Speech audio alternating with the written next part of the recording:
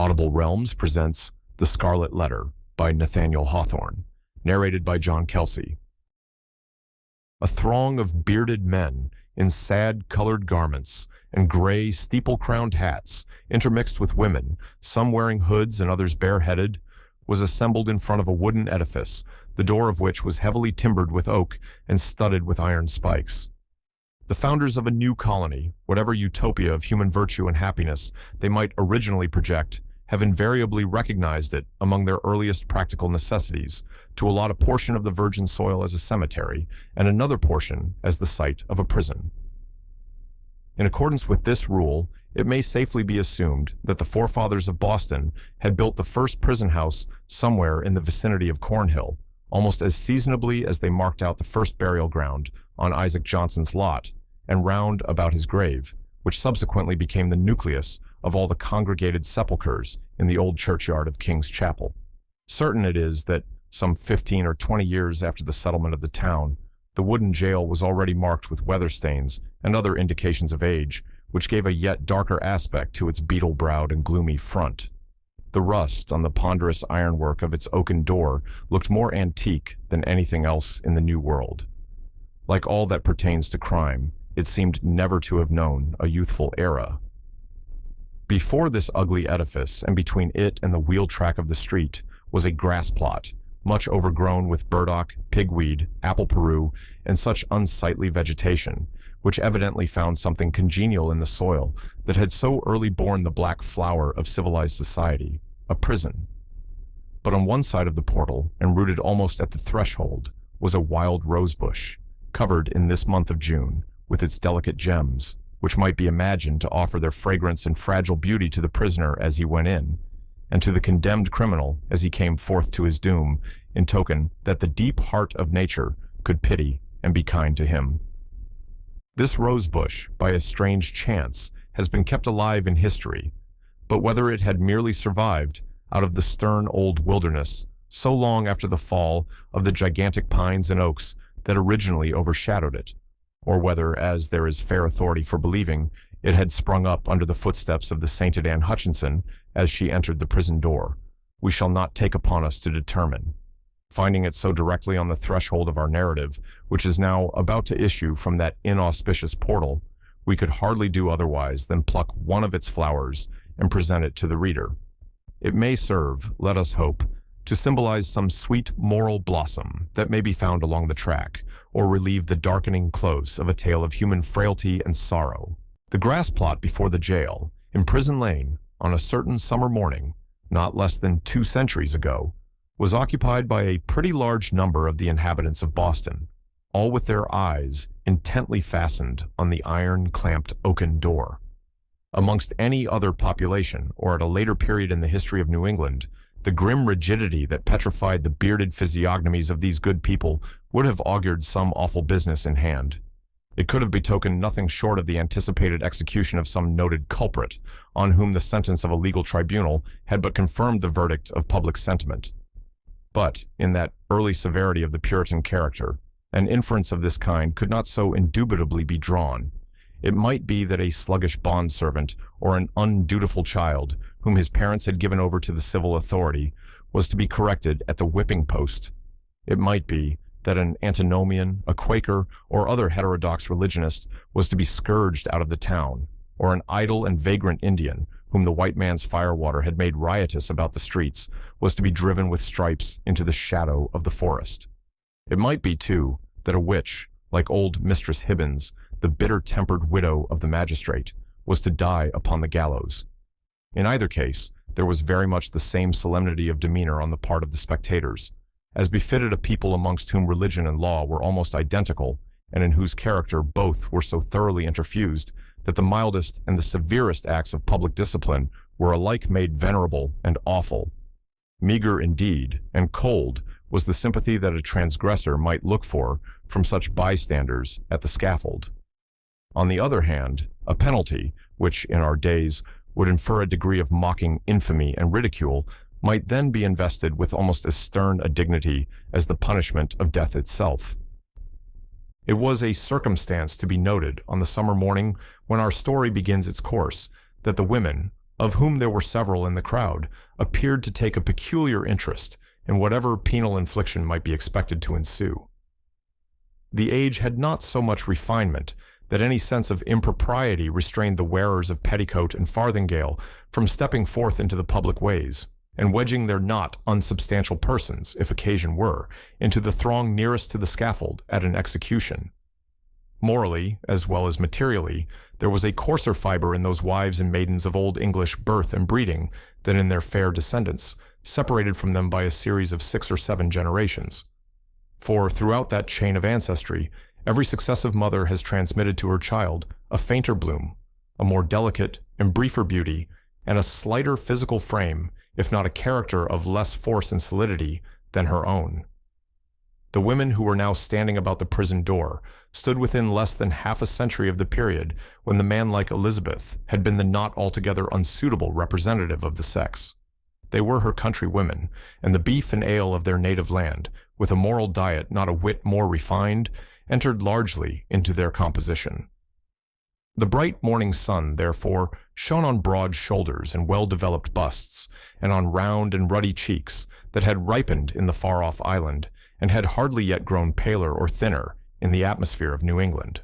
There was, moreover, a boldness and rotundity of speech among these matrons, as most of them seemed to be, that would startle us at the present day, whether in respect to its purport or its volume of tone. "Good wives," said a hard-featured dame of 50, "I'll tell ye a piece of my mind. It would be greatly for the public behoof if we women, being of mature age and church members in good repute, should have the handling of such malefactresses as this Hester Prynne. What think ye, gossips? If the hussy stood up for judgment before us 5, that are now here in a knot together, would she come off with such a sentence as the worshipful magistrates have awarded? Marry, I trow not."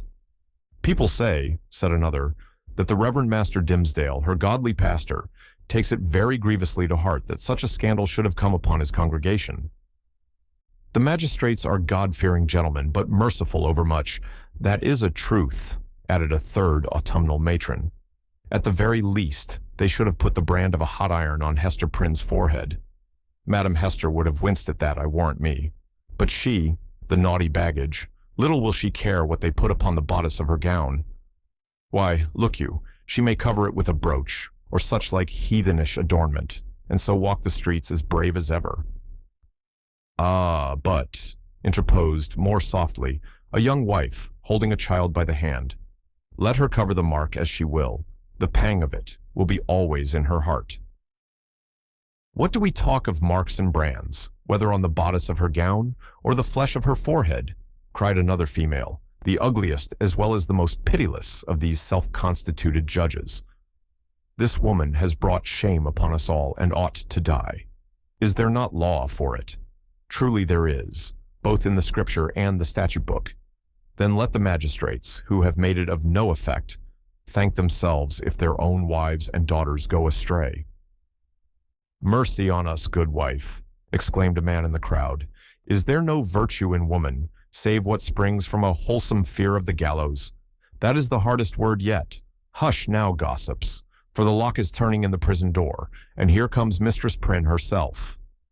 The door of the jail being flung open from within, there appeared in the first place, like a black shadow emerging into sunshine, the grim and grisly presence of the town beadle, with a sword by his side, and his staff of office in his hand. This personage prefigured and represented in his aspect the whole dismal severity of the Puritanic code of law, which it was his business to administer in its final and closest application to the offender. Stretching forth the official staff in his left hand, he laid his right upon the shoulder of a young woman, whom he thus drew forward, until, on the threshold of the prison door, she repelled him by an action marked with natural dignity and force of character, and stepped into the open air, as if by her own free will. She bore in her arms a child, a baby of some 3 months old, who winked and turned aside its little face from the too vivid light of day, because its existence, heretofore, had brought it acquainted only with the gray twilight of a dungeon or other darksome apartment of the prison. When the young woman, the mother of this child, stood fully revealed before the crowd, it seemed to be her first impulse to clasp the infant closely to her bosom, not so much by an impulse of motherly affection as that she might thereby conceal a certain token which was wrought or fastened into her dress. In a moment, however, wisely judging that one token of her shame would but poorly serve to hide another, she took the baby on her arm, and, with a burning blush, and yet a haughty smile, and a glance that would not be abashed, looked around at her townspeople and neighbors. On the breast of her gown, in fine red cloth, surrounded with an elaborate embroidery and fantastic flourishes of gold thread, appeared the letter A. It was so artistically done, and with so much fertility and gorgeous luxuriance of fancy, that it had all the effect of a last and fitting decoration to the apparel which she wore, and which was of a splendor in accordance with the taste of the age, but greatly beyond what was allowed by the sumptuary regulations of the colony. The young woman was tall, with a figure of perfect elegance on a large scale. She had dark and abundant hair, so glossy that it threw off the sunshine with a gleam, and a face which, besides being beautiful from regularity of feature and richness of complexion, had the impressiveness belonging to a marked brow and deep black eyes.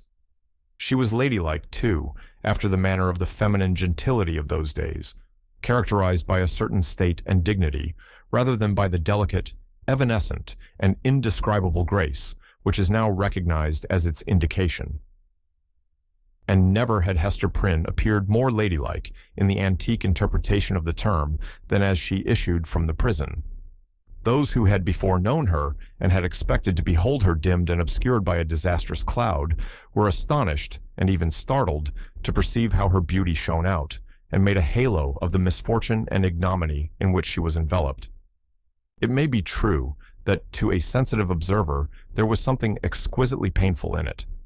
Her attire, which indeed she had wrought for the occasion in prison and had modeled much after her own fancy, seemed to express the attitude of her spirit, the desperate recklessness of her mood by its wild and picturesque peculiarity. But the point which drew all eyes, and, as it were, transfigured the wearer, so that both men and women, who had been familiarly acquainted with Hester Prynne, were now impressed, as if they beheld her for the first time, was that scarlet letter, so fantastically embroidered and illuminated upon her bosom. It had the effect of a spell, taking her out of the ordinary relations with humanity, and enclosing her in a sphere by herself. "She hath good skill at her needle, that's certain," remarked one of her female spectators. "But did ever a woman, before this brazen hussy, contrive such a way of showing it? Why, gossips, what is it but to laugh in the faces of our godly magistrates, and make a pride out of what they worthy gentlemen meant for a punishment?" "It were well," muttered the most iron-visaged of the old dames, "if we stripped Madam Hester's rich gown off her dainty shoulders. And as for the red letter, which she hath stitched so curiously, I'll bestow a rag of mine own rheumatic flannel, to make a fitter one." "Oh, peace, neighbors, peace," whispered their youngest companion. "Do not let her hear you. Not a stitch in that embroidered letter, but she has felt it in her heart." The grim beadle now made a gesture with his staff. "Make way, good people, make way in the king's name," cried he. "Open a passage, and I promise ye, Mistress Prynne shall be set where man, woman, and child may have a fair sight of her brave apparel from this time till an hour past meridian. A blessing on the righteous colony of the Massachusetts, where iniquity is dragged out into the sunshine. Come along, Madam Hester, and show your scarlet letter in the marketplace." A lane was forthwith opened through the crowd of spectators. Preceded by the beadle, and attended by an irregular procession of stern-browed men and unkindly-visaged women, Hester Prynne set forth towards the place appointed for her punishment. A crowd of eager and curious schoolboys, understanding little of the matter in hand, except that it gave them a half-holiday, ran before her progress, turning their heads continually to stare into her face, and at the winking baby in her arms, and at the ignominious letter on her breast. It was no great distance in those days from the prison door to the marketplace. Measured by the prisoner's experience, however, it might be reckoned a journey of some length. For, haughty as her demeanor was, she perchance underwent an agony from every footstep of those that thronged to see her, as if her heart had been flung into the street for them all to spurn and trample upon. In our nature, however, there is a provision, alike marvelous and merciful, that the sufferer should never know the intensity of what he endures by its present torture, but chiefly by the pang that rankles after it. With almost a serene deportment, therefore, Hester Prynne passed through this portion of her ordeal, and came to a sort of scaffold at the western extremity of the marketplace. It stood nearly beneath the eaves of Boston's earliest church, and appeared to be a fixture there. In fact, this scaffold constituted a portion of a penal machine, which now, for 2 or 3 generations past, has been merely historical and traditionary among us, but was held, in the old time, to be as effectual an agent in the promotion of good citizenship as ever was the guillotine among the terrorists of France. It was, in short, the platform of the pillory, and above it rose the framework of that instrument of discipline so fashioned as to confine the human head in its tight grasp, and thus hold it up to the public gaze. The very ideal of ignominy was embodied and made manifest in this contrivance of wood and iron. There can be no outrage, methinks, against our common nature, whatever be the delinquencies of the individual, no outrage more flagrant than to forbid the culprit to hide his face for shame, as it was the essence of this punishment to do. In Hester Prynne's instance, however, as not unfrequently in other cases, her sentence bore that she should stand a certain time upon the platform, but without undergoing that grip about the neck and confinement of the head, the proneness to which was the most devilish characteristic of this ugly engine. Knowing well her part, she ascended a flight of wooden steps, and was thus displayed to the surrounding multitude at about the height of a man's shoulders above the street. Had there been a papist among the crowd of Puritans, he might have seen in this beautiful woman, so picturesque in her attire and mien, and with the infant at her bosom, an object to remind him of the image of divine maternity, which so many illustrious painters have vied with one another to represent. Something which should remind him, indeed, but only by contrast, of that sacred image of sinless motherhood, whose infant was to redeem the world. Here there was the taint of deepest sin in the most sacred quality of human life, working such effect that the world was only the darker for this woman's beauty, and the more lost for the infant that she had borne. The scene was not without a mixture of awe, such as must always invest the spectacle of guilt and shame in a fellow creature, before society shall have grown corrupt enough to smile instead of shuddering at it. The witnesses of Hester Prynne's disgrace had not yet passed beyond their simplicity. They were stern enough to look upon her death, had that been the sentence, without a murmur at its severity, but had none of the heartlessness of another social state, which would find only a theme for jest in an exhibition like the present. Even had there been a disposition to turn the matter into ridicule, it must have been repressed and overpowered by the solemn presence of men no less dignified than the governor, and several of his counselors, a judge, a general, and the ministers of the town, all of whom sat or stood in a balcony of the meeting-house, looking down upon the platform. When such personages could constitute a part of the spectacle without risking the majesty or reverence of rank and office, it was safely to be inferred that the infliction of a legal sentence would have an earnest and effectual meaning. Accordingly, the crowd was somber and grave. The unhappy culprit sustained herself as best a woman might, under the heavy weight of 1,000 unrelenting eyes, all fastened upon her and concentrated at her bosom. It was almost intolerable to be borne. Of an impulsive and passionate nature, she had fortified herself to encounter the stings and venomous stabs of public contumely, wreaking itself in every variety of insult. But there was a quality so much more terrible in the solemn mood of the popular mind that she longed rather to behold all those rigid countenances contorted with scornful merriment, and herself the object.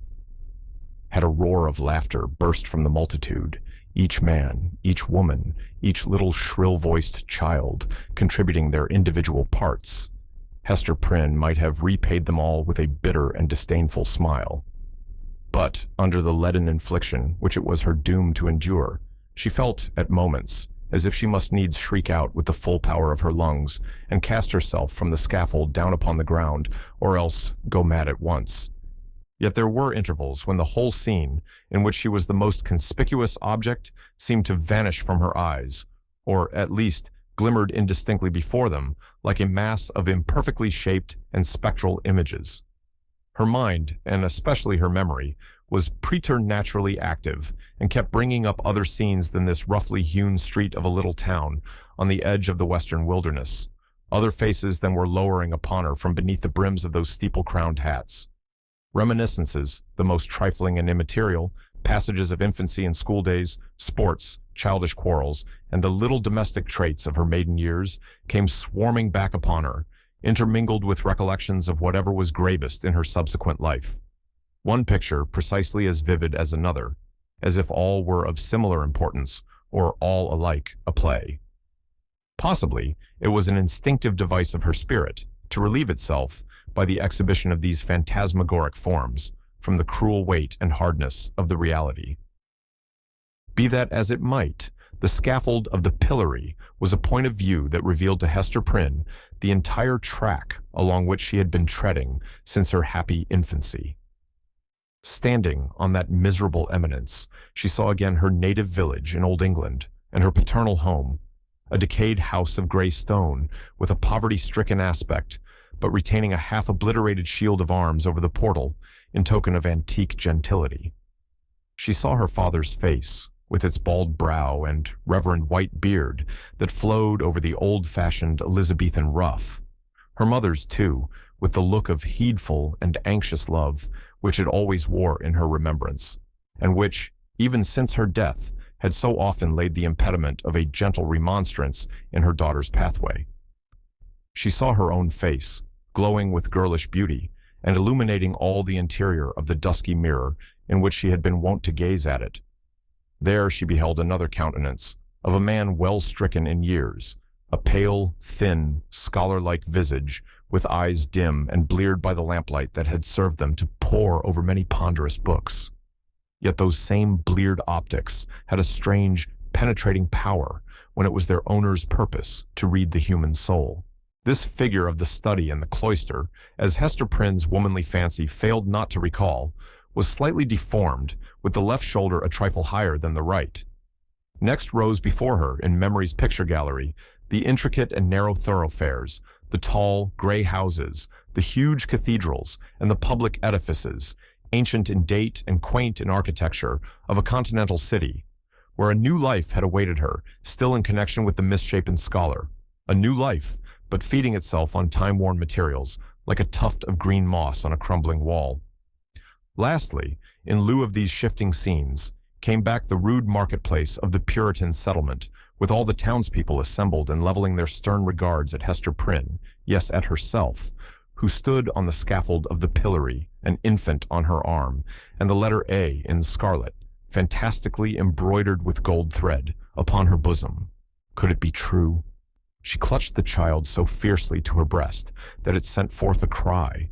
She turned her eyes downward at the scarlet letter, and even touched it with her finger, to assure herself that the infant and the shame were real. Yes, these were her realities. All else had vanished. From this intense consciousness of being the object of severe and universal observation, the wearer of the scarlet letter was at length relieved by discerning on the outskirts of the crowd a figure which irresistibly took possession of her thoughts. An Indian, in his native garb, was standing there, but the red men were not so infrequent visitors of the English settlements that one of them would have attracted any notice from Hester Prynne at such a time, much less would he have excluded all other objects and ideas from her mind. By the Indian's side, and evidently sustaining a companionship with him, stood a white man, clad in a strange disarray of civilized and savage costume. He was small in stature, with a furrowed visage, which, as yet, could hardly be termed aged. There was a remarkable intelligence in his features, as of a person who had so cultivated his mental part that it could not fail to mold the physical to itself and become manifest by unmistakable tokens. Although, by a seemingly careless arrangement of his heterogeneous garb, he had endeavored to conceal or abate the peculiarity, it was sufficiently evident to Hester Prynne that one of this man's shoulders rose higher than the other. Again, at the first instant of perceiving that thin visage and the slight deformity of the figure, she pressed her infant to her bosom, with so convulsive a force that the poor babe uttered another cry of pain. But the mother did not seem to hear it. At his arrival in the marketplace, and some time before she saw him, The stranger had bent his eyes on Hester Prynne. It was carelessly, at first, like a man chiefly accustomed to look inward, and to whom external matters are of little value and import, unless they bear relation to something within his mind. Very soon, however, his look became keen and penetrative. A writhing horror twisted itself across his features, like a snake gliding swiftly over them, and making one little pause, with all its wreathed intervolutions in open sight. His face darkened with some powerful emotion, which, nevertheless, he so instantaneously controlled by an effort of his will that, save at a single moment, its expression might have passed for calmness. After a brief space, the convulsion grew almost imperceptible and finally subsided into the depths of his nature. When he found the eyes of Hester Prynne fastened on his own and saw that she appeared to recognize him, he slowly and calmly raised his finger, made a gesture with it in the air, and laid it on his lips. Then, touching the shoulder of a townsman who stood next to him, he addressed him in a formal and courteous manner. "I pray you, good sir," said he, "who is this woman, and wherefore is she here, set up to public shame?" "You must needs be a stranger in this region, friend," answered the townsman, looking curiously at the questioner and his savage companion. "Else you would surely have heard of Mistress Hester Prynne and her evil doings. She hath raised a great scandal, I promise you, in godly Master Dimmesdale's church." "You say truly," replied the other. "I am a stranger, and have been a wanderer, sorely against my will. I have met with grievous mishaps by sea and land, and have been long held in bonds among the heathen folk to the southward, and am now brought hither by this Indian, to be redeemed out of my captivity. Will it please you, therefore, to tell me of Hester Prynne's, have I her name rightly, of this woman's offenses, and what has brought her to yonder scaffold?" "Truly, friend, and methinks it must gladden your heart, after your troubles and sojourn in the wilderness," said the townsman, "to find yourself at length in a land where iniquity is searched out and punished in the sight of rulers and people, as here in our godly New England. Yonder woman, sir, you must know, was the wife of a certain learned man, English by birth, but who had long dwelt in Amsterdam, whence, some good time agone, he was minded to cross over and cast in his lot with us of the Massachusetts. To this purpose, he sent his wife before him, remaining himself to look after some necessary affairs. Marry, good sir, in some 2 years or less, that the woman has been a dweller here in Boston, no tidings have come of this learned gentleman, Master Prynne, and his young wife, look you, being left to her own misguidance." "Aha, I conceive you," said the stranger, with a bitter smile. "So learned a man as you speak of should have learned this too in his books, and who, by your favor, sir, may be the father of yonder babe. It is some 3 or 4 months old, I should judge, which Mistress Prynne is holding in her arms." "Of a truth, friend, that matter remaineth a riddle, and the Daniel who shall expound it is yet a wanting," answered the townsman. "Madam Hester absolutely refuseth to speak, and the magistrates have laid their heads together in vain. Peradventure the guilty one stands looking on at this sad spectacle, unknown of man, and forgetting that God sees him." "The learned man," observed the stranger with another smile, "should come himself to look into the mystery." "It behooves him well if he be still in life," responded the townsman. "Now, good sir, our Massachusetts magistracy, bethinking themselves that this woman is youthful and fair, and doubtless was strongly tempted to her fall, and that, moreover, as is most likely, her husband may be at the bottom of the sea, they have not been bold to put in force the extremity of our righteous law against her. The penalty thereof is death, but in their great mercy and tenderness of heart, they have doomed Mistress Prynne to stand only a space of 3 hours on the platform of the pillory, and then, and thereafter, for the remainder of her natural life, to wear a mark of shame upon her bosom." "A wise sentence," remarked the stranger, gravely bowing his head. "Thus she will be a living sermon against sin, until the ignominious letter be engraved upon her tombstone.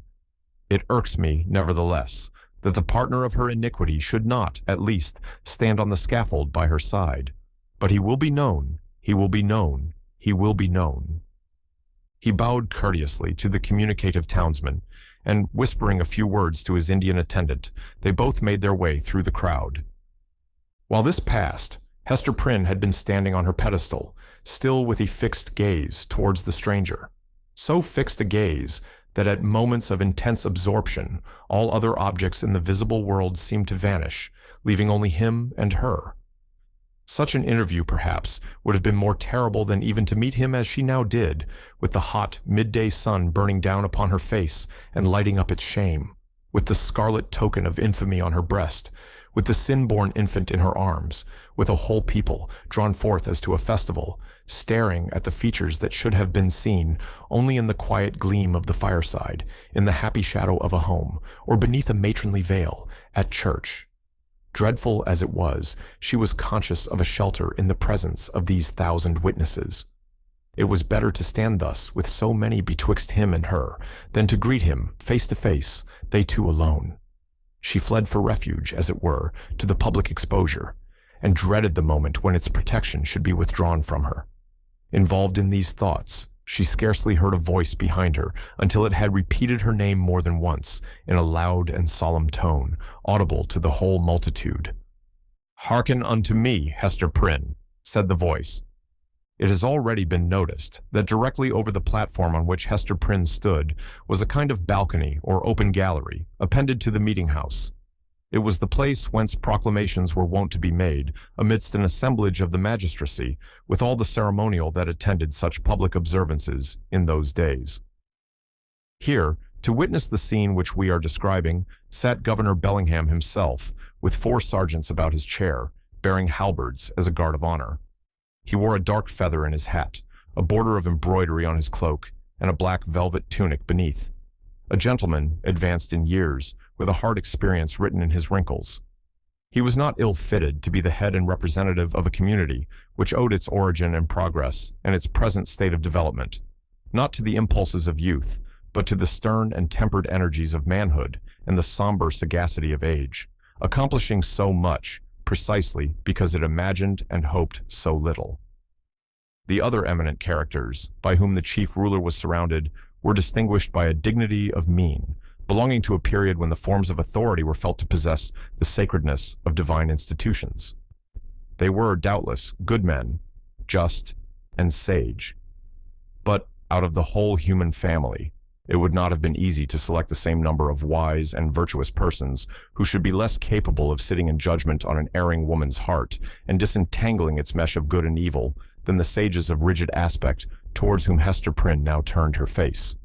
She seemed conscious indeed that whatever sympathy she might expect lay in the larger and warmer heart of the multitude, for as she lifted her eyes towards the balcony, the unhappy woman grew pale and trembled.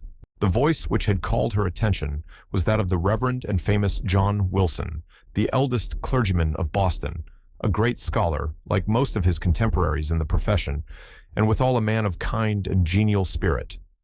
This last attribute, however, had been less carefully developed than his intellectual gifts, and was, in truth, rather a matter of shame than self-congratulation with him.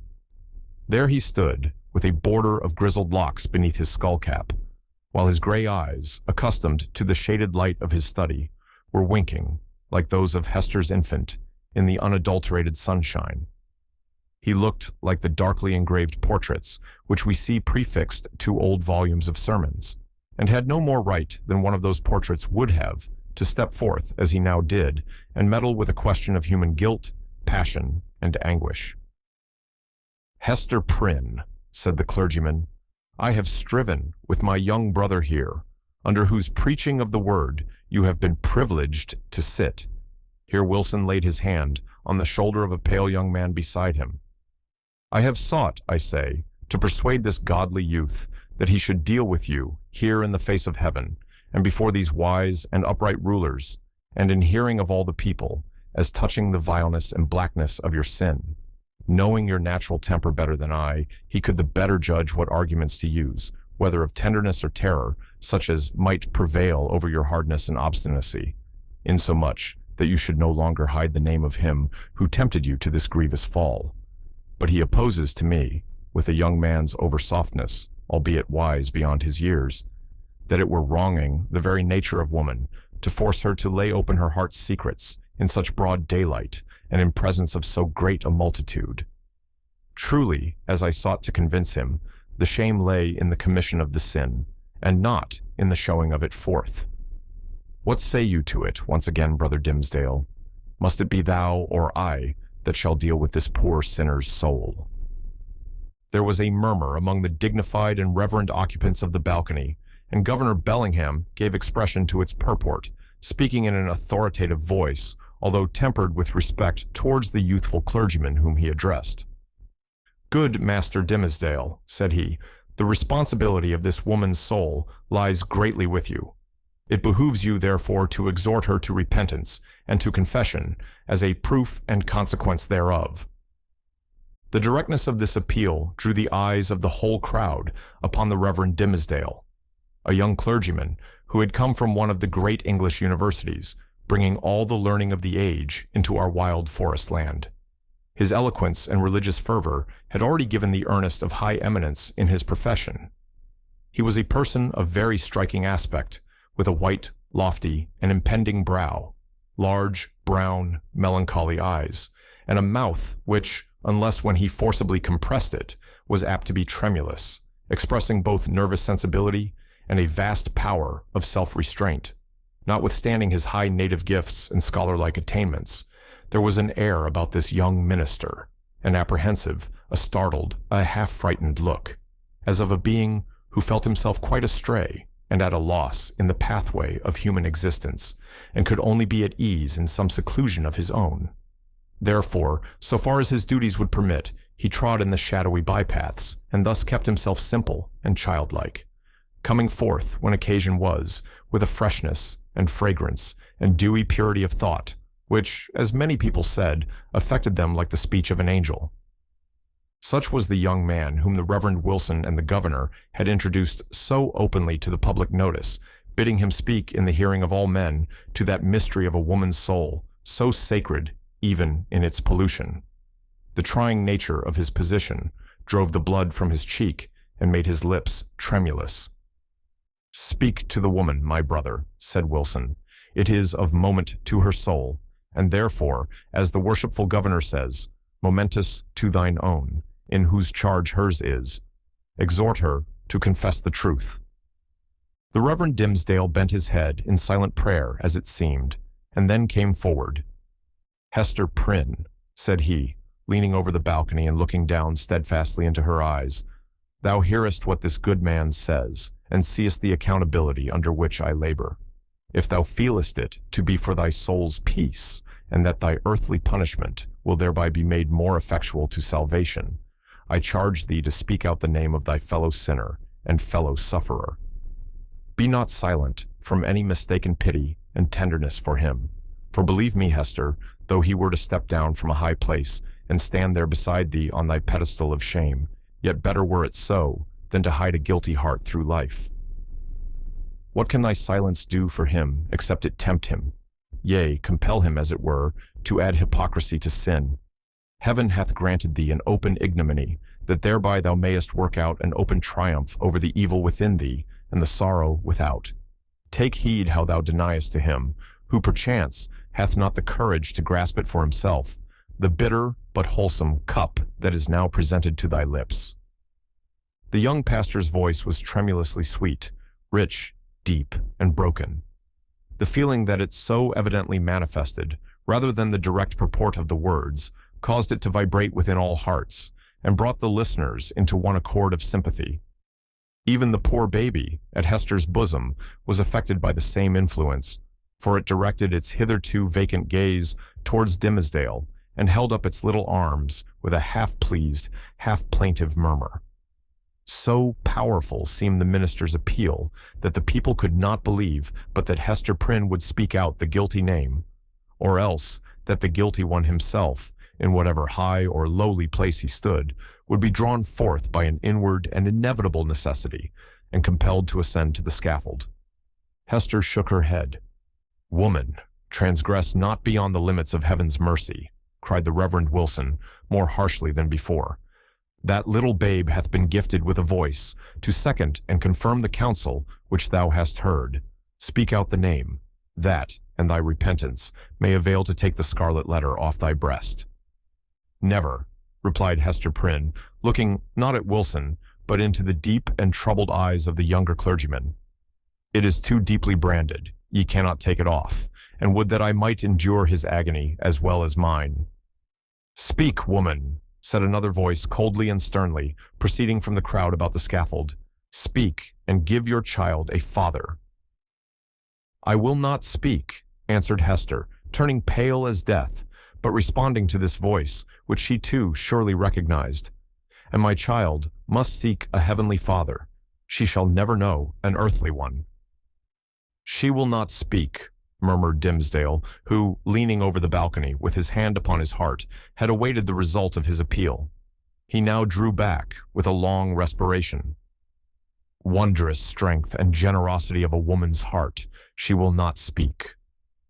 Discerning the impracticable state of the poor culprit's mind, the elder clergyman, who had carefully prepared himself for the occasion, addressed to the multitude a discourse on sin in all its branches, but with continual reference to the ignominious letter.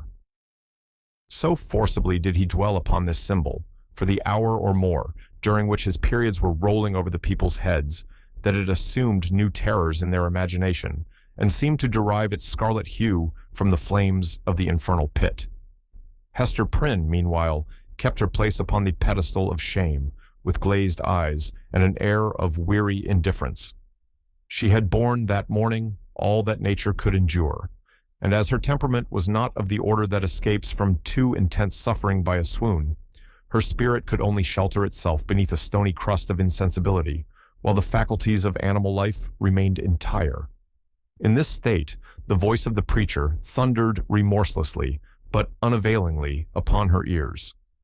The infant, during the latter portion of her ordeal, pierced the air with its wailings and screams. She strove to hush it, mechanically, but seemed scarcely to sympathize with its trouble.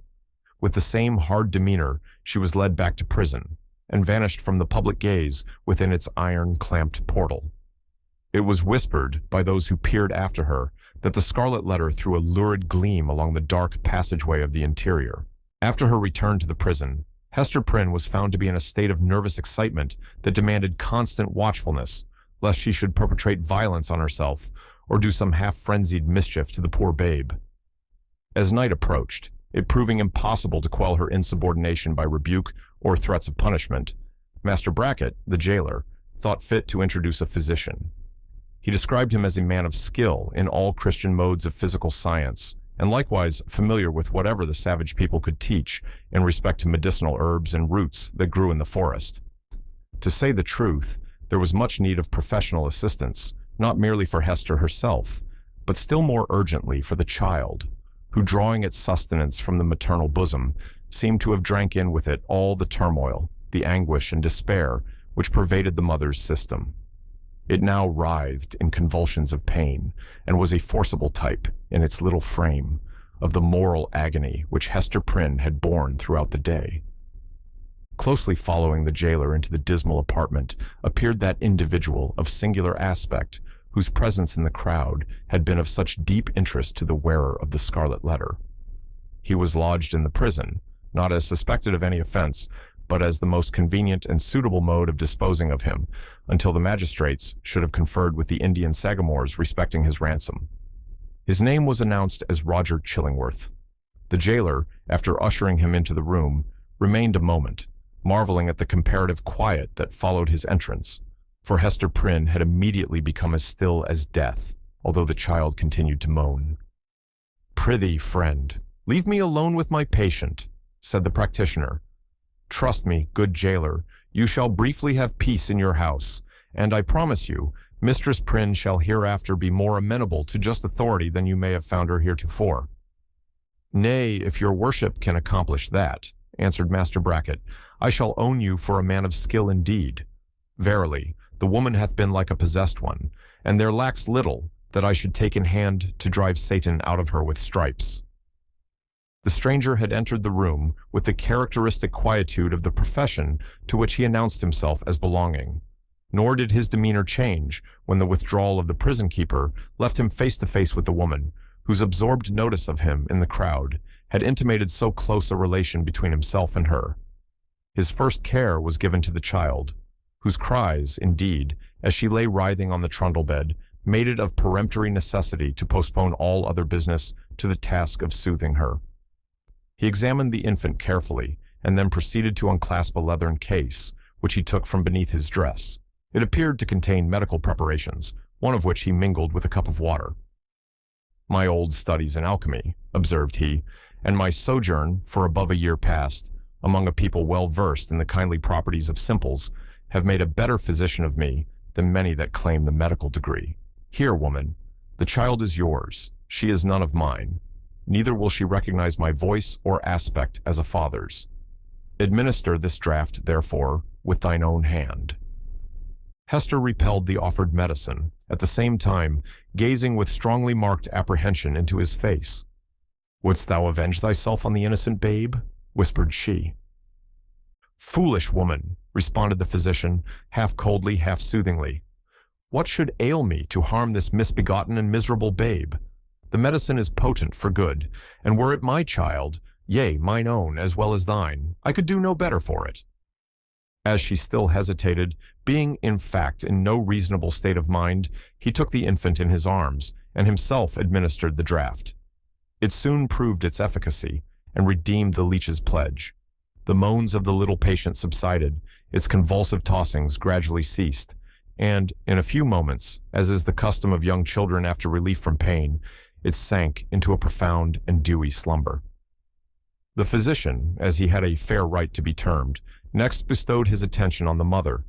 With calm and intense scrutiny, he felt her pulse, looked into her eyes, a gaze that made her heart shrink and shudder, because so familiar and yet so strange and cold, and finally, satisfied with his investigation, proceeded to mingle another draught. "I know not Lethe nor Nepenthe," remarked he, "but I have learned many new secrets in the wilderness, and here is one of them, a recipe that an Indian taught me in requital of some lessons of my own that were as old as Paracelsus. Drink it. It may be less soothing than a sinless conscience, that I cannot give thee, but it will calm the swell and heaving of thy passion, like oil thrown on the waves of a tempestuous sea." He presented the cup to Hester, who received it with a slow, earnest look into his face. Not precisely a look of fear, yet full of doubt and questioning as to what his purposes might be. She looked also at her slumbering child. "I have thought of death," said she, "have wished for it, would even have prayed for it, were it fit that such as I should pray for anything. Yet if death be in this cup, I bid thee think again, ere thou beholdest me quaff it. See, it is even now at my lips." "Drink then," replied he, still with the same cold composure. "Dost thou know me so little, Hester Prynne? Are my purposes wont to be so shallow? Even if I imagine a scheme of vengeance, what could I do better for my object than to let thee live, than to give thee medicines against all harm and peril of life, so that this burning shame may still blaze upon thy bosom?" As he spoke, he laid his long forefinger on the scarlet letter, which forthwith seemed to scorch into Hester's breast, as if it had been red hot. He noticed her involuntary gesture, and smiled. "Live, therefore, and bear about thy doom with thee, in the eyes of men and women, in the eyes of him whom thou didst call thy husband, in the eyes of yonder child, and, that thou mayest live, take off this draught." Without further expostulation or delay, Hester Prynne drained the cup, and at the motion of the man of skill, seated herself on the bed where the child was sleeping, while he drew the only chair which the room afforded, and took his own seat beside her. She could not but tremble at these preparations, for she felt that, having now done all that humanity or principle, or, if so it were, a refined cruelty, impelled him to do, for the relief of physical suffering, he was next to treat with her as the man whom she had most deeply and irreparably injured. "Hester," said he, "I ask not wherefore nor how thou hast fallen into the pit, or say rather, thou hast ascended to the pedestal of infamy on which I found thee. The reason is not far to seek. It was my folly and thy weakness. I, a man of thought, the bookworm of great libraries, a man already in decay, having given my best years to feed the hungry dream of knowledge, what had I to do with youth and beauty like thine own? Misshapen from my birth hour, how could I delude myself with the idea that intellectual gifts might veil physical deformity in a young girl's fantasy? Men call me wise. If sages were ever wise in their own behoof, I might have foreseen all this. I might have known that, as I came out of the vast and dismal forest and entered this settlement of Christian men, the very first object to meet my eyes would be thyself, Hester Prynne, standing up, a statue of ignominy, before the people. Nay, from the moment when we came down the old church steps together, a married pair, I might have beheld the balefire of that scarlet letter blazing at the end of our path. Thou knowest, said Hester, for depressed as she was, she could not endure this last quiet stab at the token of her shame. Thou knowest that I was frank with thee. I felt no love, nor feigned any. True, replied he, it was my folly, I have said it. But, up to that epoch of my life, I had lived in vain. The world had been so cheerless. My heart was a habitation large enough for many guests, but lonely and chill, and without a household fire. I longed to kindle one. It seemed not so wild a dream, old as I was, and somber as I was, and misshapen as I was, that the simple bliss, which is scattered far and wide, for all mankind to gather up, might yet be mine. And so, Hester, I drew thee into my heart, into its innermost chamber, and sought to warm thee by the warmth which thy presence made there. I have greatly wronged thee, murmured Hester. We have wronged each other, answered he. Mine was the first wrong, when I betrayed thy budding youth into a false and unnatural relation with my decay. Therefore, as a man who has not thought and philosophized in vain, I seek no vengeance, plot no evil against thee. Between thee and me the scale hangs fairly balanced. But, Hester, the man lives who has wronged us both. Who is he? Ask me not, replied Hester Prynne, looking firmly into his face, that thou shalt never know. Never, sayest thou? Rejoined he, with a smile of dark and self-relying intelligence. Never know him. Believe me, Hester, there are few things, whether in the outward world, or, to a certain depth, in the invisible sphere of thought, few things hidden from the man who devotes himself earnestly and unreservedly to the solution of a mystery. Thou mayest cover up thy secret from the prying multitude. Thou mayest conceal it, too, from the ministers and magistrates, even as thou didst this day, when they sought to wrench the name out of thy heart, and give thee a partner on thy pedestal. But, as for me, I come to the inquest with other senses than they possess. I shall seek this man, as I have sought truth in books, as I have sought gold in alchemy. There is a sympathy that will make me conscious of him. I shall see him tremble. I shall feel myself shudder, suddenly and unawares. Sooner or later, he must needs be mine. The eyes of the wrinkled scholar glowed so intensely upon her that Hester Prynne clasped her hands over her heart, dreading lest he should read the secret there at once. Thou wilt not reveal his name. Not the less he is mine, resumed he, with a look of confidence, as if destiny were at one with him. He bears no letter of infamy wrought into his garment as thou dost, but I shall read it on his heart, yet fear not for him. Think not that I shall interfere with heaven's own method of retribution, or, to my own loss, betray him to the grip of human law. Neither do thou imagine that I shall contrive aught against his life. No, nor against his fame, if, as I judge, he be a man of fair repute. Let him live. Let him hide himself in outward honor if he may. Not the less he shall be mine. Thy acts are like mercy, said Hester, bewildered and appalled, but thy words interpret thee as a terror. One thing, thou that waste my wife, I would enjoin upon thee, continued the scholar. Thou hast kept the secret of thy paramour. Keep likewise mine. There are none in this land that know me. Breathe not to any human soul that thou didst ever call me husband. Here, on this wild outskirt of the earth, I shall pitch my tent, for elsewhere a wanderer, and isolated from human interests, I find here a woman, a man, a child, amongst whom and myself there exist the closest ligaments. No matter whether of love or hate, no matter whether of right or wrong, thou and thine, Hester Prynne, belong to me. My home is where thou art, and where he is. But betray me not. Wherefore dost thou desire it? Inquired Hester, shrinking, she hardly knew why, from this secret bond. Why not announce thyself openly, and cast me off at once? It may be, he replied, because I will not encounter the dishonor that besmirches the husband of a faithless woman. it may be for other reasons. Enough.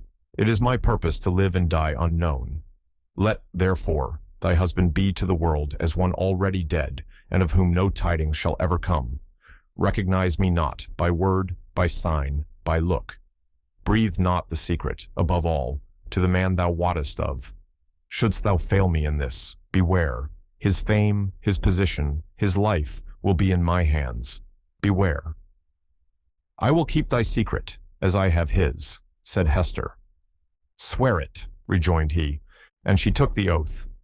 And now, Mistress Prynne, said old Roger Chillingworth, as he was hereafter to be named, I leave thee alone with thy infant and the Scarlet Letter.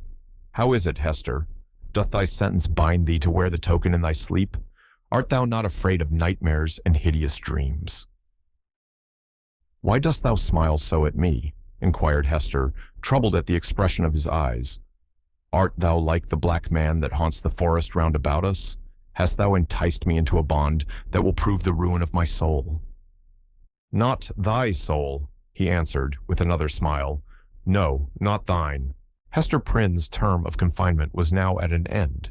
Her prison door was thrown open, and she came forth into the sunshine, which, falling on all alike, seemed to her sick and morbid heart as if meant for no other purpose than to reveal the scarlet letter on her breast.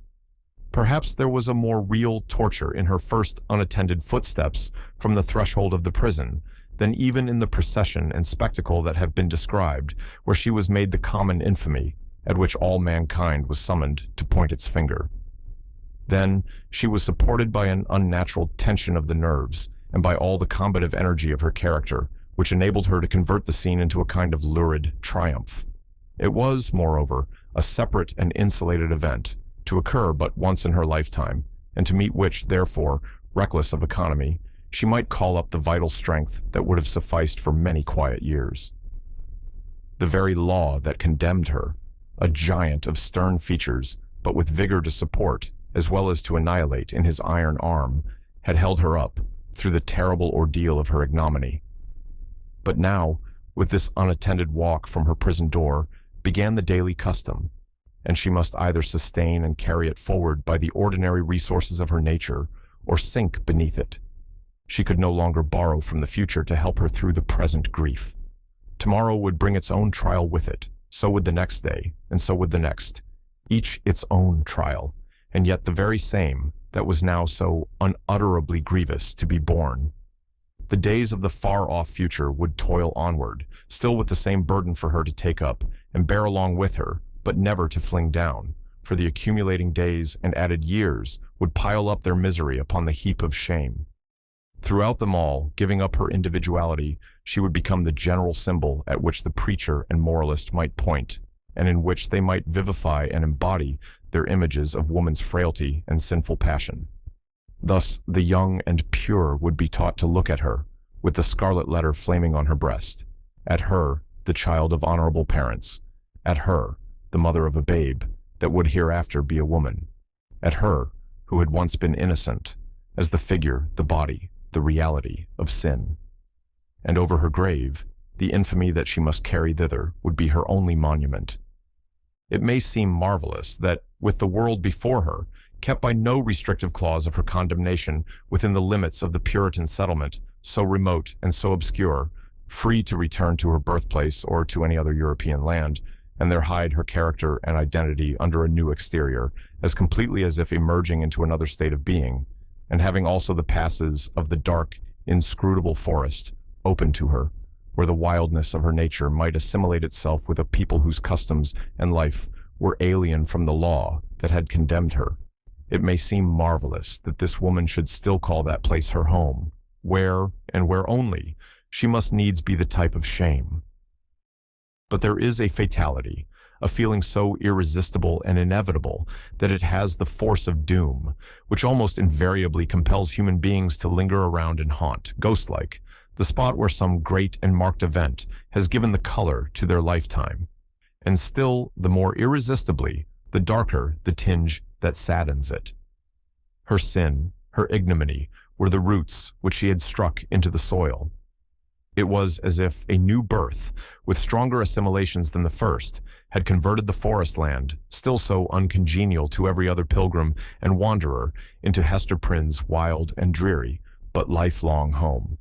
All other scenes of earth, even that village of rural England, where happy infancy and stainless maidenhood seemed yet to be in her mother's keeping, like garments put off long ago, were foreign to her in comparison.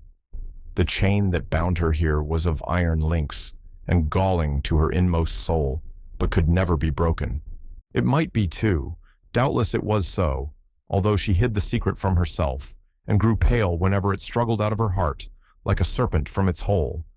It might be that another feeling kept her within the scene and pathway that had been so fatal. There trode the feet of one with whom she deemed herself connected in a union that, unrecognized on earth, would bring them together before the bar of final judgment, and make that their marriage altar for a joint futurity of endless retribution. Over and over again, the tempter of souls had thrust this idea upon Hester's contemplation, and laughed at the passionate and desperate joy with which she seized, and then strove to cast it from her. She barely looked the idea in the face, and hastened to bar it in its dungeon. What she compelled herself to believe, what finally she reasoned upon as her motive for continuing a resident of New England, was half a truth and half a self-delusion. Here, she said to herself, had been the scene of her guilt, and here should be the scene of her earthly punishment. And so, perchance, the torture of her daily shame would at length purge her soul and work out another purity than that which she had lost, more saint-like because the result of martyrdom. Hester Prynne, therefore, did not flee. On the outskirts of the town, within the verge of the peninsula, but not in close vicinity to any other habitation, there was a small thatched cottage. It had been built by an earlier settler and abandoned because the soil about it was too sterile for cultivation, while its comparative remoteness put it out of the sphere of that social activity which already marked the habits of the emigrants. It stood on the shore, looking across a basin of the sea at the forest-covered hills towards the west. A clump of scrubby trees, such as alone grew on the peninsula, did not so much conceal the cottage from view as seemed to denote that here was some object which would fain have been, or at least ought to be, concealed. In this little lonesome dwelling, with some slender means that she possessed, and by the license of the magistrates, who still kept an inquisitorial watch over her, Hester established herself with her infant child. A mystic shadow of suspicion immediately attached itself to the spot. Children, too young to comprehend wherefore this woman should be shut out from the sphere of human charities, would creep nigh enough to behold her plying her needle at the cottage window, or standing in the doorway, or laboring in her little garden, or coming forth along the pathway that led townward, and discerning the scarlet letter on her breast, would scamper off with a strange, contagious fear. Lonely as was Hester's situation, and without a friend on earth who dared to show himself, she, however, incurred no risk of want. She possessed an art that sufficed, even in a land that afforded comparatively little scope for its exercise, to supply food for her thriving infant and herself. It was the art, then, as now, almost the only one within a woman's grasp, of needlework. She bore on her breast, in the curiously embroidered letter, a specimen of her delicate and imaginative skill, of which the dames of a court might gladly have availed themselves, to add the richer and more spiritual adornment of human ingenuity to their fabrics of silk and gold. Here, indeed, in the sable simplicity that generally characterized the Puritanic modes of dress, there might be an infrequent call for the finer productions of her handiwork. Yet the taste of the age, demanding whatever was elaborate in compositions of this kind, did not fail to extend its influence over our stern progenitors, who had cast behind them so many fashions which it might seem harder to dispense with. Public ceremonies, such as ordinations, the installation of magistrates, and all that could give majesty to the forms in which a new government manifested itself to the people, were, as a matter of policy, marked by a stately and well-conducted ceremonial, and a somber but yet a studied magnificence.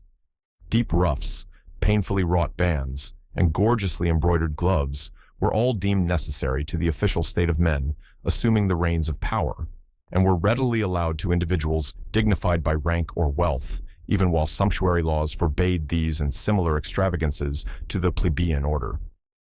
In the array of funerals, too, whether for the apparel of the dead body or to typify by manifold emblematic devices of sable cloth and snowy lawn the sorrow of the survivors. There was a frequent and characteristic demand for such labor as Hester Prynne could supply. Baby linen, for babies then wore robes of state, afforded still another possibility of toil and emolument. By degrees, nor very slowly, her handiwork became what would now be termed the fashion. Whether from commiseration for a woman of so miserable a destiny, or from the morbid curiosity that gives a fictitious value even to common or worthless things, or by whatever other intangible circumstance was then, as now, sufficient to bestow on some persons what others might seek in vain, or because Hester really filled a gap which must otherwise have remained vacant. It is certain that she had ready and fairly requited employment for as many hours as she saw fit to occupy with her needle. Vanity, it may be, chose to mortify itself by putting on, for ceremonials of pomp and state, the garments that had been wrought by her sinful hands. Her needlework was seen on the ruff of the governor. Military men wore it on their scarfs, and the minister on his band. It decked the baby's little cap. It was shut up to be mildewed and molder away in the coffins of the dead. But it is not recorded that, in a single instance, her skill was called in aid to embroider the white veil which was to cover the pure blushes of a bride. The exception indicated the ever-relentless rigor with which society frowned upon her sin. Hester sought not to acquire anything beyond a subsistence of the plainest and most ascetic description for herself and a simple abundance for her child. Her own dress was of the coarsest materials and the most somber hue, with only that one ornament, the Scarlet Letter, which it was her doom to wear. The child's attire, on the other hand, was distinguished by a fanciful, or we might rather say, a fantastic ingenuity, which served, indeed, to heighten the airy charm that early began to develop itself in the little girl, but which appeared to have also a deeper meaning. We may speak further of it hereafter. Except for that small expenditure in the decoration of her infant, Hester bestowed all her superfluous means in charity on wretches less miserable than herself, and who not unfrequently insulted the hand that fed them. Much of the time, which she might readily have applied to the better efforts of her art, she employed in making coarse garments for the poor. It is probable that there was an idea of penance in this mode of occupation, and that she offered up a real sacrifice of enjoyment in devoting so many hours to such rude handiwork. She had in her nature a rich, voluptuous, oriental characteristic, a taste for the gorgeously beautiful, which, save in the exquisite productions of her needle, found nothing else in all the possibilities of her life to exercise itself upon. Women derive a pleasure incomprehensible to the other sex from the delicate toil of the needle. To Hester Prynne, it might have been a mode of expressing, and therefore soothing, the passion of her life. Like all other joys, she rejected it as sin. This morbid meddling of conscience with an immaterial matter betokened, it is to be feared, no genuine and steadfast penitence, but something doubtful, something that might be deeply wrong beneath. In this manner, Hester Prynne came to have a part to perform in the world. With her native energy of character and rare capacity, it could not entirely cast her off, although it had set a mark upon her, more intolerable to a woman's heart than that which branded the brow of Cain. In all her intercourse with society, however, there was nothing that made her feel as if she belonged to it. Every gesture, every word, and even the silence of those with whom she came in contact implied and often expressed that she was banished and as much alone as if she inhabited another sphere or communicated with the common nature by other organs and senses than the rest of humankind. She stood apart from moral interests, yet close beside them, like a ghost that revisits the familiar fireside and can no longer make itself seen or felt. No more smile with the household joy, nor mourn with the kindred sorrow. Or, should it succeed in manifesting its forbidden sympathy, awakening only terror and horrible repugnance. These emotions, in fact, and its bitterest scorn besides, seemed to be the sole portion that she retained in the universal heart. It was not an age of delicacy, and her position, although she understood it well and was in little danger of forgetting it, was often brought before her vivid self-perception, like a new anguish, by the rudest touch upon the tenderest spot. The poor, as we have already said, whom she sought out to be the objects of her bounty, often reviled the hand that was stretched forth to succor them.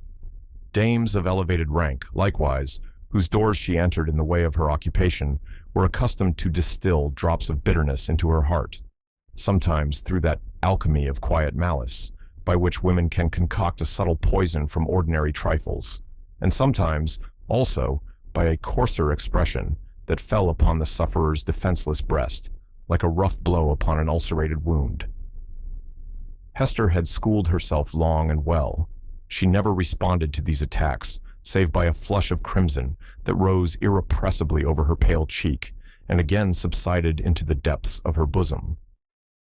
She was patient, a martyr indeed, but she forbore to pray for her enemies, lest, in spite of her forgiving aspirations, the words of the blessing should stubbornly twist themselves into a curse. Continually, and in 1,000 other ways, did she feel the innumerable throbs of anguish that had been so cunningly contrived for her by the undying, the ever-active sentence of the Puritan tribunal. Clergymen paused in the street to address words of exhortation that brought a crowd, with its mingled grin and frown, around the poor, sinful woman. If she entered a church, trusting to share the Sabbath smile of the universal Father, it was often her mishap to find herself the text of the discourse. She grew to have a dread of children, for they had imbibed from their parents a vague idea of something horrible in this dreary woman, gliding silently through the town, with never any companion but one only child. Therefore, first allowing her to pass, they pursued her at a distance with shrill cries and the utterance of a word that had no distinct purport to their own minds, but was none the less terrible to her, as proceeding from lips that babbled it unconsciously. It seemed to argue so wide a diffusion of her shame that all nature knew of it. It could have caused her no deeper pang, had the leaves of the trees whispered the dark story among themselves, had the summer breeze murmured about it, had the wintry blast shrieked it aloud. Another peculiar torture was felt in the gaze of a new eye. When strangers looked curiously at the Scarlet Letter, and none ever failed to do so, they branded it afresh into Hester's soul, so that, oftentimes, she could scarcely refrain, yet always did refrain, from covering the symbol with her hand. But then, again, an accustomed eye had likewise its own anguish to inflict. Its cool stare of familiarity was intolerable. From first to last, in short, Hester Prynne had always this dreadful agony in feeling a human eye upon the token. The spot never grew callous. It seemed, on the contrary, to grow more sensitive with daily torture. But sometimes, once in many days, or perchance in many months, she felt an eye, a human eye, upon the ignominious brand that seemed to give a momentary relief, as if half of her agony were shared.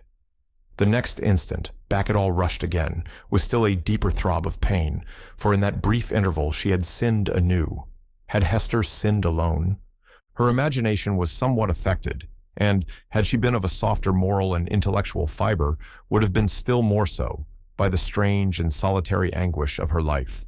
Walking to and fro, with those lonely footsteps, in the little world with which she was outwardly connected, it now and then appeared to Hester, if altogether fancy, it was nevertheless too potent to be resisted. She felt or fancied, then, that the Scarlet Letter had endowed her with a new sense.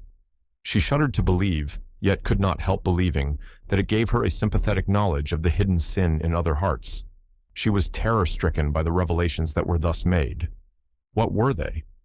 Could they be other than the insidious whispers of the bad angel, who would fain have persuaded the struggling woman, as yet only half his victim, that the outward guise of purity was but a lie, and that, if truth were everywhere to be shown, a Scarlet Letter would blaze forth on many a bosom besides Hester Prynne's? Or must she receive those intimations, so obscure yet so distinct, as truth?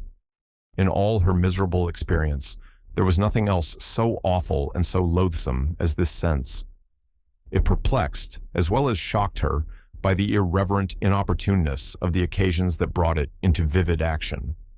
Sometimes, the red infamy upon her breast would give a sympathetic throb as she passed near a venerable minister or magistrate, the model of piety and justice, to whom that age of antique reverence looked up as to a mortal man in fellowship with angels. What evil thing is at hand, would Hester say to herself. Lifting her reluctant eyes, there would be nothing human within the scope of view, save the form of this earthly saint. Again, a mystic sisterhood would contumaciously assert itself as she met the sanctified frown of some matron who, according to the rumor of all tongues, had kept cold snow within her bosom throughout life. That unsunned snow in the matron's bosom and the burning shame on Hester Prynne's. What had the two in common? Or once more, the electric thrill would give her warning. Behold, Hester, here is a companion. And looking up, she would detect the eyes of a young maiden glancing at the Scarlet Letter, shyly and aside, and quickly averted with a faint, chill crimson in her cheeks, as if her purity were somewhat sullied by that momentary glance. O fiend, whose talisman was that fatal symbol, wouldst thou leave nothing, whether in youth or age, for this poor sinner to revere? Such loss of faith is ever one of the saddest results of sin. Be it accepted as a proof that all was not corrupt in this poor victim of her own frailty and man's hard law, that Hester Prynne yet struggled to believe that no fellow mortal was guilty like herself. The vulgar, who in those dreary old times were always contributing a grotesque horror to what interested their imaginations, had a story about the Scarlet Letter which we might readily work up into a terrific legend. They averred that the symbol was not mere scarlet cloth, tinged in an earthly dye pot, but was red hot with infernal fire and could be seen glowing all alight whenever Hester Prynne walked abroad in the night-time. And we must needs say, it seared Hester's bosom so deeply that perhaps there was more truth in the rumor than our modern incredulity may be inclined to admit. We have as yet hardly spoken of the infant, that little creature whose innocent life had sprung, by the inscrutable decree of Providence, a lovely and immortal flower, out of the rank luxuriance of a guilty passion. How strange it seemed to the sad woman as she watched the growth and the beauty that became every day more brilliant, and the intelligence that threw its quivering sunshine over the tiny features of this child, her Pearl, for so had Hester called her, not as a name expressive of her aspect, which had nothing of the calm, white, unimpassioned luster that would be indicated by the comparison. But she named the infant Pearl as being of great price, purchased with all she had, her mother's only treasure. How strange indeed! Man had marked this woman's sin by a scarlet letter, which had such potent and disastrous efficacy that no human sympathy could reach her, save it were sinful like herself. God, as a direct consequence of the sin which man thus punished, had given her a lovely child, whose place was on that same dishonored bosom, to connect her parent forever with the race and descent of mortals, and to be finally a blessed soul in heaven. Yet these thoughts affected Hester Prynne less with hope than apprehension. She knew that her deed had been evil. She could have no faith, therefore, that its result would be good. Day after day, she looked fearfully into the child's expanding nature, ever dreading to detect some dark and wild peculiarity that should correspond with the guiltiness to which she owed her being. Certainly, there was no physical defect. By its perfect shape, its vigor, and its natural dexterity in the use of all its untried limbs, the infant was worthy to have been brought forth in Eden, worthy to have been left there, to be the plaything of the angels, after the world's first parents were driven out. The child had a native grace, which does not invariably coexist with faultless beauty. Its attire, however simple, always impressed the beholder as if it were the very garb that precisely became it best. But little Pearl was not clad in rustic weeds. Her mother, with a morbid purpose that may be better understood hereafter, had bought the richest tissues that could be procured and allowed her imaginative faculty its full play in the arrangement and decoration of the dresses which the child wore before the public eye. So magnificent was the small figure when thus arrayed, and such was the splendor of Pearl's own proper beauty, shining through the gorgeous robes which might have extinguished a paler loveliness, that there was an absolute circle of radiance around her on the darksome cottage floor. And yet a russet gown, torn and soiled with the child's rude play, made a picture of her just as perfect. Pearl's aspect was imbued with a spell of infinite variety. In this one child, there were many children, comprehending the full scope between the wildflower prettiness of a peasant baby and the pomp, in little, of an infant princess. Throughout all, however, there was a trait of passion, a certain depth of hue, which she never lost. And if, in any of her changes, she had grown fainter or paler, she would have ceased to be herself. It would have been no longer Pearl. This outward mutability indicated, and did not more than fairly express, the various properties of her inner life. Her nature appeared to possess depth too, as well as variety, but, or else Hester's fears deceived her, it lacked reference and adaptation to the world into which she was born. The child could not be made amenable to rules. In giving her existence, a great law had been broken, and the result was a being whose elements were perhaps beautiful and brilliant, but all in disorder, or with an order peculiar to themselves, amidst which the point of variety and arrangement was difficult or impossible to be discovered. Hester could only account for the child's character, and even then most vaguely and imperfectly, by recalling what she herself had been, during that momentous period, while Pearl was imbibing her soul from the spiritual world, and her bodily frame from its material of earth. The mother's impassioned state had been the medium through which were transmitted to the unborn infant the rays of its moral life, and however white and clear originally, they had taken the deep stains of crimson and gold, the fiery luster, the black shadow, and the untempered light of the intervening substance. Above all, the warfare of Hester's spirit, at that epoch, was perpetuated in Pearl. She could recognize her wild, desperate, defiant mood, the flightiness of her temper, and even some of the very cloud shapes of gloom and despondency that had brooded in her heart. They were now illuminated by the morning radiance of a young child's disposition, but later in the day of earthly existence might be prolific of the storm and whirlwind. The discipline of the family in those days was of a far more rigid kind than now. The frown, the harsh rebuke, the frequent application of the rod, enjoined by scriptural authority, were used not merely in the way of punishment for actual offenses, but as a wholesome regimen for the growth and promotion of all childish virtues. Hester Prynne, nevertheless, the lonely mother of this one child, ran little risk of erring on the side of undue severity. Mindful, however, of her own errors and misfortunes, she early sought to impose a tender but strict control over the infant immortality that was committed to her charge. But the task was beyond her skill. After testing both smiles and frowns, and proving that neither mode of treatment possessed any calculable influence, Hester was ultimately compelled to stand aside and permit the child to be swayed by her own impulses. Physical compulsion or restraint was effectual, of course, while it lasted.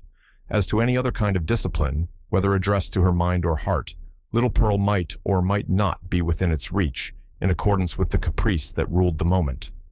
Her mother, while Pearl was yet an infant, grew acquainted with a certain peculiar look that warned her when it would be labor thrown away to insist, persuade, or plead.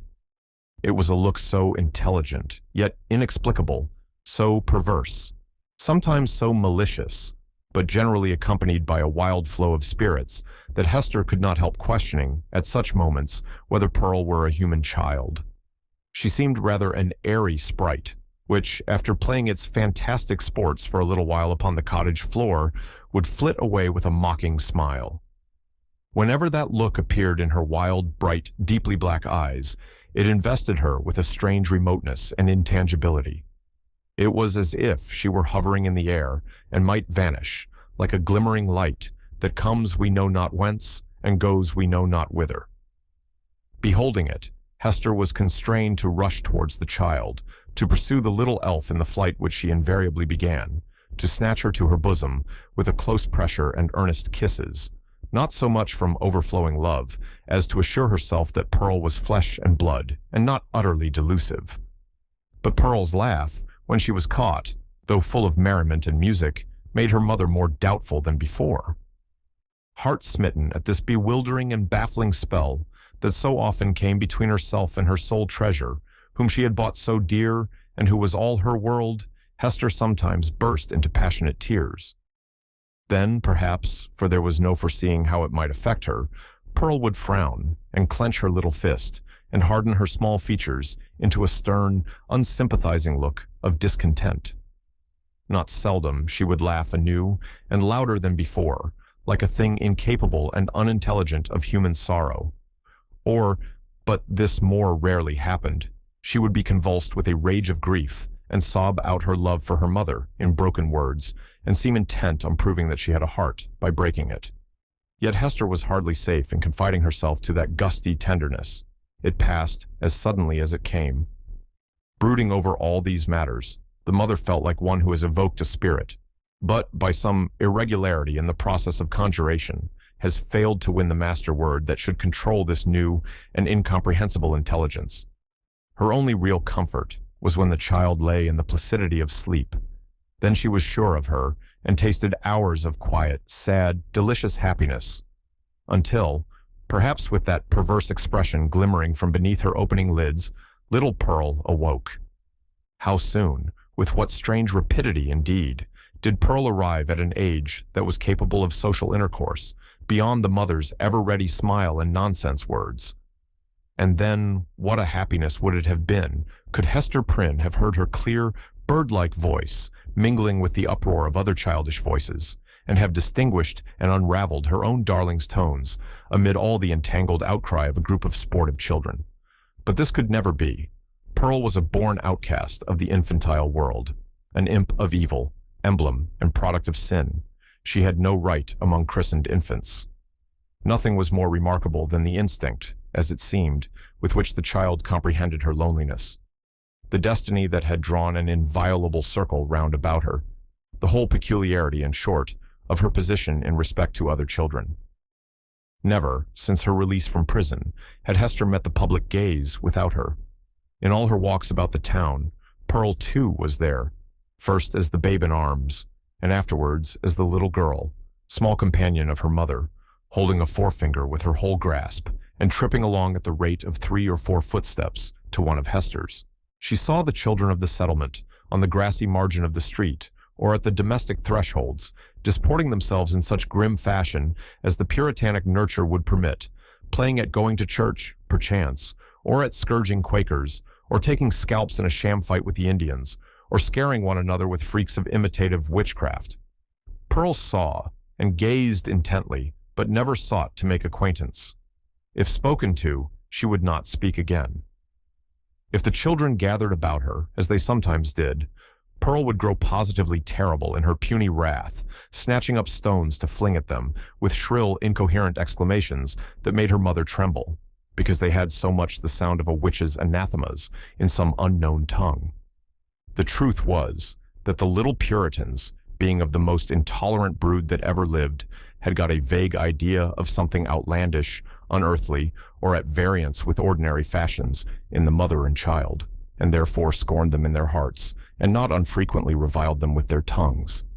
Pearl felt the sentiment, and requited it with the bitterest hatred that can be supposed to rankle in a childish bosom.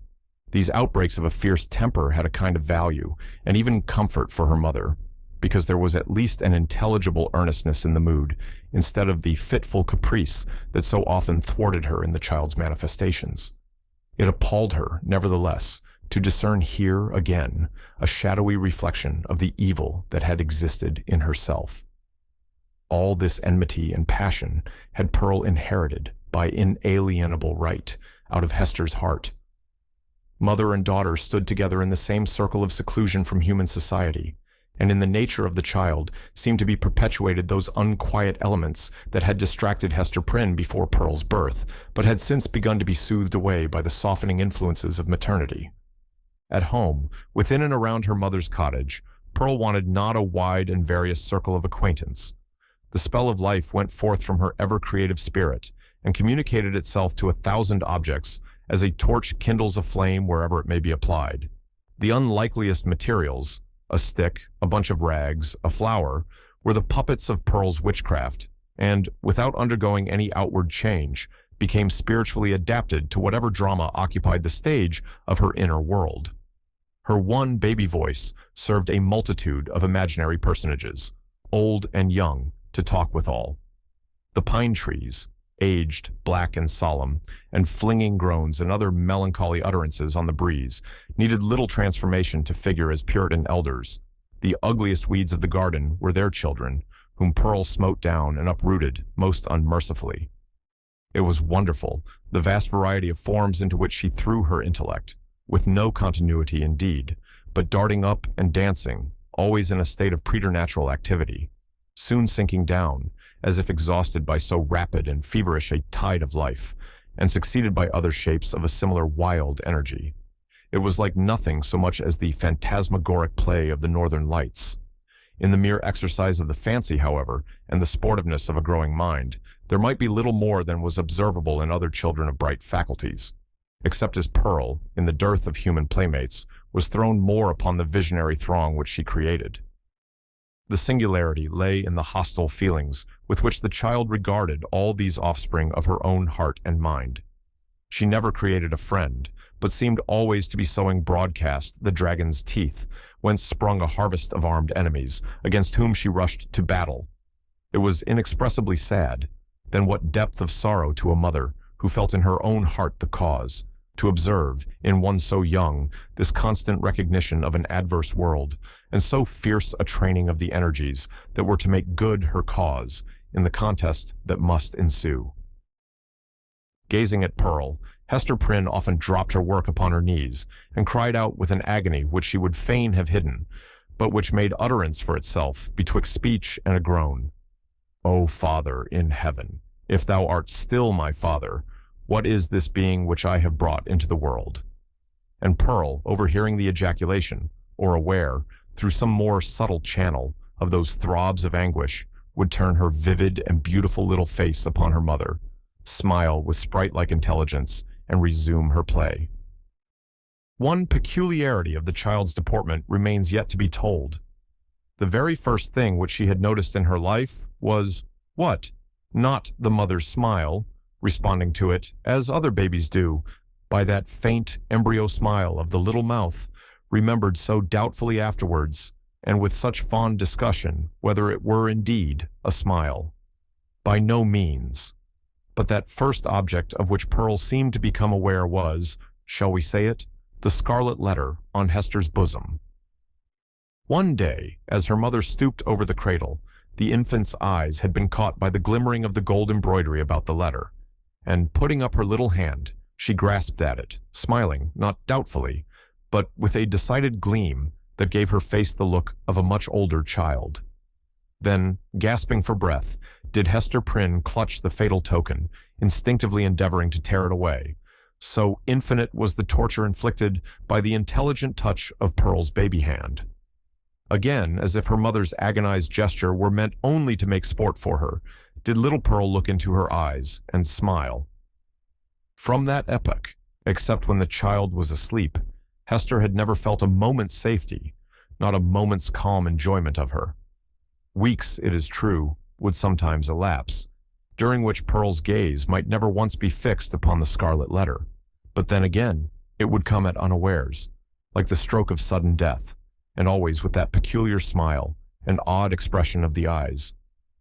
Once, this freakish, elvish cast came into the child's eyes, while Hester was looking at her own image in them, as mothers are fond of doing, and suddenly, for women in solitude and with troubled hearts, are pestered with unaccountable delusions.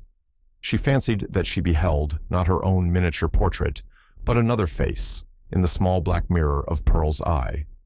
It was a face fiend-like, full of smiling malice, yet bearing the semblance of features that she had known full well, though seldom with a smile, and never with malice in them. It was as if an evil spirit possessed the child, and had just then peeped forth in mockery. Many a time afterwards had Hester been tortured, though less vividly, by the same illusion. In the afternoon of a certain summer's day, after Pearl grew big enough to run about, she amused herself with gathering handfuls of wildflowers and flinging them, one by one, at her mother's bosom, dancing up and down, like a little elf, whenever she hit the scarlet letter. Hester's first motion had been to cover her bosom with her clasped hands, but, whether from pride or resignation, or a feeling that her penance might best be wrought out by this unutterable pain, she resisted the impulse, and sat erect, pale as death, looking sadly into little Pearl's wild eyes.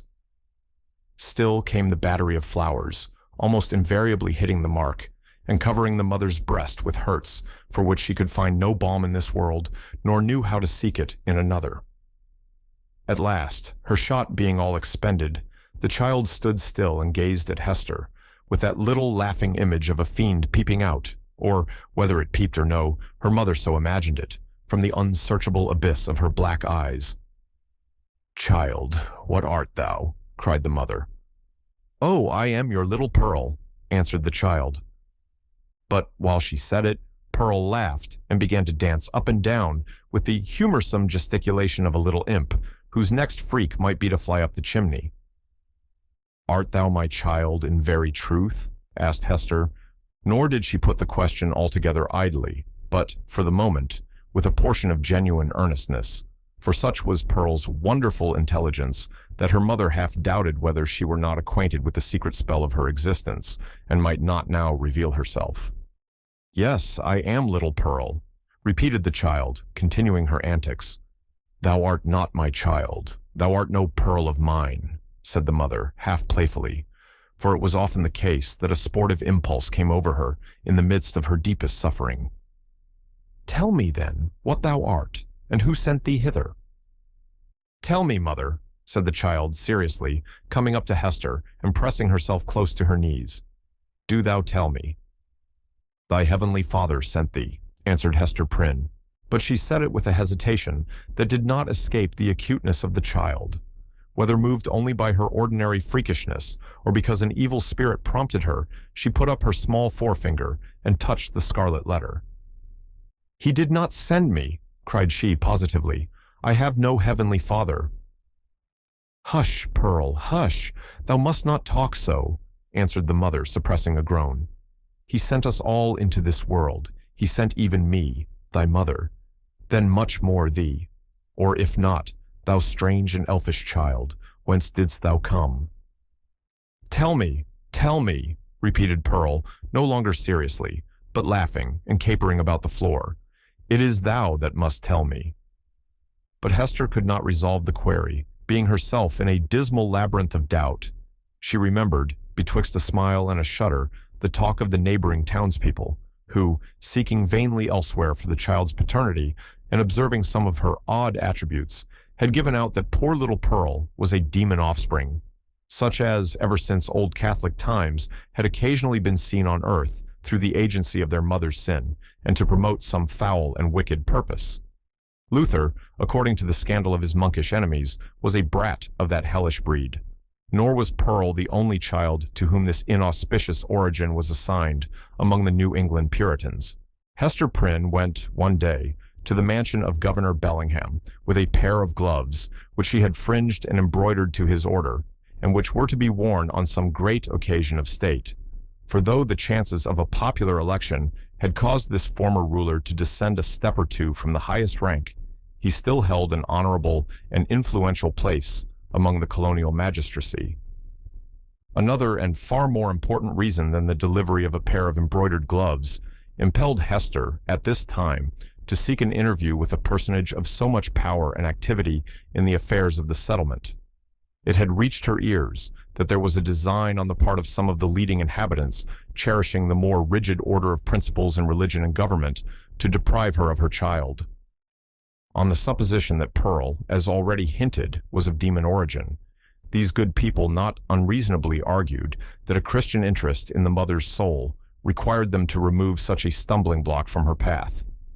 If the child, on the other hand, were really capable of moral and religious growth and possessed the elements of ultimate salvation, then surely it would enjoy all the fairer prospect of these advantages by being transferred to wiser and better guardianship than Hester Prynne's.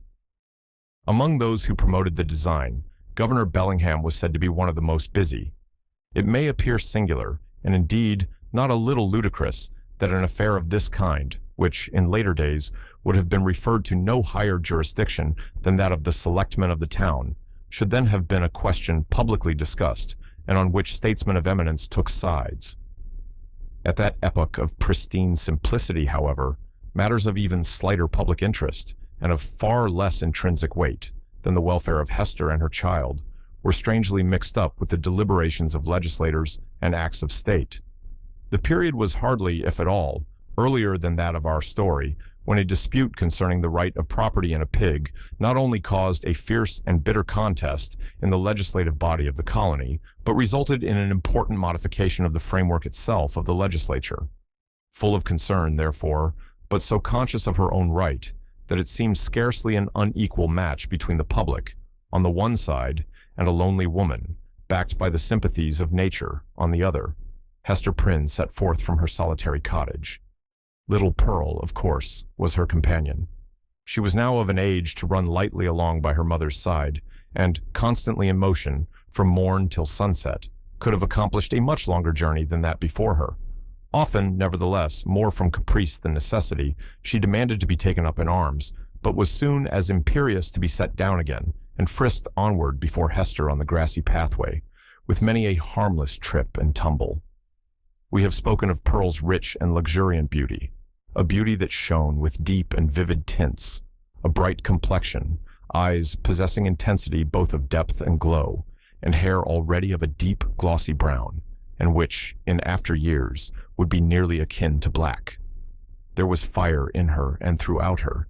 She seemed the unpremeditated offshoot of a passionate moment. Her mother, in contriving the child's garb, had allowed the gorgeous tendencies of her imagination their full play, arraying her in a crimson velvet tunic of a peculiar cut, abundantly embroidered with fantasies and flourishes of gold thread. So much strength of coloring, which must have given a wan and pallid aspect to cheeks of a fainter bloom, was admirably adapted to Pearl's beauty, and made her the very brightest little jet of flame that ever danced upon the earth. But it was a remarkable attribute of this garb, and, indeed, of the child's whole appearance, that it irresistibly and inevitably reminded the beholder of the token which Hester Prynne was doomed to wear upon her bosom. It was the Scarlet Letter in another form, the Scarlet Letter endowed with life. The mother herself, as if the red ignominy were so deeply scorched into her brain that all her conceptions assumed its form, had carefully wrought out the similitude, lavishing many hours of morbid ingenuity to create an analogy between the object of her affection and the emblem of her guilt and torture. But, in truth, Pearl was the one, as well as the other, and only in consequence of that identity had Hester contrived so perfectly to represent the Scarlet Letter in her appearance. As the two wayfarers came within the precincts of the town, the children of the Puritans looked up from their play, or what passed for play with those somber little urchins, and spake gravely one to another. Behold, verily, there is the woman of the Scarlet Letter, and of a truth, moreover, there is the likeness of the Scarlet Letter running along by her side. Come, therefore, and let us fling mud at them. But Pearl, who was a dauntless child, after frowning, stamping her foot, and shaking her little hand with a variety of threatening gestures, suddenly made a rush at the knot of her enemies and put them all to flight.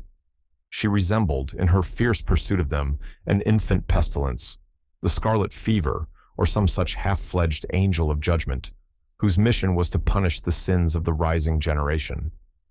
She screamed and shouted, too, with a terrific volume of sound, which, doubtless, caused the hearts of the fugitives to quake within them. The victory accomplished, Pearl returned quietly to her mother, and looked up, smiling, into her face. Without further adventure, they reached the dwelling of Governor Bellingham. This was a large wooden house, built in a fashion of which there are specimens still extant in the streets of our older towns, now moss-grown, crumbling to decay, and melancholy at heart with the many sorrowful or joyful occurrences, remembered or forgotten, that have happened and passed away within their dusky chambers. Then, however, there was the freshness of the passing year on its exterior, and the cheerfulness, gleaming forth from the sunny windows, of a human habitation into which death had never entered. It had, indeed, a very cheery aspect, the walls being overspread with a kind of stucco in which fragments of broken glass were plentifully intermixed, so that, when the sunshine fell aslantwise over the front of the edifice, it glittered and sparkled as if diamonds had been flung against it by the double handful. The brilliancy might have befitted Aladdin's palace rather than the mansion of a grave old Puritan ruler.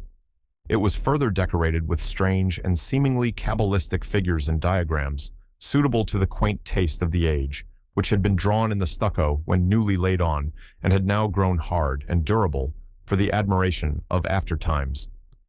Pearl, looking at this bright wonder of a house, began to caper and dance, and imperatively required that the whole breadth of sunshine should be stripped off its front and given her to play with.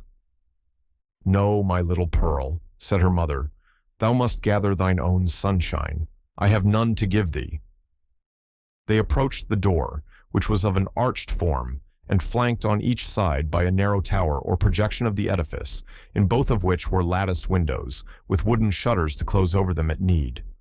Lifting the iron hammer that hung at the portal, Hester Prynne gave a summons, which was answered by one of the governor's bondservants, a free-born Englishman, but now a 7 years' slave. During that term, he was to be the property of his master, and as much a commodity of bargain and sale as an ox or a joint stool. The serf wore the blue coat, which was the customary garb of serving men of that period, and long before, in the old hereditary halls of England. "Is the worshipful Governor Bellingham within?" inquired Hester. "Yea, forsooth," replied the bondservant, staring with wide-open eyes at the Scarlet Letter, which, being a newcomer in the country, he had never before seen. "Yea, his honorable worship is within, but he hath a godly minister or two with him, and likewise a leech. Ye may not see his worship now." "Nevertheless, I will enter," answered Hester Prynne, and the bondservant, perhaps judging from the decision of her air and the glittering symbol in her bosom that she was a great lady in the land, offered no opposition. So the mother and little Pearl were admitted into the hall of entrance. With many variations, suggested by the nature of his building materials, diversity of climate, and a different mode of social life, Governor Bellingham had planned his new habitation after the residences of gentlemen of fair estate in his native land. Here, then, was a wide and reasonably lofty hall, extending through the whole depth of the house, and forming a medium of general communication, more or less directly, with all the other apartments. At one extremity, this spacious room was lighted by the windows of the 2 towers, which formed a small recess on either side of the portal. At the other end, though partly muffled by a curtain, it was more powerfully illuminated by one of those embowed hall windows which we read of in old books, and which was provided with a deep and cushioned seat. Here, on the cushion, lay a folio tome, probably of the Chronicles of England, or other such substantial literature, even as, in our own days, we scatter gilded volumes on the center table, to be turned over by the casual guest.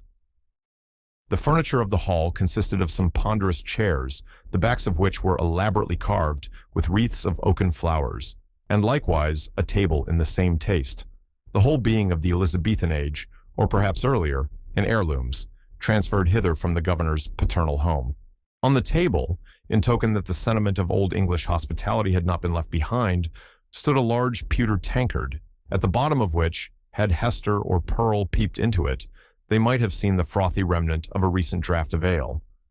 On the wall hung a row of portraits, representing the forefathers of the Bellingham lineage, some with armor on their breasts, and others with stately ruffs and robes of peace. All were characterized by the sternness and severity which old portraits so invariably put on, as if they were the ghosts, rather than the pictures, of departed worthies, and were gazing with harsh and intolerant criticism at the pursuits and enjoyments of living men. At about the center of the oaken panels that lined the hall was suspended a suit of mail, not, like the pictures, an ancestral relic, but of the most modern date, for it had been manufactured by a skillful armorer in London, the same year in which Governor Bellingham came over to New England. There was a steel headpiece, a cuirass, a gorget, and greaves, with a pair of gauntlets and a sword hanging beneath.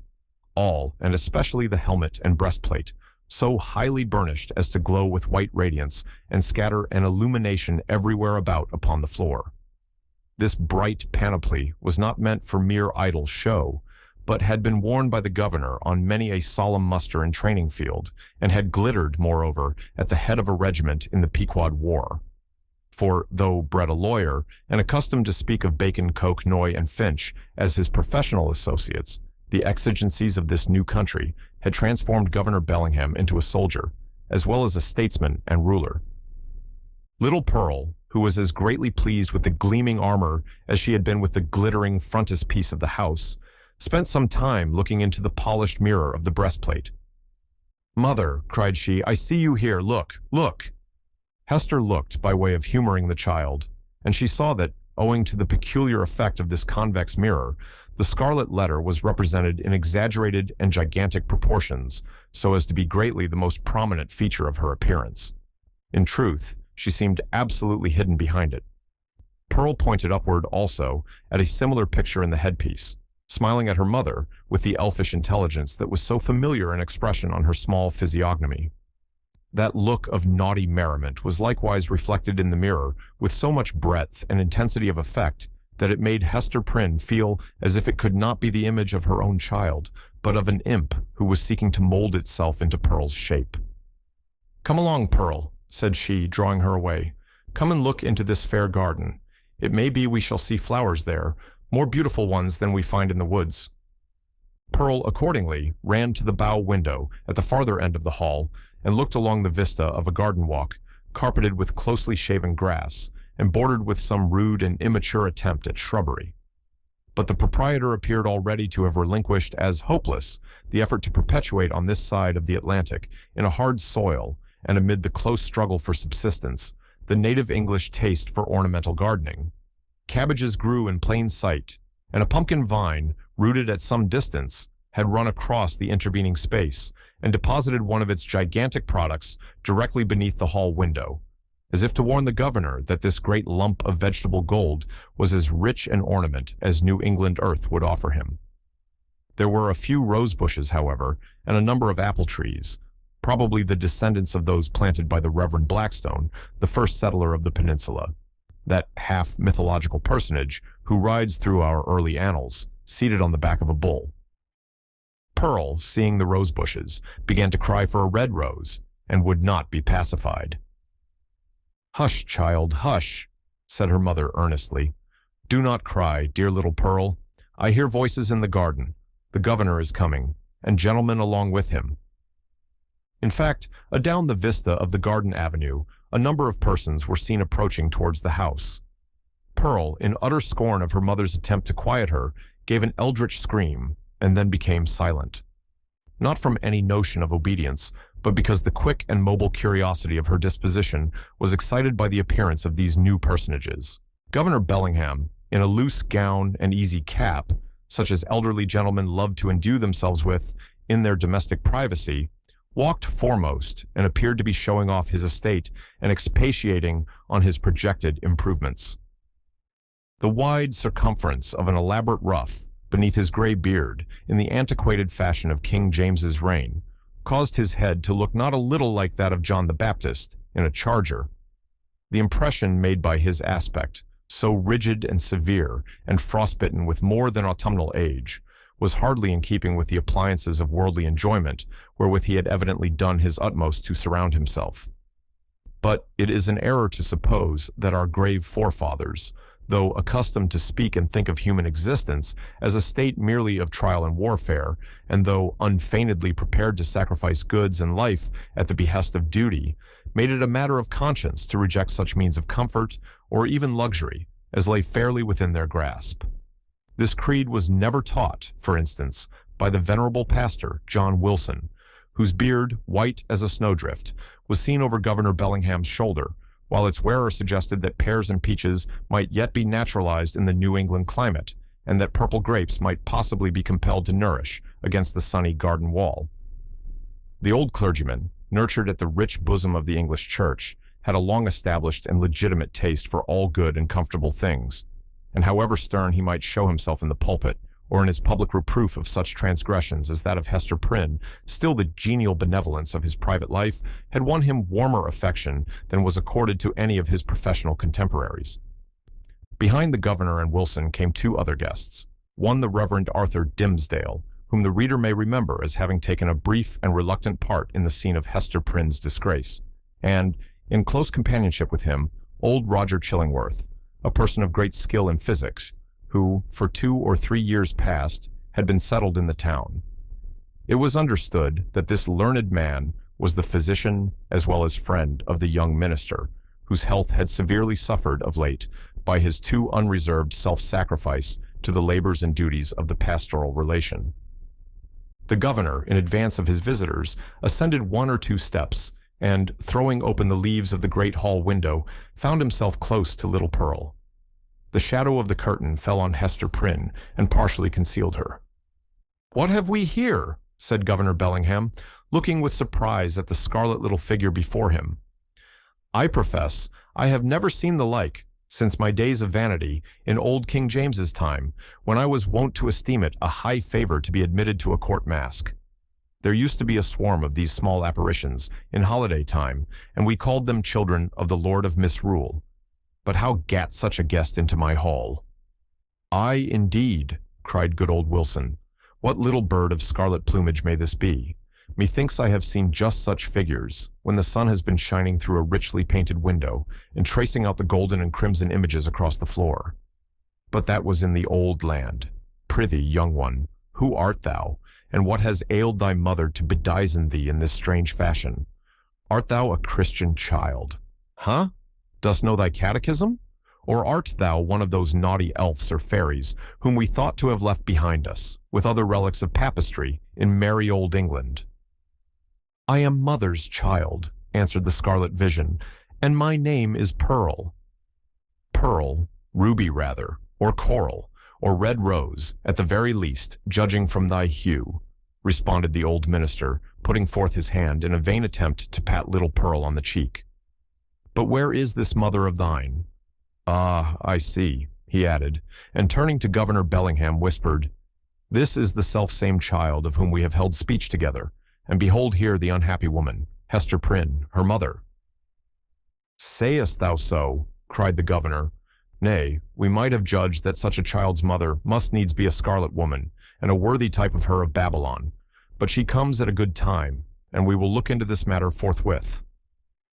Governor Bellingham stepped through the window into the hall, followed by his 3 guests. "Hester Prynne," said he, fixing his naturally stern regard on the wearer of the Scarlet Letter, "there hath been much question concerning thee of late. The point hath been weightily discussed, whether we, that are of authority and influence, do well discharge our consciences by trusting an immortal soul, such as there is in yonder child, to the guidance of one who hath stumbled and fallen amid the pitfalls of this world. Speak thou, the child's own mother. Were it not, thinkest thou, for thy little one's temporal and eternal welfare, that she be taken out of thy charge, and clad soberly, and disciplined strictly, and instructed in the truths of heaven and earth? What canst thou do for the child in this kind?" "I can teach my little Pearl what I have learned from this," answered Hester Prynne, laying her finger on the red token. "Woman, it is thy badge of shame," replied the stern magistrate. "It is because of the stain which that letter indicates, that we would transfer thy child to other hands." "Nevertheless," said the mother calmly, though growing more pale, "this badge hath taught me. It daily teaches me. It is teaching me at this moment, lessons whereof my child may be the wiser and better, albeit they can profit nothing to myself." "We will judge warily," said Bellingham, "and look well what we are about to do. Good Master Wilson, I pray you, examine this Pearl, since that is her name, and see whether she hath had such Christian nurture as befits a child of her age." The old minister seated himself in an armchair and made an effort to draw Pearl betwixt his knees. But the child, unaccustomed to the touch or familiarity of any but her mother, escaped through the open window and stood on the upper step, looking like a wild tropical bird of rich plumage, ready to take flight into the upper air. Wilson, not a little astonished at this outbreak, for he was a grandfatherly sort of personage, and usually a vast favorite with children, essayed, however, to proceed with the examination. "Pearl," said he with great solemnity, "thou must take heed to instruction, that so, in due season, thou mayest wear in thy bosom the pearl of great price. Canst thou tell me, my child, who made thee?"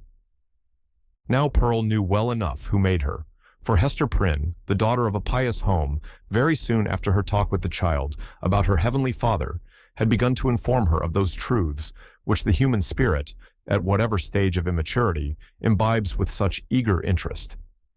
Pearl, therefore, so large were the attainments of her 3 years' lifetime, could have borne a fair examination in the New England Primer or the first column of the Westminster Catechisms, although unacquainted with the outward form of either of those celebrated works. But that perversity which all children have more or less of, and of which little Pearl had a tenfold portion, now, at the most inopportune moment, took thorough possession of her, and closed her lips, or impelled her to speak words amiss. After putting her finger in her mouth, With many ungracious refusals to answer Good Wilson's question, the child finally announced that she had not been made at all, but had been plucked by her mother off the bush of wild roses that grew by the prison door. This fantasy was probably suggested by the near proximity of the governor's red roses, as Pearl stood outside of the window, together with her recollection of the prison rosebush, which she had passed in coming hither. Old Roger Chillingworth, with a smile on his face, whispered something in the young clergyman's ear. Hester Prynne looked at the man of skill, and even then, with her fate hanging in the balance, was startled to perceive what a change had come over his features, how much uglier they were, how his dark complexion seemed to have grown duskier and his figure more misshapen, since the days when she had familiarly known him. She met his eyes for an instant, but was immediately constrained to give all her attention to the scene now going forward. "This is awful," cried the governor, slowly recovering from the astonishment into which Pearl's response had thrown him. "Here is a child of 3 years old, and she cannot tell who made her. Without question, she is equally in the dark as to her soul, its present depravity, and future destiny. Methinks, gentlemen, we need inquire no further." Hester caught hold of Pearl and drew her forcibly into her arms, confronting the old Puritan magistrate with almost a fierce expression. Alone in the world, cast off by it, and with this sole treasure to keep her heart alive, she felt that she possessed indefeasible rights against the world and was ready to defend them to the death. "God gave me the child," cried she. "He gave her in requital of all things else, which he had taken from me. She is my happiness. She is my torture, none the less. Pearl keeps me here in life. Pearl punishes me too. See ye not, she is the Scarlet Letter, only capable of being loved, and so endowed with a millionfold the power of retribution for my sin? Ye shall not take her. I will die first." "My poor woman," said the not unkind old minister, "the child shall be well cared for, far better than thou canst do it." "God gave her into my keeping," repeated Hester Prynne, raising her voice almost to a shriek. "I will not give her up." And here, by a sudden impulse, she turned to the young clergyman, Dimmesdale, at whom, up to this moment, she had seemed hardly so much as once to direct her eyes. "Speak thou for me," cried she. "Thou wast my pastor, and hadst charge of my soul, and knowest me better than these men can. I will not lose the child. Speak for me. Thou knowest, for thou hast sympathies which these men lack. Thou knowest what is in my heart, and what are a mother's rights, and how much the stronger they are when that mother has but her child and the Scarlet Letter.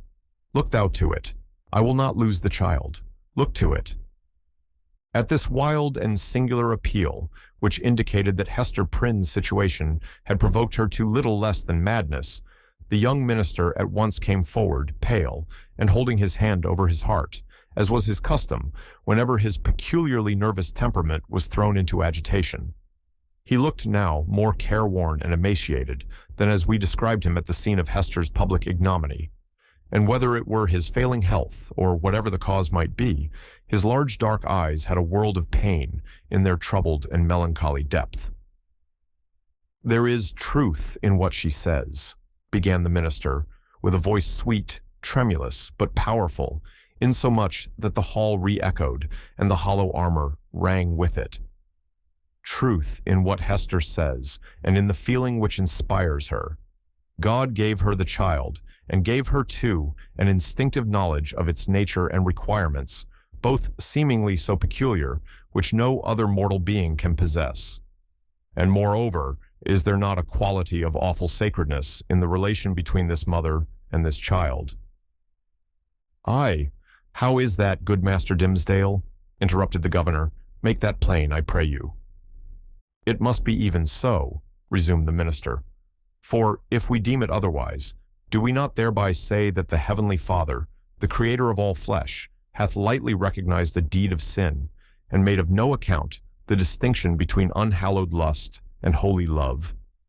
This child of its father's guilt and its mother's shame hath come from the hand of God, to work in many ways upon her heart, who pleads so earnestly and with such bitterness of spirit the right to keep her. It was meant for a blessing, for the one blessing of her life. It was meant, doubtless, as the mother herself hath told us, for a retribution too, a torture to be felt at many an unthought-of moment, a pang, a sting, an ever-recurring agony in the midst of a troubled joy. Hath she not expressed this thought in the garb of the poor child, so forcibly reminding us of that red symbol which sears her bosom? "Well said again," cried good Wilson. "I feared the woman had no better thought than to make a mountebank of her child." "Oh, not so, not so," continued Dimmesdale. "She recognizes, believe me, the solemn miracle which God hath wrought in the existence of that child. And may she feel, too, what, methinks, is the very truth, that this boon was meant, above all things else, to keep the mother's soul alive, and to preserve her from blacker depths of sin into which Satan might else have sought to plunge her. Therefore, it is good for this poor, sinful woman that she hath an infant immortality, a being capable of eternal joy or sorrow, confided to her care, to be trained up by her to righteousness, to remind her at every moment of her fall, but yet to teach her, as it were by the Creator's sacred pledge, that if she bring the child to heaven, the child also will bring its parent thither. Herein is the sinful mother happier than the sinful father. For Hester Prynne's sake, then, and no less for the poor child's sake, let us leave them as Providence hath seen fit to place them." "You speak, my friend, with a strange earnestness," said old Roger Chillingworth, smiling at him. "And there is a weighty import in what my young brother hath spoken," added the Reverend Wilson. "What say you, worshipful Master Bellingham? Hath he not pleaded well for the poor woman?" "Indeed hath he," answered the magistrate, "and hath adduced such arguments that we will even leave the matter as it now stands, so long, at least, as there shall be no further scandal in the woman. Care must be had, nevertheless, to put the child to due and stated examination in the catechism at thy hands or Master Dimmesdale's. Moreover, at a proper season, the tithing men must take heed that she go both to school and to meeting." The young minister, on ceasing to speak, had withdrawn a few steps from the group and stood with his face partially concealed in the heavy folds of the window curtain, while the shadow of his figure, which the sunlight cast upon the floor, was tremulous with the vehemence of his appeal. Pearl, that wild and flighty little elf, stole softly towards him, and taking his hand in the grasp of both her own, laid her cheek against it, a caress so tender and withal so unobtrusive that her mother, who was looking on, asked herself, "Is that my Pearl?" Yet she knew that there was love in the child's heart, although it mostly revealed itself in passion, and hardly twice in her lifetime had been softened by such gentleness as now. The minister, for, save the long-sought regards of woman, nothing is sweeter than these marks of childish preference, accorded spontaneously by a spiritual instinct, and therefore seeming to imply in us something truly worthy to be loved. The minister looked round, laid his hand on the child's head, hesitated an instant, and then kissed her brow. Little Pearl's unwonted mood of sentiment lasted no longer. She laughed and went capering down the hall, so airily that old Wilson raised a question whether even her tiptoes touched the floor. "The little baggage hath witchcraft in her, I profess," said he to Dimmesdale. "She needs no old woman's broomstick to fly withal." "A strange child," remarked old Roger Chillingworth. "It is easy to see the mother's part in her. Would it be beyond a philosopher's research, think you gentlemen, to analyze that child's nature, and, from its make and mold, to give a shrewd guess at the father?" "Nay, it would be sinful in such a question to follow the clue of profane philosophy," said Wilson. "Better to fast and pray upon it, and still better, it may be, to leave the mystery as we find it, unless Providence reveal it of its own accord. Thereby, every good Christian man hath a title to show a father's kindness towards the poor, deserted babe." The affair being so satisfactorily concluded, Hester Prynne, with Pearl, departed from the house. As they descended the steps, it is averred that the lattice of a chamber window was thrown open, and forth into the sunny day was thrust the face of Mistress Hibbins, Governor Bellingham's bitter-tempered sister, and the same who, a few years later, was executed as a witch. "Hist, hist," said she, while her ill-omened physiognomy seemed to cast a shadow over the cheerful newness of the house. "Wilt thou go with us tonight? There will be a merry company in the forest, and I well nigh promised the black man that comely Hester Prynne should make one." "Make my excuse to him, so please you," answered Hester with a triumphant smile. "I must tarry at home and keep watch over my little Pearl. Had they taken her from me, I would willingly have gone with thee into the forest, and signed my name in the black man's book too, and that with mine own blood."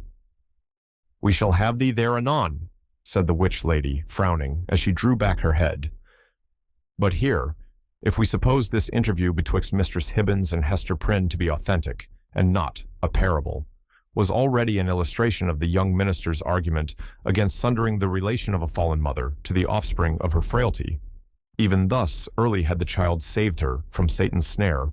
Under the appellation of Roger Chillingworth, the reader will remember, was hidden another name, which its former wearer had resolved should never more be spoken. It has been related how, in the crowd that witnessed Hester Prynne's ignominious exposure, stood a man, elderly, travel-worn, who, just emerging from the perilous wilderness, beheld the woman, in whom he hoped to find embodied the warmth and cheerfulness of home, set up as a type of sin before the people. Her matronly fame was trodden under all men's feet. Infamy was babbling around her in the public marketplace. For her kindred, should the tidings ever reach them, and for the companions of her unspotted life, there remained nothing but the contagion of her dishonor, which would not fail to be distributed in strict accordance and proportion with the intimacy and sacredness of their previous relationship. Then why, since the choice was with himself, should the individual, whose connection with the fallen woman had been the most intimate and sacred of them all, come forward to vindicate his claim to an inheritance so little desirable? He resolved not to be pilloried beside her on her pedestal of shame. Unknown to all but Hester Prynne, and possessing the lock and key of her silence, he chose to withdraw his name from the roll of mankind, and, as regarded his former ties and interests, to vanish out of life as completely as if he indeed lay at the bottom of the ocean, whither rumor had long ago consigned him. This purpose once effected, new interests would immediately spring up, and likewise a new purpose, dark, it is true, if not guilty, but of force enough to engage the full strength of his faculties. In pursuance of this resolve, he took up his residence in the Puritan town as Roger Chillingworth, without other introduction than the learning and intelligence of which he possessed more than a common measure. As his studies, at a previous period of his life, had made him extensively acquainted with the medical science of the day, it was as a physician that he presented himself, and as such was cordially received. Skillful men of the medical and chirurgical profession were of rare occurrence in the colony. They seldom, it would appear, partook of the religious zeal that brought other emigrants across the Atlantic. In their researches into the human frame, it may be that the higher and more subtle faculties of such men were materialized, and that they lost the spiritual view of existence amid the intricacies of that wondrous mechanism which seemed to involve art enough to comprise all of life within itself. At all events, the health of the good town of Boston, so far as medicine had aught to do with it, had hitherto lain in the guardianship of an aged deacon and apothecary, whose piety and godly deportment were stronger testimonials in his favor than any that he could have produced in the shape of a diploma. The only surgeon was one who combined the occasional exercise of that noble art with the daily and habitual flourish of a razor. To such a professional body, Roger Chillingworth was a brilliant acquisition. He soon manifested his familiarity with the ponderous and imposing machinery of antique physics, in which every remedy contained a multitude of far-fetched and heterogeneous ingredients, as elaborately compounded as if the proposed result had been the elixir of life. In his Indian captivity, moreover, he had gained much knowledge of the properties of native herbs and roots. Nor did he conceal from his patients that these simple medicines, nature's boon to the untutored savage, had quite as large a share of his own confidence as the European pharmacopoeia, which so many learned doctors had spent centuries in elaborating. This learned stranger was exemplary, as regarded at least the outward forms of a religious life, and, early after his arrival, had chosen for his spiritual guide the Reverend Dimmesdale. The young divine, whose scholar-like renown still lived in Oxford, was considered by his more fervent admirers as little less than a heaven-ordained apostle, destined, should he live and labor for the ordinary term of life, to do as great deeds for the now feeble New England Church as the early fathers had achieved for the infancy of the Christian faith. About this period, however, the health of Dimmesdale had evidently begun to fail. By those best acquainted with his habits, the paleness of the young minister's cheek was accounted for by his too earnest devotion to study, his scrupulous fulfillment of parochial duty, and, more than all, by the fasts and vigils of which he made a frequent practice, in order to keep the grossness of this earthly state from clogging and obscuring his spiritual lamp. Some declared that if Dimmesdale were really going to die, it was cause enough that the world was not worthy to be any longer trodden by his feet. He himself, on the other hand, with characteristic humility, avowed his belief that if Providence should see fit to remove him, it would be because of his own unworthiness to perform its humblest mission here on earth.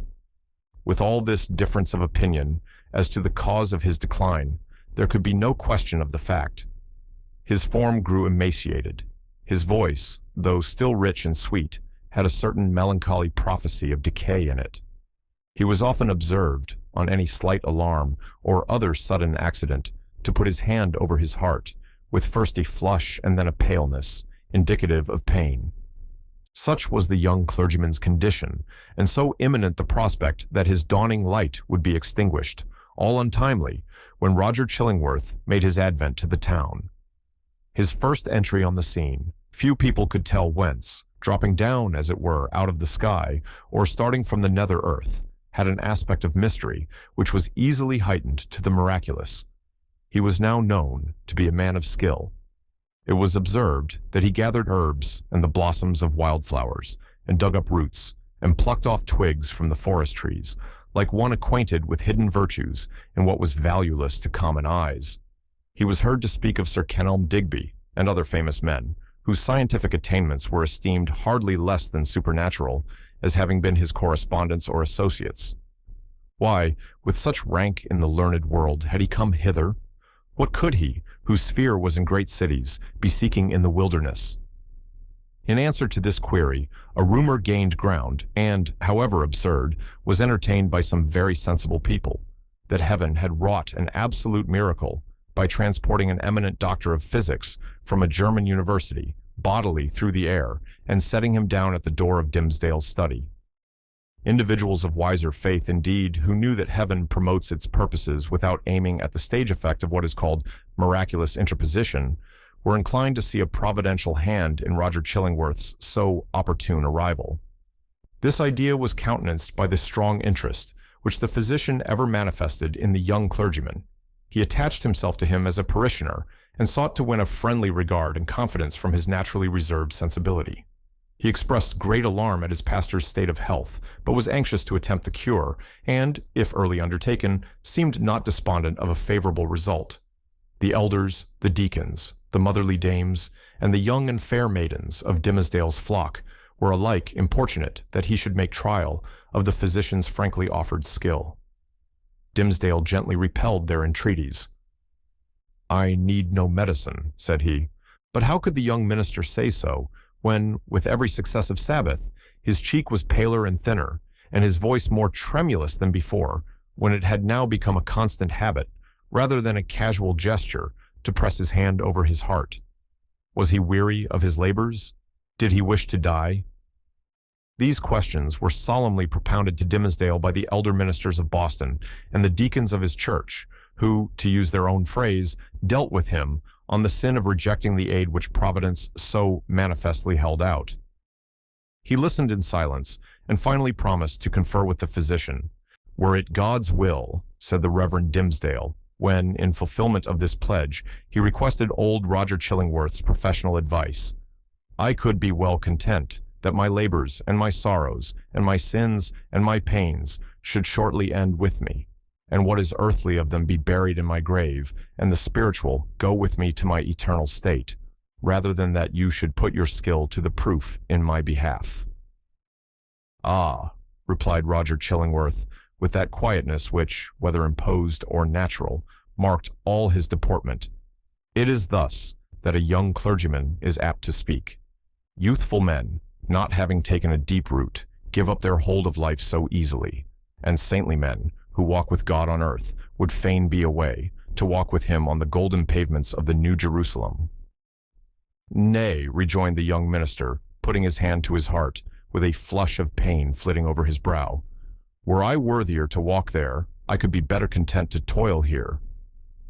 "Good men ever interpret themselves too meanly," said the physician. In this manner, the mysterious old Roger Chillingworth became the medical advisor of the Reverend Dimmesdale, as not only the disease interested the physician, but he was strongly moved to look into the character and qualities of the patient. These two men, so different in age, came gradually to spend much time together. For the sake of the minister's health, and to enable the leech to gather plants with healing balm in them, they took long walks on the seashore or in the forest, mingling various talk with the plash and murmur of the waves and the solemn wind anthem among the treetops. Often, likewise, one was the guest of the other, in his place of study and retirement. There was a fascination for the minister in the company of the man of science, in whom he recognized an intellectual cultivation of no moderate depth or scope, together with a range and freedom of ideas that he would have vainly looked for among the members of his own profession. In truth, he was startled, if not shocked, to find this attribute in the physician. Dimmesdale was a true priest, a true religionist, with a reverential sentiment largely developed and an order of mind that impelled itself powerfully along the track of a creed and wore its passage continually deeper with the lapse of time. In no state of society would he have been what is called a man of liberal views. It would always be essential to his peace to feel the pressure of a faith about him, supporting while it confined him within its iron framework. Not the less, however, though with a tremulous enjoyment, did he feel the occasional relief of looking at the universe through the medium of another kind of intellect than those with which he habitually held converse. It was as if a window were thrown open, admitting a freer atmosphere into the close and stifled study, where his life was wasting itself away, amid lamplight or obstructed daybeams and the musty fragrance, be it sensual or moral, that exhales from books. But the air was too fresh and chill to be long breathed with comfort, so the minister and the physician with him withdrew again within the limits of what their church defined as orthodox. Thus, Roger Chillingworth scrutinized his patient carefully, both as he saw him in his ordinary life, keeping an accustomed pathway in the range of thoughts familiar to him, and as he appeared when thrown amidst other moral scenery, the novelty of which might call out something new to the surface of his character. He deemed it essential, it would seem, to know the man before attempting to do him good. Wherever there is a heart and an intellect, the diseases of the physical frame are tinged with the peculiarities of these.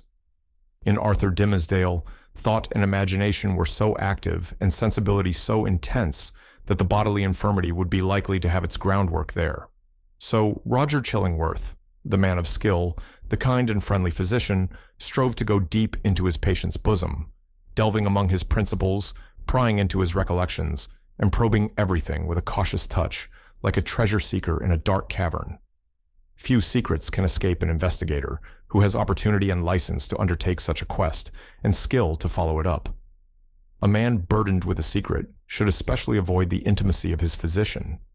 If the latter possess native sagacity and a nameless something more, let us call it intuition. If he show no intrusive egotism, nor disagreeably prominent characteristics of his own. If he have the power, which must be born with him, to bring his mind into such affinity with his patients, that this last shall unawares have spoken what he imagines himself only to have thought. If such revelations be received without tumult, and acknowledged not so often by an uttered sympathy as by silence, an inarticulate breath, and here and there a word, to indicate that all is understood. If to these qualifications of a confidant be joined the advantages afforded by his recognized character as a physician, then at some inevitable moment will the soul of the sufferer be dissolved, and flow forth in a dark but transparent stream, bringing all its mysteries into the daylight. Roger Chillingworth possessed all or most of the attributes above enumerated. Nevertheless, time went on. A kind of intimacy, as we have said, grew up between these two cultivated minds, which had as wide a field as the whole sphere of human thought and study to meet upon. They discussed every topic of ethics and religion, of public affairs and private character. They talked much, on both sides, of matters that seemed personal to themselves, and yet no secret, such as the physician fancied must exist there, ever stole out of the minister's consciousness into his companion's ear. The latter had his suspicions indeed that even the nature of Dimmesdale's bodily disease had never fairly been revealed to him. It was a strange reserve. After a time, at a hint from Roger Chillingworth, the friends of Dimmesdale effected an arrangement by which the two were lodged in the same house, so that every ebb and flow of the minister's life-tide might pass under the eye of his anxious and attached physician. There was much joy throughout the town when this greatly desirable object was attained. It was held to be the best possible measure for the young clergyman's welfare, unless, indeed, as often urged by such as felt authorized to do so, he had selected someone of the many blooming damsels spiritually devoted to him to become his devoted wife. This latter step, however, there was no present prospect that Arthur Dimmesdale would be prevailed upon to take. He rejected all suggestions of the kind, as if priestly celibacy were one of his articles of church discipline. Doomed by his own choice, therefore, as Dimmesdale so evidently was, to eat his unsavory morsel always at another's board, and endure the lifelong chill which must be his lot who seeks to warm himself only at another's fireside, it truly seemed that this sagacious, experienced, benevolent old physician, with his concord of paternal and reverential love for the young pastor, was the very man of all mankind to be constantly within reach of his voice. The new abode of the two friends was with a pious widow, of good social rank, who dwelt in a house covering pretty nearly the site on which the venerable structure of King's Chapel has since been built. It had the graveyard, originally Isaac Johnson's home field, on one side, and so was well adapted to call up serious reflections, suited to their respective employments in both minister and man of physics. The motherly care of the good widow assigned to Dimmesdale a front apartment with a sunny exposure and heavy window curtains to create a noontide shadow when desirable. The walls were hung round with tapestry, said to be from the Gobeline looms, and, at all events, representing the scriptural story of David and Bathsheba, and Nathan the prophet, in colors still unfaded, but which made the fair woman of the scene almost as grimly picturesque as the woe-denouncing seer. Here, the pale clergyman piled up his library, rich with parchment-bound folios of the Fathers, and the lore of rabbis, and monkish erudition, of which the Protestant divines, even while they vilified and decried that class of writers, were yet constrained often to avail themselves. On the other side of the house, old Roger Chillingworth arranged his study and laboratory, not such as a modern man of science would reckon even tolerably complete, but provided with a distilling apparatus and the means of compounding drugs and chemicals, which the practiced alchemist knew well how to turn to purpose. With such commodiousness of situation, these two learned persons sat themselves down, each in his own domain, yet familiarly passing from one apartment to the other, and bestowing a mutual and not incurious inspection into one another's business. And the Reverend Arthur Dimmesdale's best discerning friends, as we have intimated, very reasonably imagined that the hand of Providence had done all this for the purpose, besought in so many public and domestic and secret prayers, of restoring the young minister to health. But, it must now be said, another portion of the community had latterly begun to take its own view of the relation betwixt Dimmesdale and the mysterious old physician. When an uninstructed multitude attempts to see with its eyes, it is exceedingly apt to be deceived. When, however, it forms its judgment, as it usually does, on the intuitions of its great and warm heart, the conclusions thus attained are often so profound and so unerring as to possess the character of truths supernaturally revealed. The people, in the case of which we speak, could justify its prejudice against Roger Chillingworth by no fact or argument worthy of serious refutation. There was an aged handicraftsman, it is true, who had been a citizen of London at the period of Sir Thomas Overbury's murder, now some 30 years agone. He testified to having seen the physician, under some other name, which the narrator of the story had now forgotten, in company with Dr. Foreman, the famous old conjurer, who was implicated in the affair of Overbury. 2 or 3 individuals hinted that the man of skill, during his Indian captivity, had enlarged his medical attainments by joining in the incantations of the savage priests, who were universally acknowledged to be powerful enchanters, often performing seemingly miraculous cures by their skill in the black art. A large number, and many of these were persons of such sober sense and practical observation that their opinions would have been valuable in other matters, affirmed that Roger Chillingworth's aspect had undergone a remarkable change while he had dwelt in town, and especially since his abode with Dimmesdale. At first, his expression had been calm, meditative, scholar-like. Now, there was something ugly and evil in his face, which they had not previously noticed, and which grew still the more obvious to sight, the oftener they looked upon him. According to the vulgar idea, the fire in his laboratory had been brought from the lower regions, and was fed with infernal fuel, and so, as might be expected, his visage was getting sooty with the smoke. To sum up the matter, it grew to be a widely diffused opinion that the Reverend Arthur Dimmesdale, like many other personages of especial sanctity in all ages of the Christian world, was haunted either by Satan himself or Satan's emissary, in the guise of old Roger Chillingworth. This diabolical agent had the divine permission for a season to burrow into the clergyman's intimacy and plot against his soul. No sensible man, it was confessed, could doubt on which side the victory would turn. The people looked with an unshaken hope to see the minister come forth out of the conflict, transfigured with the glory which he would unquestionably win. Meanwhile, nevertheless, it was sad to think of the perchance mortal agony through which he must struggle towards his triumph. Alas, to judge from the gloom and terror in the depths of the poor minister's eyes, the battle was a sore one, and the victory anything but secure. Old Roger Chillingworth, throughout life, had been calm in temperament, kindly, though not of warm affections, but ever, and in all his relations with the world, a pure and upright man. He had begun an investigation, as he imagined, with the severe and equal integrity of a judge, desirous only of truth, even as if the question involved no more than the air-drawn lines and figures of a geometrical problem, instead of human passions and wrongs inflicted on himself.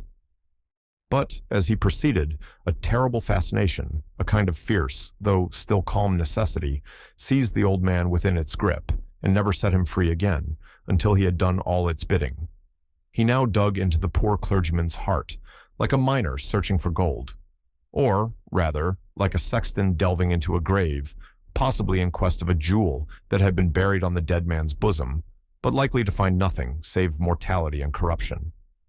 Alas, for his own soul, if these were what he sought.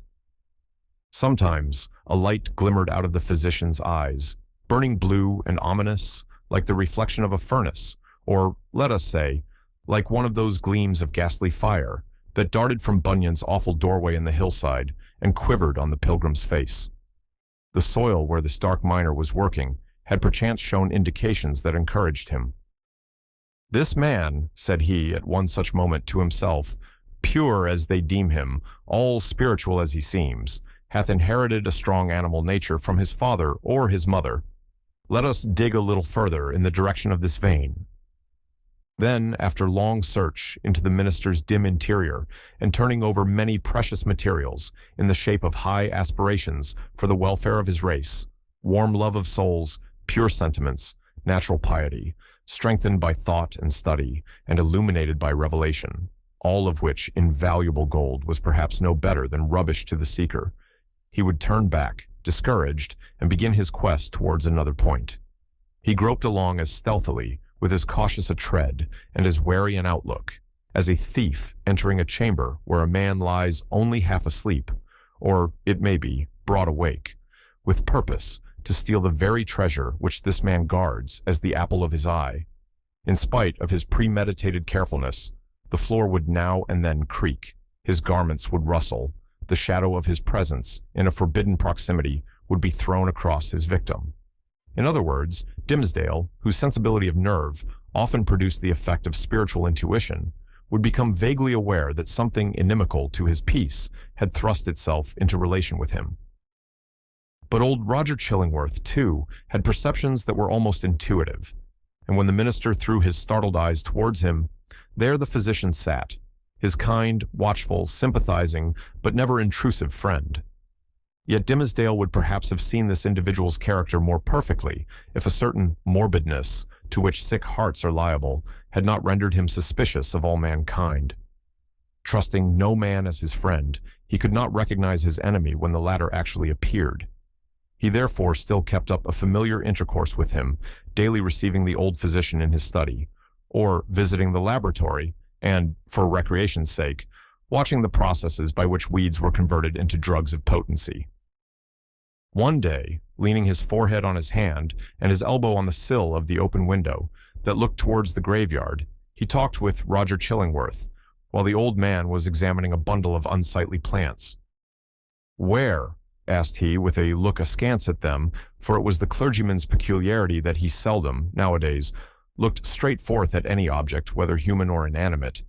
"Where, my kind doctor, did you gather those herbs, with such a dark, flabby leaf?" "Even in the graveyard here at hand," answered the physician, continuing his employment. "They are new to me.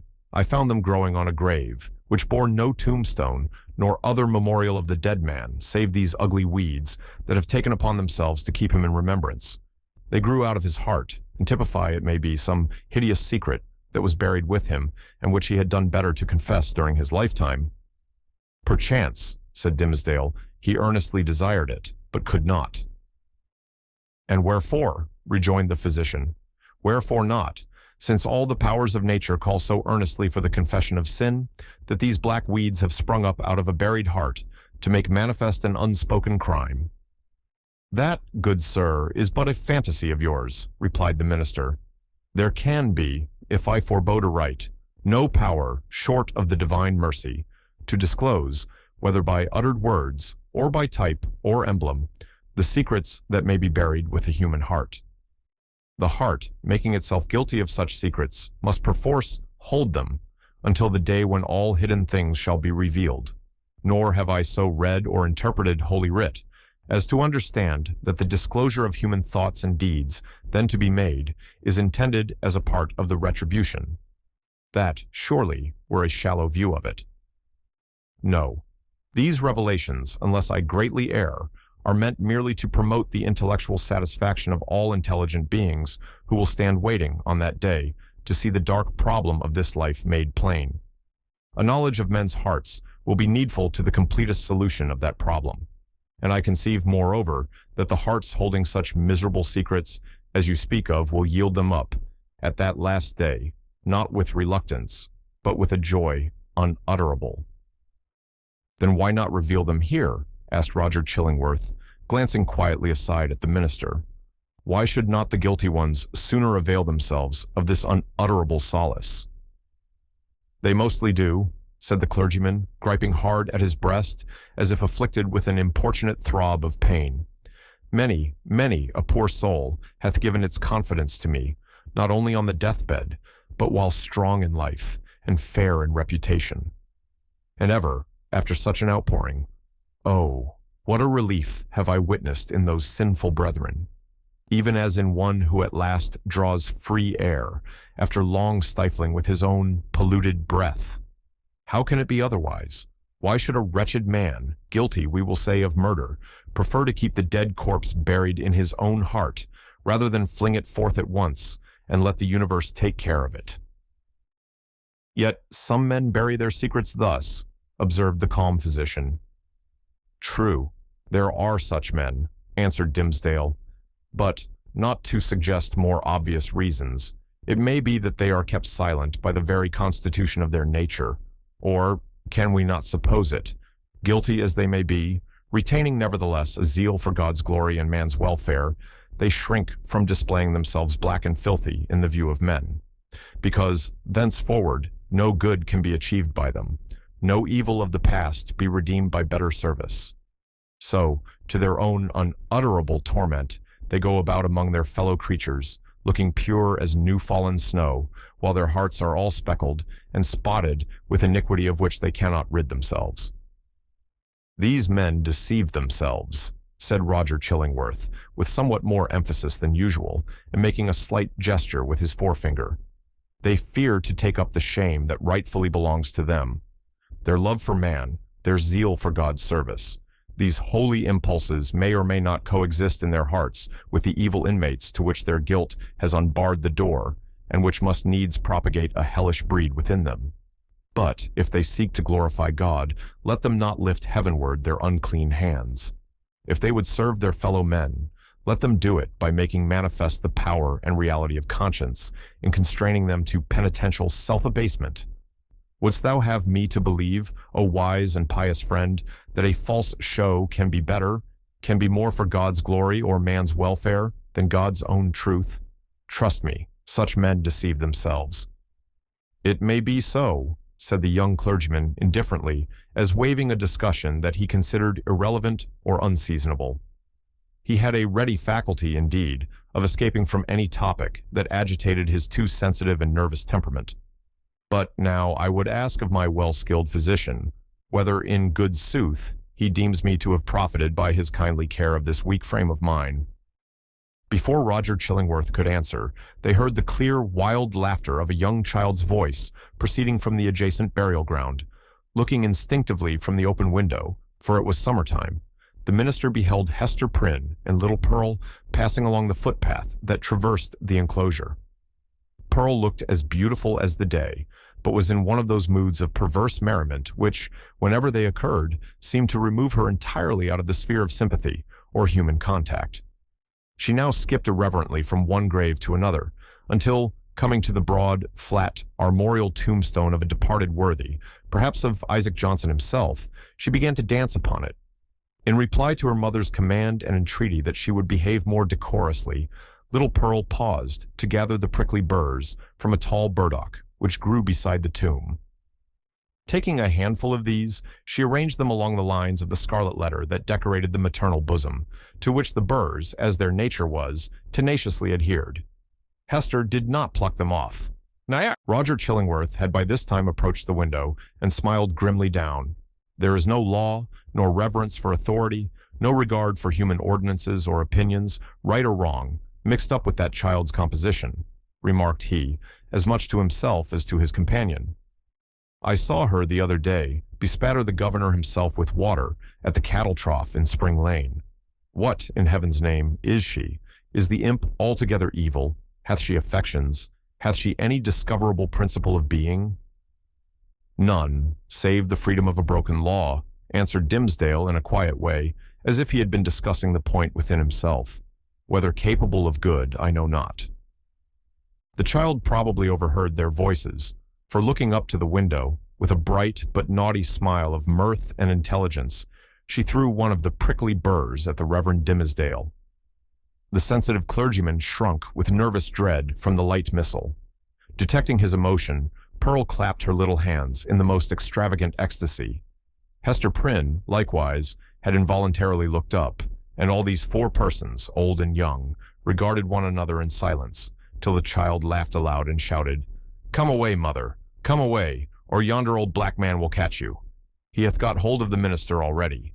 Come away, mother, or he will catch you. But he cannot catch little Pearl."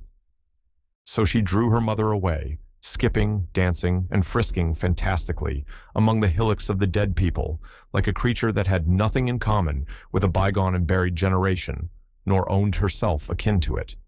It was as if she had been made afresh, out of new elements, and must perforce be permitted to live her own life and be a law unto herself, without her eccentricities being reckoned to her for a crime. "There goes a woman," resumed Roger Chillingworth after a pause, "who, be her demerits what they may, hath none of that mystery of hidden sinfulness which you deem so grievous to be borne. Is Hester Prynne the less miserable, think you, for that scarlet letter on her breast?" "I do verily believe it," answered the clergyman. "Nevertheless, I cannot answer for her. There was a look of pain in her face, which I would gladly have been spared the sight of. But still, methinks, it must needs be better for the sufferer to be free to show his pain, as this poor woman Hester is, than to cover it all up in his heart."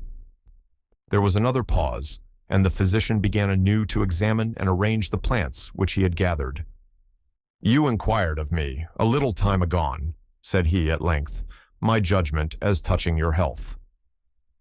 "I did," answered the clergyman, "and would gladly learn it. Speak frankly, I pray you, be it for life or death." "Freely then, and plainly," said the physician, still busy with his plants, but keeping a wary eye on Dimmesdale.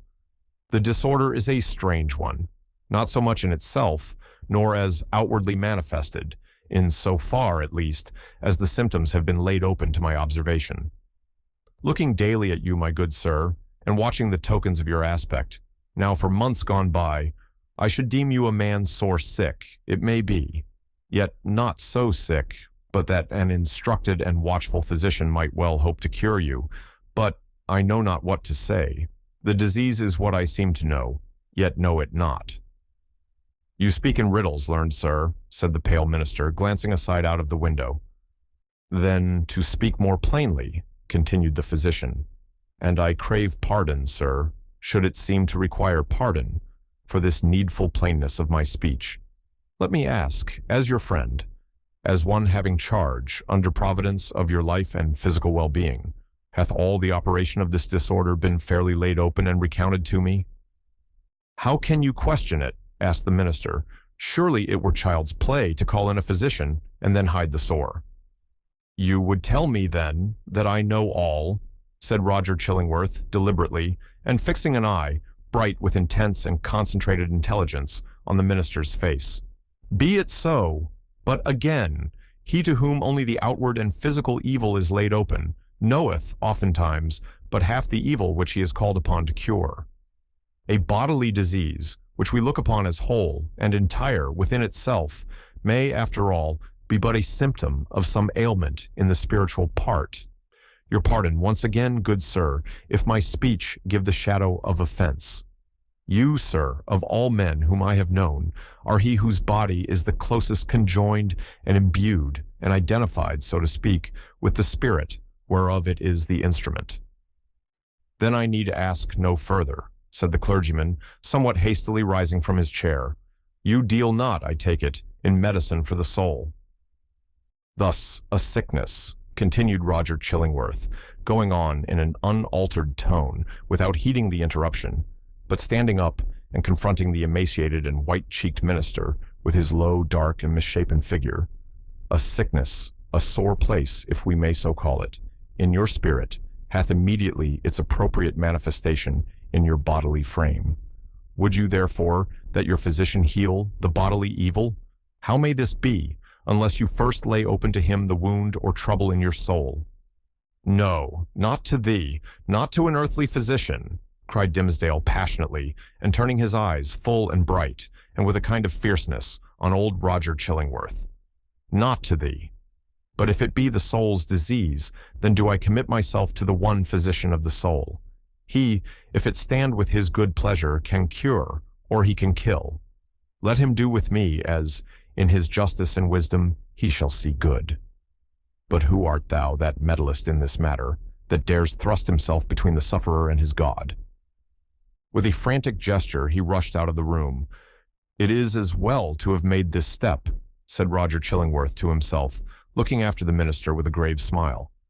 There is nothing lost. We shall be friends again anon. But see now, how passion takes hold upon this man, and hurrieth him out of himself.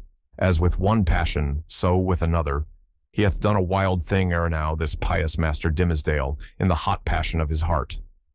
It proved not difficult to re-establish the intimacy of the two companions on the same footing and in the same degree as heretofore. The young clergyman, after a few hours of privacy, was sensible that the disorder of his nerves had hurried him into an unseemly outbreak of temper, which there had been nothing in the physician's words to excuse or palliate. He marveled indeed at the violence with which he had thrust back the kind old man, when merely proffering the advice which it was his duty to bestow, and which the minister himself had expressly sought. With these remorseful feelings, he lost no time in making the amplest apologies, and besought his friend still to continue the care, which, if not successful in restoring him to health, had, in all probability, been the means of prolonging his feeble existence to that hour. Roger Chillingworth readily assented, and went on with his medical supervision of the minister, doing his best for him in all good faith, but always quitting the patient's apartment at the close of a professional interview, with a mysterious and puzzled smile upon his lips. This expression was invisible in Dimmesdale's presence, but grew strongly evident as the physician crossed the threshold. "A rare case," he muttered. "I must needs look deeper into it. A strange sympathy betwixt soul and body. Were it only for the art's sake, I must search this matter to the bottom." It came to pass, not long after the scene above recorded, that the Reverend Dimmesdale, at noonday, and entirely unawares, fell into a deep, deep slumber, sitting in his chair, with a large black-letter volume open before him on the table. It must have been a work of vast ability in the somniferous school of literature. The profound depth of the minister's repose was the more remarkable, inasmuch as he was one of those persons whose sleep, ordinarily, is as light, as fitful, and as easily scared away as a small bird hopping on a twig. To such an unwonted remoteness, however, had his spirit now withdrawn into itself, that he stirred not in his chair when old Roger Chillingworth, without any extraordinary precaution, came into the room. The physician advanced directly in front of his patient, laid his hand upon his bosom, and thrust aside the vestment that hitherto had always covered it even from the professional eye. Then, indeed, Dimmesdale shuddered and slightly stirred. After a brief pause, the physician turned away. But, with what a wild look of wonder, joy, and horror! With what a ghastly rapture, as it were, too mighty to be expressed only by the eye and features, and therefore bursting forth through the whole ugliness of his figure, and making itself even riotously manifest by the extravagant gestures with which he threw up his arms towards the ceiling and stamped his foot upon the floor. Had a man seen old Roger Chillingworth at that moment of his ecstasy, he would have had no need to ask how Satan comports himself when a precious human soul is lost to heaven and won into his kingdom. But what distinguished the physician's ecstasy from Satan's was the trait of wonder in it.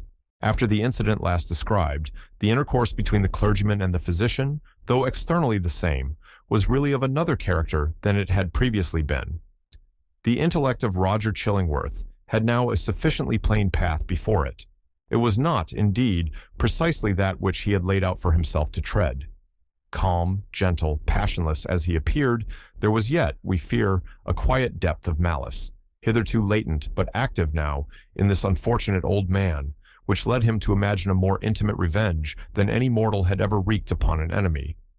To make himself the one trusted friend, to whom should be confided all the fear, the remorse, the agony, the ineffectual repentance, the backward rush of sinful thoughts, expelled in vain. All that guilty sorrow, hidden from the world, whose great heart would have pitied and forgiven, to be revealed to him, the pitiless, to him, the unforgiving. All that dark treasure to be lavished on the very man, to whom nothing else could so adequately pay the debt of vengeance. The clergyman's shy and sensitive reserve had balked this scheme. Roger Chillingworth, however, was inclined to be hardly, if at all, less satisfied with the aspect of affairs, which Providence, using the avenger and his victim for its own purposes, and perchance pardoning where it seemed most to punish, had substituted for his black devices. A revelation, he could almost say, had been granted to him. It mattered little for his object, whether celestial or from what other region. By its aid, in all the subsequent relations betwixt him and Dimmesdale, not merely the external presence, but the very inmost soul of the latter, seemed to be brought out before his eyes, so that he could see and comprehend its every movement. He became, thenceforth, not a spectator only, but a chief actor in the poor minister's interior world. He could play upon him as he chose. Would he arouse him with a throb of agony? The victim was forever on the rack. It needed only to know the spring that controlled the engine, and the physician knew it well. Would he startle him with sudden fear?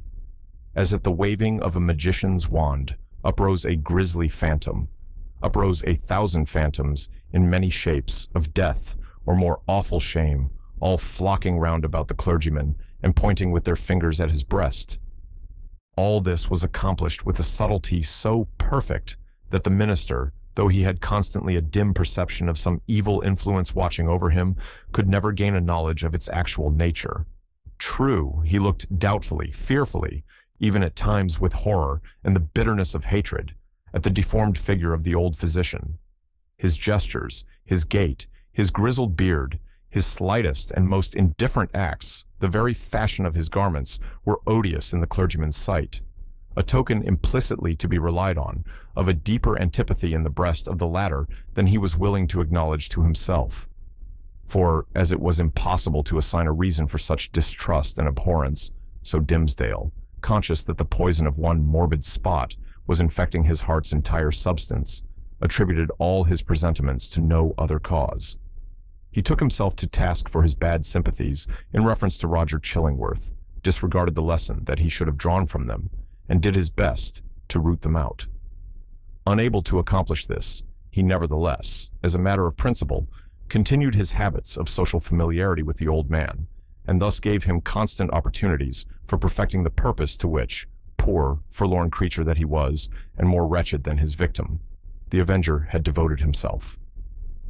While thus suffering under bodily disease and gnawed and tortured by some black trouble of the soul, and given over to the machinations of his deadliest enemy, the Reverend Dimmesdale had achieved a brilliant popularity in his sacred office. He won it, indeed, in great part by his sorrows.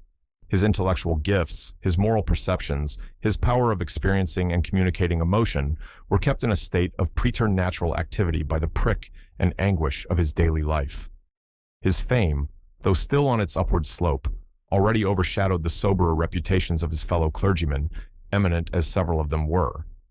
There were scholars among them, who had spent more years in acquiring abstruse lore connected with the divine profession than Dimmesdale had lived, and who might well, therefore, be more profoundly versed in such solid and valuable attainments than their youthful brother. There were men, too, of a sturdier texture of mind than his, and endowed with a far greater share of shrewd, hard, iron or granite understanding, which, duly mingled with a fair proportion of doctrinal ingredient, constitutes a highly respectable, efficacious, and unamiable variety of the clerical species. There were others, again, true saintly fathers, whose faculties had been elaborated by weary toil among their books, and by patient thought, and etherealized, moreover, by spiritual communications with the better world, into which their purity of life had almost introduced these holy personages, with their garments of mortality still clinging to them. All that they lacked was the gift that descended upon the chosen disciples at Pentecost in tongues of flame, symbolizing, it would seem, not the power of speech in foreign and unknown languages, but that of addressing the whole human brotherhood in the heart's native language. These fathers, otherwise so apostolic, lacked heaven's last and rarest attestation of their office, the tongue of flame. They would have vainly sought, had they ever dreamed of seeking, to express the highest truths through the humblest medium of familiar words and images. Their voices came down afar and indistinctly from the upper heights where they habitually dwelt. Not improbably, it was to this latter class of men that Dimmesdale, by many of his traits of character, naturally belonged. To the high mountain peaks of faith and sanctity he would have climbed, had not the tendency been thwarted by the burden, whatever it might be, of crime or anguish, beneath which it was his doom to totter. It kept him down, on a level with the lowest. Him, the man of ethereal attributes, whose voice the angels might else have listened to and answered. But this very burden it was that gave him sympathies so intimate with the sinful brotherhood of mankind, so that his heart vibrated in unison with theirs, and received their pain into itself, and sent its own throb of pain through 1,000 other hearts, in gushes of sad, persuasive eloquence. Oftenest persuasive, but sometimes terrible. The people knew not the power that moved them thus. They deemed the young clergyman a miracle of holiness. They fancied him the mouthpiece of heaven's messages of wisdom and rebuke and love. In their eyes, the very ground on which he trod was sanctified. The virgins of his church grew pale around him, victims of a passion so imbued with religious sentiment that they imagined it to be all religion, and brought it openly in their white bosoms as their most acceptable sacrifice before the altar. The aged members of his flock, beholding Dimmesdale's frame so feeble, while they were themselves so rugged in their infirmity, believed that he would go heavenward before them, and enjoined it upon their children, that their old bones should be buried close to their young pastor's holy grave. And all this time, perchance, when poor Dimmesdale was thinking of his grave, he questioned with himself whether the grass would ever grow on it, because an accursed thing must there be buried. It is inconceivable the agony with which this public veneration tortured him. It was his genuine impulse to adore the truth, and to reckon all things shadow-like and utterly devoid of weight or value, that had not its divine essence as the life within their life. Then what was he? A substance, or the dimmest of all shadows? He longed to speak out from his own pulpit at the full height of his voice and tell the people what he was. I, whom you behold in these black garments of the priesthood, I, who ascend the sacred desk and turn my pale face heavenward, taking upon myself to hold communion, in your behalf, with the Most High Omniscience. I, in whose daily life you discern the sanctity of Enoch. I, whose footsteps, as you suppose, leave a gleam along my earthly track, whereby the pilgrims that shall come after me may be guided to the regions of the blessed. I, who have laid the hand of baptism upon your children. I, who have breathed the parting prayer over your dying friends, to whom the Amen sounded faintly from a world which they had quitted. I, your pastor, whom you so reverence and trust, am utterly a pollution and a lie. More than once, Dimmesdale had gone into the pulpit with a purpose never to come down its steps until he should have spoken words like the above. More than once, he had cleared his throat and drawn in the long, deep, and tremulous breath, which, when sent forth again, would come burdened with the black secret of his soul. More than once, nay, more than 100 times, he had actually spoken. Spoken? But how? He had told his hearers that he was altogether vile, a viler companion of the vilest, the worst of sinners, an abomination, a thing of unimaginable iniquity, and that the only wonder was that they did not see his wretched body shriveled up before their eyes by the burning wrath of the Almighty. Could there be plainer speech than this? Would not the people start up in their seats by a simultaneous impulse and tear him down out of the pulpit which he defiled? Not so, indeed. They heard it all and did but reverence him the more. They little guessed what deadly purport lurked in those self-condemning words. The godly youth, said they among themselves, the saint on earth. Alas, if he discerned such sinfulness in his own white soul, what horrid spectacle would he behold in thine or mine? The minister well knew, subtle but remorseful hypocrite that he was, the light in which his vague confession would be viewed. He had striven to put a cheat upon himself by making the avowal of a guilty conscience, but had gained only one other sin, and a self-acknowledged shame, without the momentary relief of being self-deceived. He had spoken the very truth, and transformed it into the veriest falsehood. And yet, by the constitution of his nature, he loved the truth, and loathed the lie, as few men ever did. Therefore, above all things else, he loathed his miserable self. His inward trouble drove him to practices more in accordance with the old, corrupted faith of Rome than with the better light of the church in which he had been born and bred. In Dimmesdale's secret closet, under lock and key, there was a bloody scourge. Oftentimes, this Protestant and Puritan divine had plied it on his own shoulders, laughing bitterly at himself the while, and smiting so much the more pitilessly because of that bitter laugh. It was his custom, too, as it has been that of many other pious Puritans, to fast, not however like them, in order to purify the body and render it the fitter medium of celestial illumination, but rigorously, and until his knees trembled beneath him as an act of penance. He kept vigils, likewise, night after night, sometimes in utter darkness, sometimes with a glimmering lamp, and sometimes viewing his own face in a looking-glass by the most powerful light which he could throw upon it. He thus typified the constant introspection wherewith he tortured, but could not purify, himself. In these lengthened vigils, his brain often reeled, and visions seemed to flit before him, perhaps seen doubtfully, and by a faint light of their own, in the remote dimness of the chamber, or more vividly, and close beside him, within the looking-glass. Now it was a herd of diabolic shapes that grinned and mocked at the pale minister and beckoned him away with them. Now a group of shining angels who flew upward heavily as sorrow-laden, but grew more ethereal as they rose. Now came the dead friends of his youth, and his white-bearded father, with a saint-like frown, and his mother, turning her face away as she passed by. Ghost of a mother, thinnest fantasy of a mother, methinks she might yet have thrown a pitying glance towards her son. And now, through the chamber which these spectral thoughts had made so ghastly, glided Hester Prynne, leading along little Pearl in her scarlet garb, and pointing her forefinger first at the scarlet letter on her bosom, and then at the clergyman's own breast. None of these visions ever quite deluded him. At any moment, by an effort of his will, he could discern substances through their misty lack of substance, and convince himself that they were not solid in their nature, like yonder table of carved oak, or that big, square, leathern-bound and brazen-clasped volume of divinity.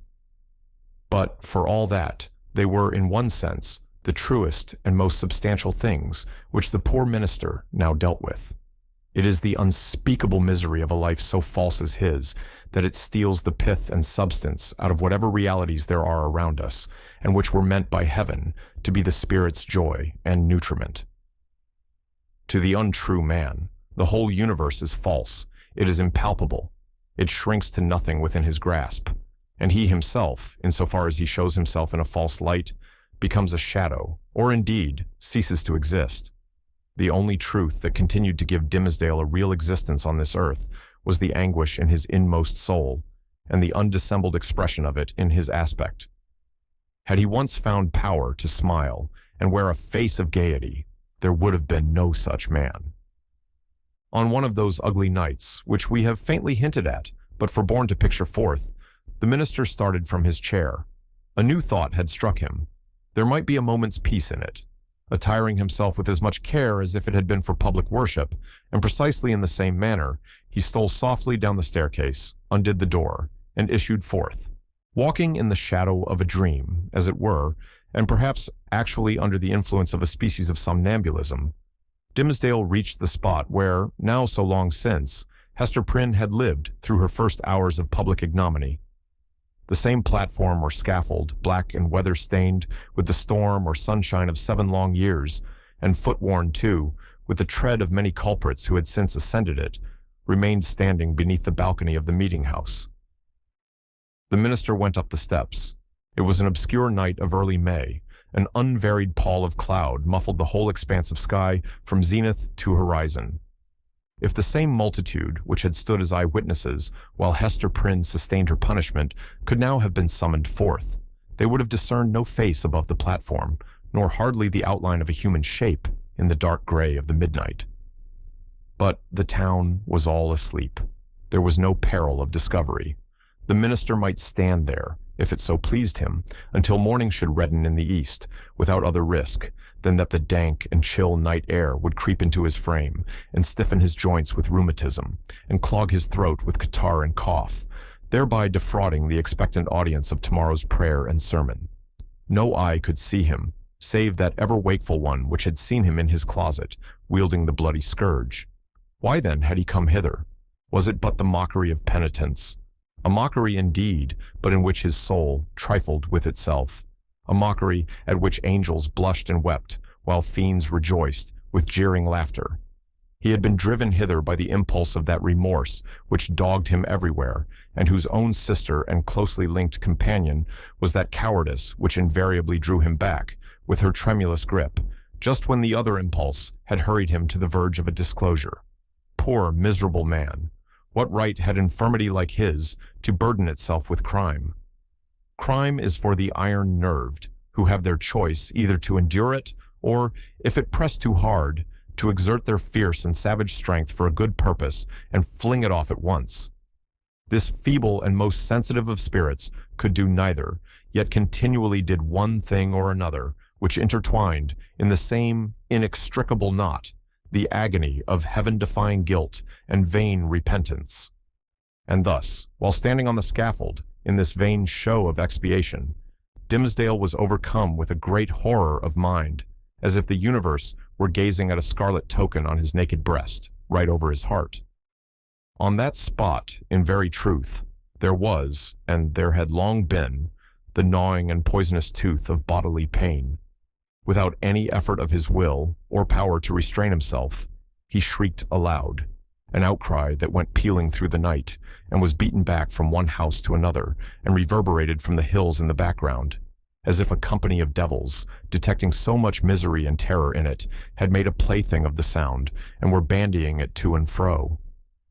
"It is done," muttered the minister, covering his face with his hands. "The whole town will awake, and hurry forth, and find me here." But it was not so. The shriek had perhaps sounded with a far greater power to his own startled ears than it actually possessed.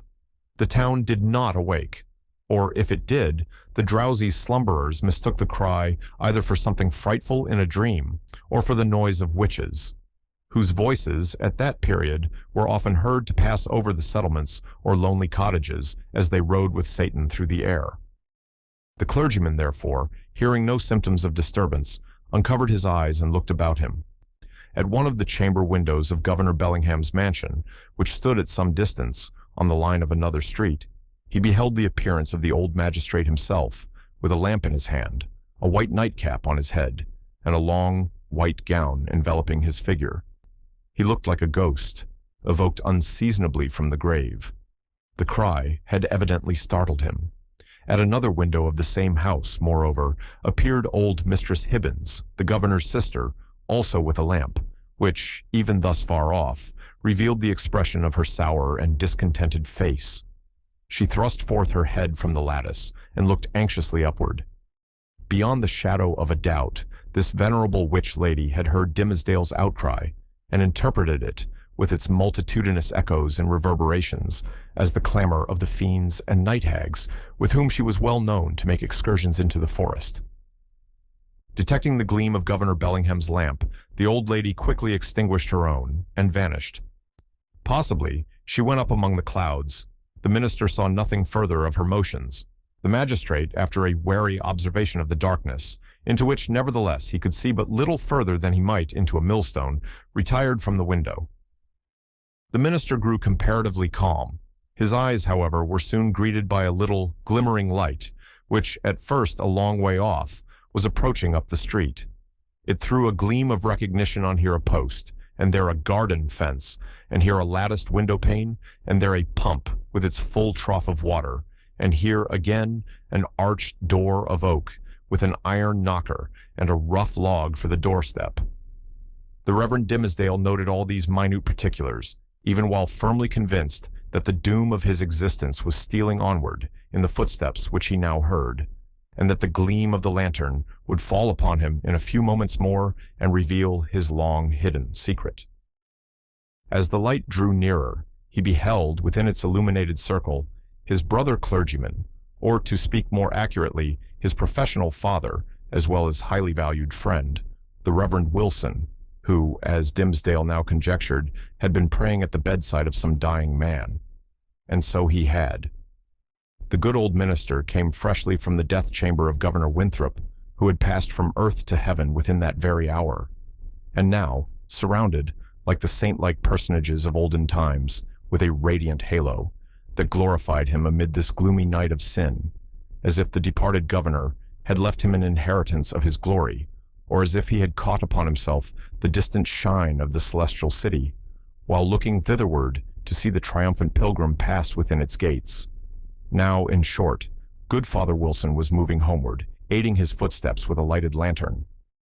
The glimmer of this luminary suggested the above conceits to Dimmesdale, who smiled, nay, almost laughed at them, and then wondered if he were going mad.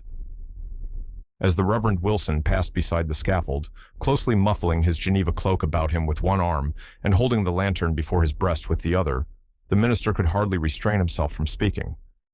"A good evening to you, venerable Father Wilson. Come up hither, I pray you, and pass a pleasant hour with me." Good heavens!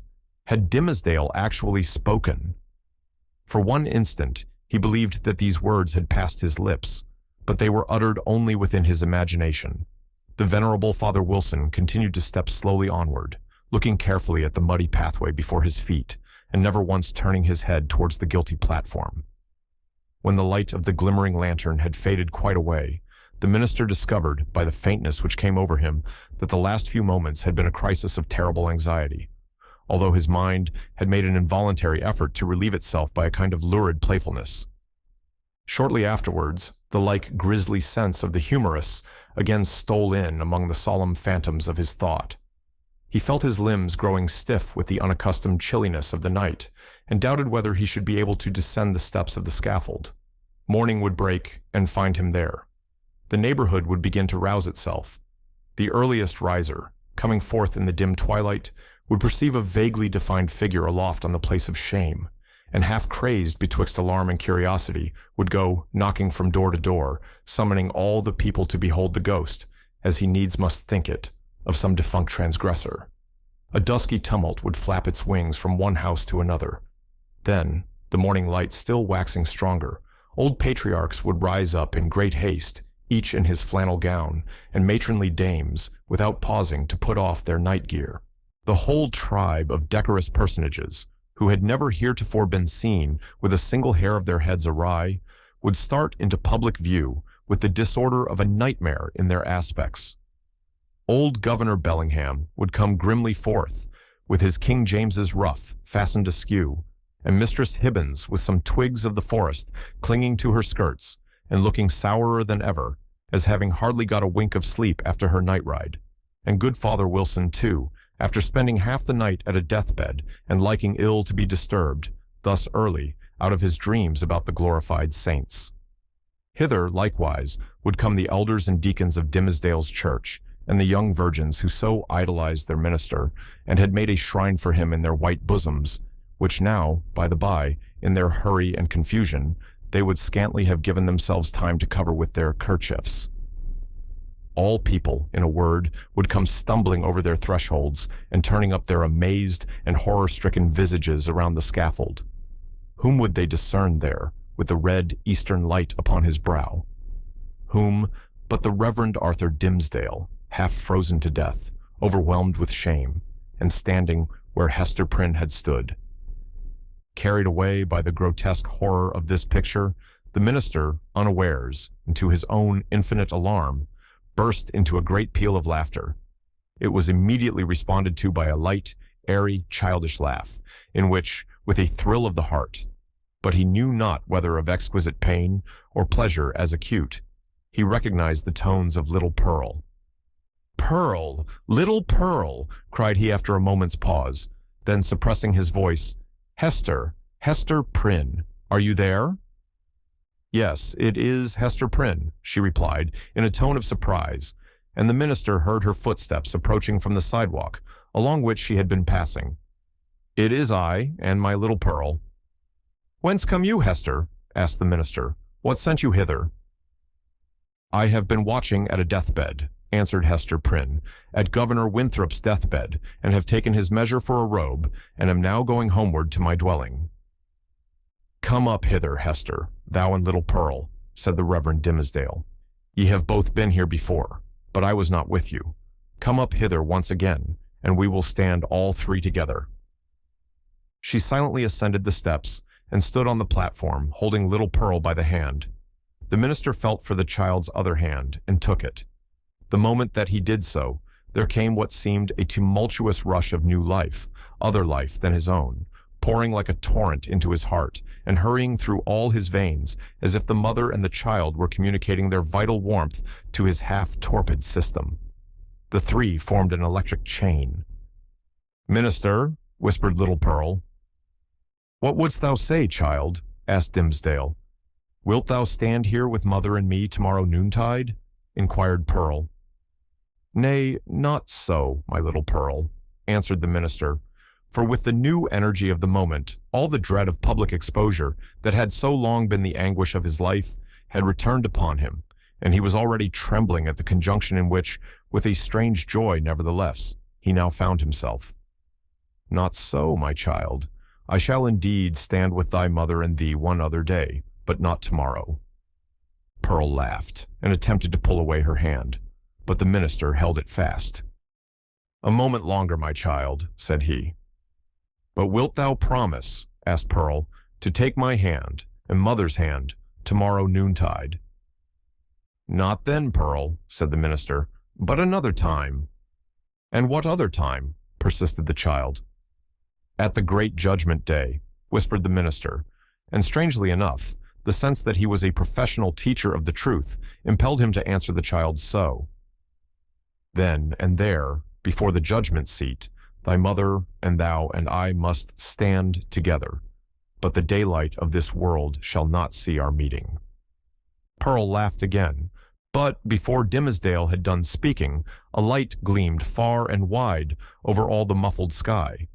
It was doubtless caused by one of those meteors which the night watcher may so often observe burning out to waste in the vacant regions of the atmosphere. So powerful was its radiance that it thoroughly illuminated the dense medium of cloud betwixt the sky and earth. The great vault brightened like the dome of an immense lamp. It showed the familiar scene of the street with the distinctness of midday, but also with the awfulness that is always imparted to familiar objects by an unaccustomed light. The wooden houses, with their jutting stories and quaint gable peaks, the doorsteps and thresholds, with the early grass springing up about them, the garden plots, black with freshly turned earth, the wheel track, little worn, and even in the marketplace, margined with green on either side. All were visible, but with a singularity of aspect that seemed to give another moral interpretation to the things of this world than they had ever borne before. And there stood the minister, with his hand over his heart, and Hester Prynne, with the embroidered letter glimmering on her bosom, and little Pearl, herself a symbol, and the connecting link between those two. They stood in the noon of that strange and solemn splendor, as if it were the light that is to reveal all secrets, and the daybreak that shall unite all who belong to one another. There was witchcraft in little Pearl's eyes, and her face, as she glanced upward at the minister, wore that naughty smile which made its expression frequently so elvish. She withdrew her hand from Dimmesdale's and pointed across the street, but he clasped both his hands over his breast and cast his eyes towards the zenith. Nothing was more common in those days than to interpret all meteoric appearances and other natural phenomena that occurred with less regularity than the rise and set of sun and moon, as so many revelations from a supernatural source. Thus, a blazing spear, a sword of flame, a bow, or a sheaf of arrows seen in the midnight sky prefigured Indian warfare. Pestilence was known to have been foreboded by a shower of crimson light. We doubt whether any marked event for good or evil ever befell New England from its settlement down to revolutionary times of which the inhabitants had not been previously warned by some spectacle of this nature. Not seldom, it had been seen by multitudes. Oftener, however, its credibility rested on the faith of some lonely eyewitness, who beheld the wonder through the colored, magnifying, and distorting medium of his imagination, and shaped it more distinctly in his afterthought. It was, indeed, a majestic idea that the destiny of nations should be revealed in these awful hieroglyphics on the cope of heaven. A scroll so wide might not be deemed too expansive for Providence to write a people's doom upon. The belief was a favorite one with our forefathers, as betokening that their infant commonwealth was under a celestial guardianship of peculiar intimacy and strictness. But what shall we say when an individual discovers a revelation addressed to himself alone on the same vast sheet of record? In such a case, it could only be the symptom of a highly disordered mental state when a man, rendered morbidly self-contemplative by long, intense, and secret pain, had extended his egotism over the whole expanse of nature until the firmament itself should appear no more than a fitting page for his soul's history and fate. We impute it, therefore, solely to the disease in his own eye and heart that the minister, looking upward to the zenith, beheld there the appearance of an immense letter, the letter A, marked out in lines of dull red light. Not but the meteor may have shown itself at that point, burning duskily through a veil of cloud, but with no such shape as his guilty imagination gave it, or at least with so little definiteness that another's guilt might have seen another symbol in it. There was a singular circumstance that characterized Dimmesdale's psychological state at this moment. All the time that he gazed upward to the zenith, he was nevertheless perfectly aware that little Pearl was pointing her finger towards old Roger Chillingworth, who stood at no great distance from the scaffold. The minister appeared to see him, with the same glance that discerned the miraculous letter. To his features, as to all other objects, the meteoric light imparted a new expression, or it might well be that the physician was not careful then, as at all other times, to hide the malevolence with which he looked upon his victim. Certainly, if the meteor kindled up the sky and disclosed the earth with an awfulness that admonished Hester Prynne and the clergyman of the day of judgment, then might Roger Chillingworth have passed with them for the arch-fiend, standing there with a smile and scowl to claim his own. So vivid was the expression, or so intense the minister's perception of it, that it seemed still to remain painted on the darkness after the meteor had vanished, with an effect as if the street and all things else were at once annihilated. "Who is that man, Hester?" gasped Dimmesdale, overcome with terror. "I shiver at him. Dost thou know the man? I hate him, Hester." She remembered her oath and was silent. "I tell thee, my soul shivers at him," muttered the minister again. "Who is he? Who is he? Canst thou do nothing for me? I have a nameless horror of the man." "Minister," said little Pearl, "I can tell thee who he is." "Quickly then, child," said the minister, bending his ear close to her lips. "Quickly, and as low as thou canst whisper." Pearl mumbled something into his ear that sounded indeed like human language, but was only such gibberish as children may be heard amusing themselves with by the hour together. At all events, if it involved any secret information in regard to old Roger Chillingworth, it was in a tongue unknown to the erudite clergyman, and did but increase the bewilderment of his mind. The elvish child then laughed aloud. "Dost thou mock me now?" said the minister. "Thou wast not bold, thou wast not true," answered the child. "Thou wouldst not promise to take my hand, and mother's hand, tomorrow noontide." "Worthy sir," answered the physician, who had now advanced to the foot of the platform, "pious Master Dimmesdale, can this be you? Well, well indeed, we men of study whose heads are in our books have need to be straitly looked after. We dream in our waking moments and walk in our sleep. Come, good sir, and my dear friend, I pray you, let me lead you home." "How knewest thou that I was here?" asked the minister fearfully.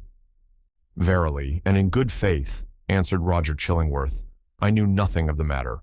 I had spent the better part of the night at the bedside of the worshipful Governor Winthrop, doing what my poor skill might to give him ease. He going home to a better world, I, likewise, was on my way homeward, when this strange light shone out. Come with me, I beseech you, reverend sir, else you will be poorly able to do Sabbath duty tomorrow. Aha!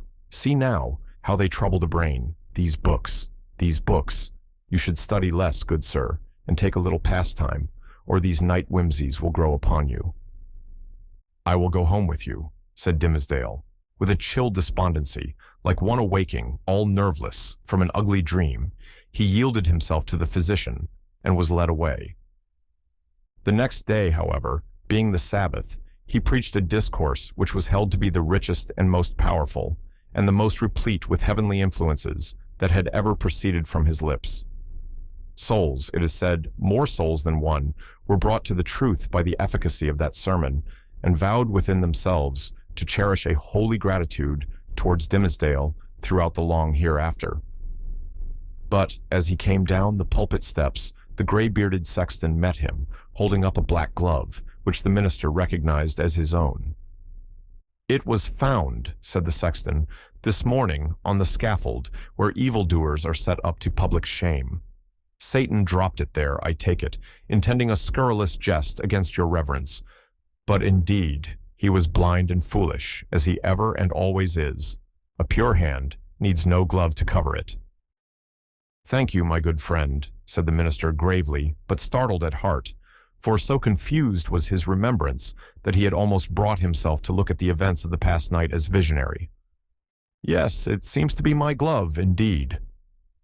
"And since Satan saw fit to steal it, your reverence must needs handle him without gloves, henceforward," remarked the old sexton, grimly smiling. "But did your reverence hear of the portent that was seen last night? A great red letter in the sky, the letter A, which we interpret to stand for angel. For, as our good Governor Winthrop was made an angel this past night, it was doubtless held fit that there should be some notice thereof." "No," answered the minister, "I had not heard of it." In her late singular interview with Dimmesdale, Hester Prynne was shocked at the condition to which she found the clergyman reduced. His nerves seemed absolutely destroyed. His moral force was abased into more than childish weakness. It groveled helpless on the ground, even while his intellectual faculties retained their pristine strength, or had perhaps acquired a morbid energy, which disease only could have given them. With her knowledge of a train of circumstances hidden from all others, she could readily infer that, besides the legitimate action of his own conscience, a terrible machinery had been brought to bear, and was still operating on Dimmesdale's well-being and repose. Knowing what this poor, fallen man had once been, her whole soul was moved by the shuddering terror with which he had appealed to her, the outcast woman, for support against his instinctively discovered enemy. She decided, moreover, that he had a right to her utmost aid. Little accustomed, in her long seclusion from society, to measure her ideas of right and wrong by any standard external to herself, Hester saw, or seemed to see, that there lay a responsibility upon her in reference to the clergyman which she owed to no other, nor to the whole world besides. The links that united her to the rest of humankind, links of flowers or silk or gold or whatever the material, had all been broken. Here was the iron link of mutual crime, which neither he nor she could break.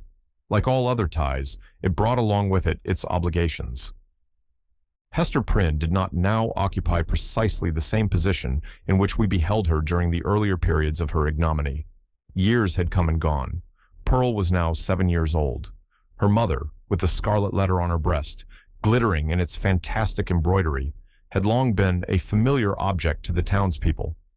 As is apt to be the case when a person stands out in any prominence before the community, and, at the same time, interferes neither with public nor individual interests and convenience, a species of general regard had ultimately grown up in reference to Hester Prynne. It is to the credit of human nature that, except where its selfishness is brought into play, it loves more readily than it hates. Hatred, by a gradual and quiet process, will even be transformed to love, unless the change be impeded by a continually new irritation of the original feeling of hostility. In this matter of Hester Prynne, there was neither irritation nor irksomeness. She never battled with the public, but submitted uncomplainingly to its worst usage. She made no claim upon it, in requital for what she suffered. She did not weigh upon its sympathies. Then also, the blameless purity of her life during all these years in which she had been set apart to infamy was reckoned largely in her favor. With nothing now to lose in the sight of mankind, and with no hope, and seemingly no wish, of gaining anything, it could only be a genuine regard for virtue that had brought back the poor wanderer to its paths. It was perceived, too, that while Hester never put forward even the humblest title to share in the world's privileges, further than to breathe the common air and earn daily bread for little Pearl and herself by the faithful labor of her hands, she was quick to acknowledge her sisterhood with the race of man, whenever benefits were to be conferred. None so ready as she to give of her little substance to every demand of poverty, even though the bitter-hearted pauper threw back a jibe in requital of the food brought regularly to his door, or the garments wrought for him by the fingers that could have embroidered a monarch's robe. None so self-devoted as Hester when pestilence stalked through the town. In all seasons of calamity, indeed, whether general or of individuals, the outcast of society at once found her place. She came, not as a guest, but as a rightful inmate, into the household that was darkened by trouble, as if its gloomy twilight were a medium in which she was entitled to hold intercourse with her fellow creatures. There glimmered the embroidered letter, with comfort in its unearthly ray. Elsewhere the token of sin, it was the taper of the sick chamber. It had even thrown its gleam in the sufferer's hard extremity across the verge of time. It had shown him where to set his foot, while the light of earth was fast becoming dim, and ere the light of futurity could reach him. In such emergencies, Hester's nature showed itself warm and rich, a wellspring of human tenderness, unfailing to every real demand, and inexhaustible by the largest. Her breast, with its badge of shame, was but the softer pillow for the head that needed one. She was self-ordained a sister of mercy, or we may rather say, the world's heavy hand had so ordained her, when neither the world nor she looked forward to this result.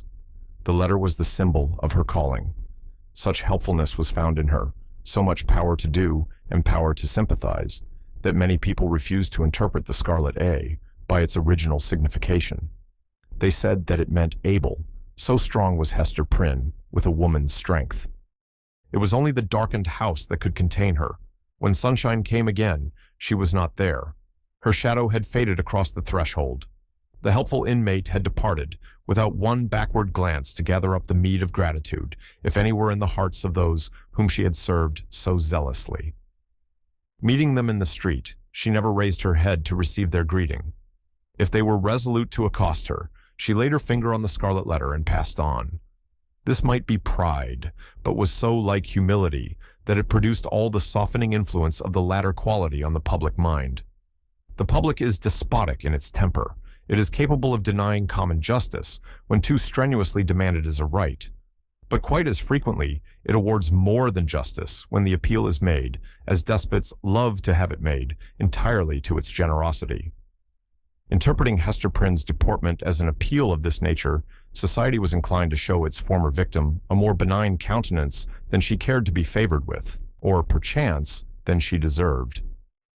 The rulers and the wise and learned men of the community were longer in acknowledging the influence of Hester's good qualities than the people. The prejudices which they shared in common with the latter were fortified in themselves by an iron framework of reasoning that made it a far tougher labor to expel them. Day by day, nevertheless, their sour and rigid wrinkles were relaxing into something which, in the due course of years, might grow to be an expression of almost benevolence. Thus it was with the men of rank on whom their eminent position imposed the guardianship of the public morals. Individuals in private life, meanwhile, had quite forgiven Hester Prynne for her frailty. Nay, more, they had begun to look upon the Scarlet Letter as the token, not of that one sin for which she had borne so long and dreary a penance, but of her many good deeds since. "Do you see that woman with the embroidered badge?" they would say to strangers. "It is our Hester, the town's own Hester, who is so kind to the poor, so helpful to the sick, so comfortable to the afflicted." Then, it is true, the propensity of human nature to tell the very worst of itself, when embodied in the person of another, would constrain them to whisper the black scandal of bygone years. It was none the less a fact, however, that, in the eyes of the very men who spoke thus, the Scarlet Letter had the effect of the cross on a nun's bosom.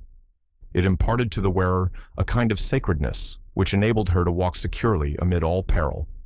Had she fallen among thieves, it would have kept her safe. It was reported, and believed by many, that an Indian had drawn his arrow against the badge, and that the missile struck it, but fell harmless to the ground.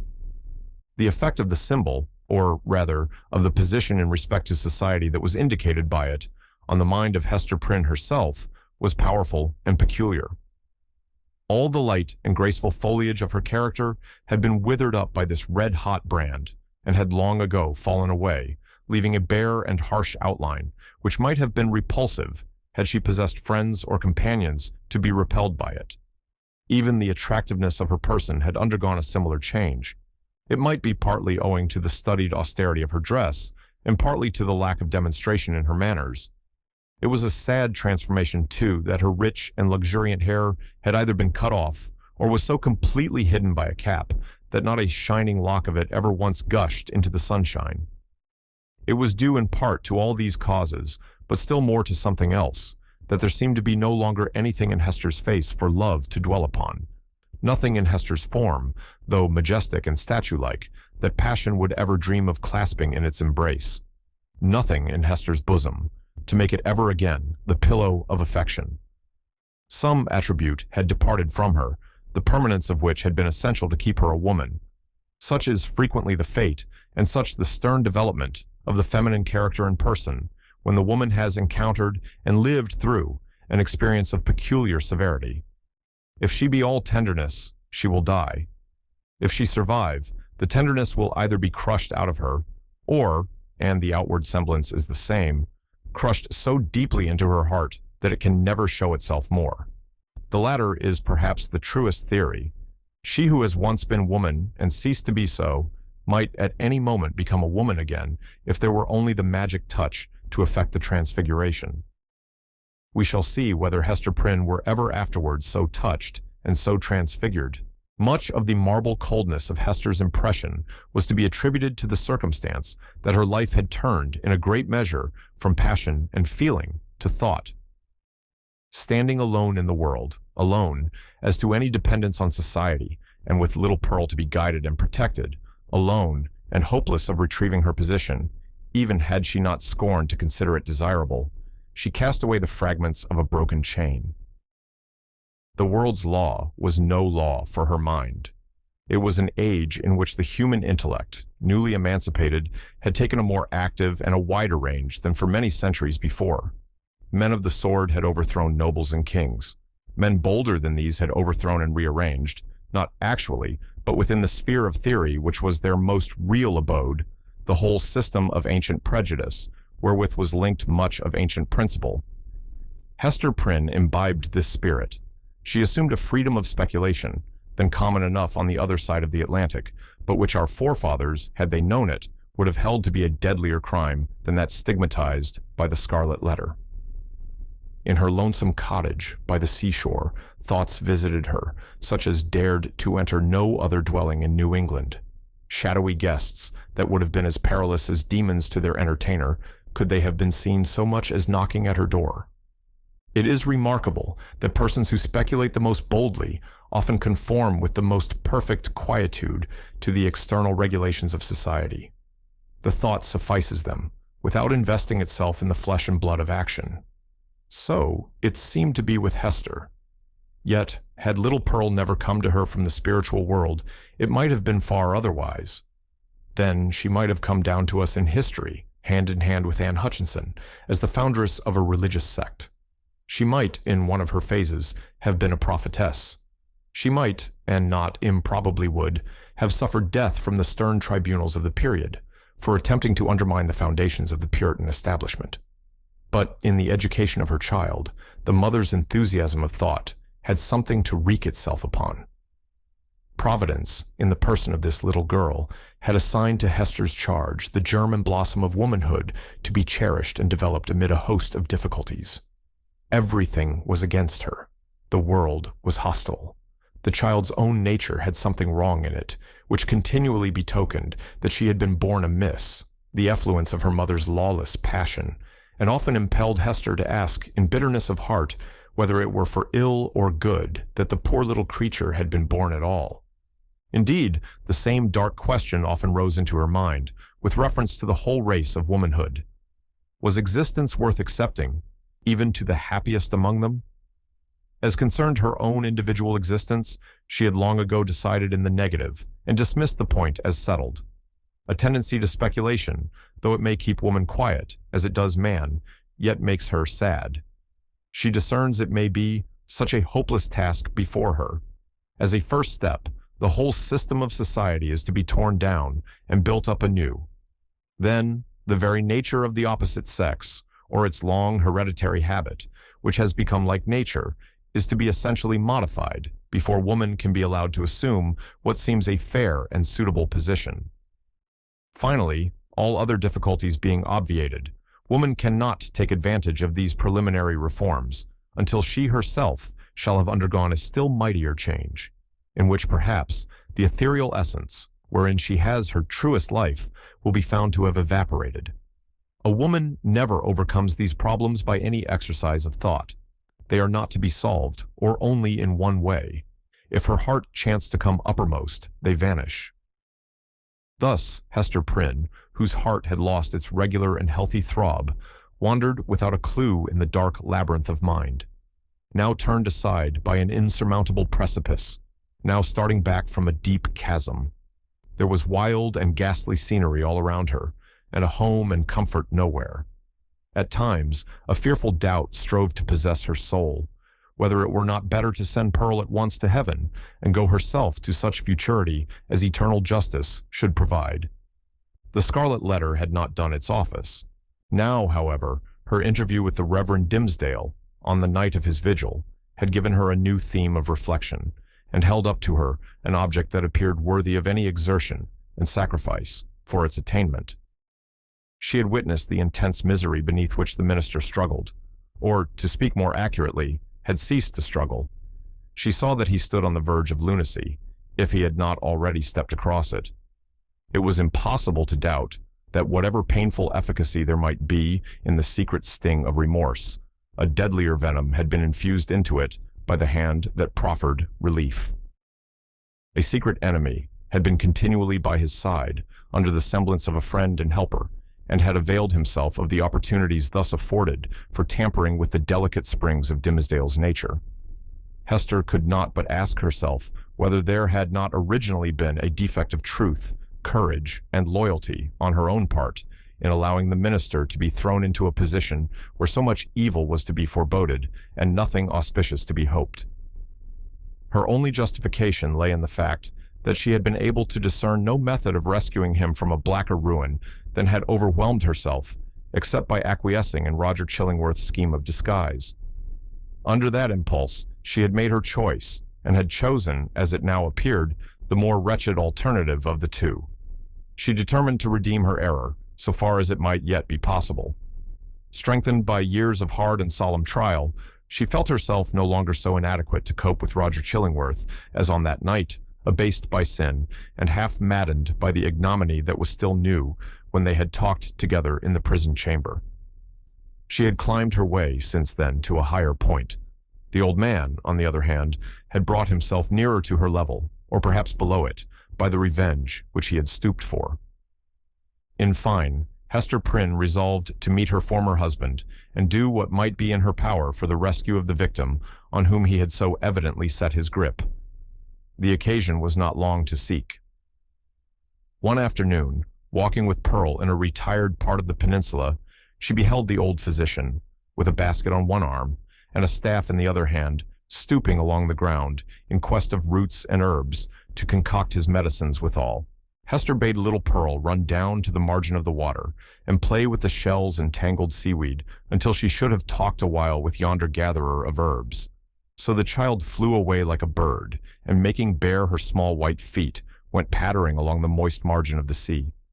Here and there she came to a full stop and peeped curiously into a pool, left by the retiring tide as a mirror for Pearl to see her face in. Forth peeped at her, out of the pool, with dark, glistening curls around her head and an elf smile in her eyes, the image of a little maid whom Pearl, having no other playmate, invited to take her hand and run a race with her. But the visionary little maid, on her part, beckoned likewise, as if to say, "This is a better place. Come thou into the pool."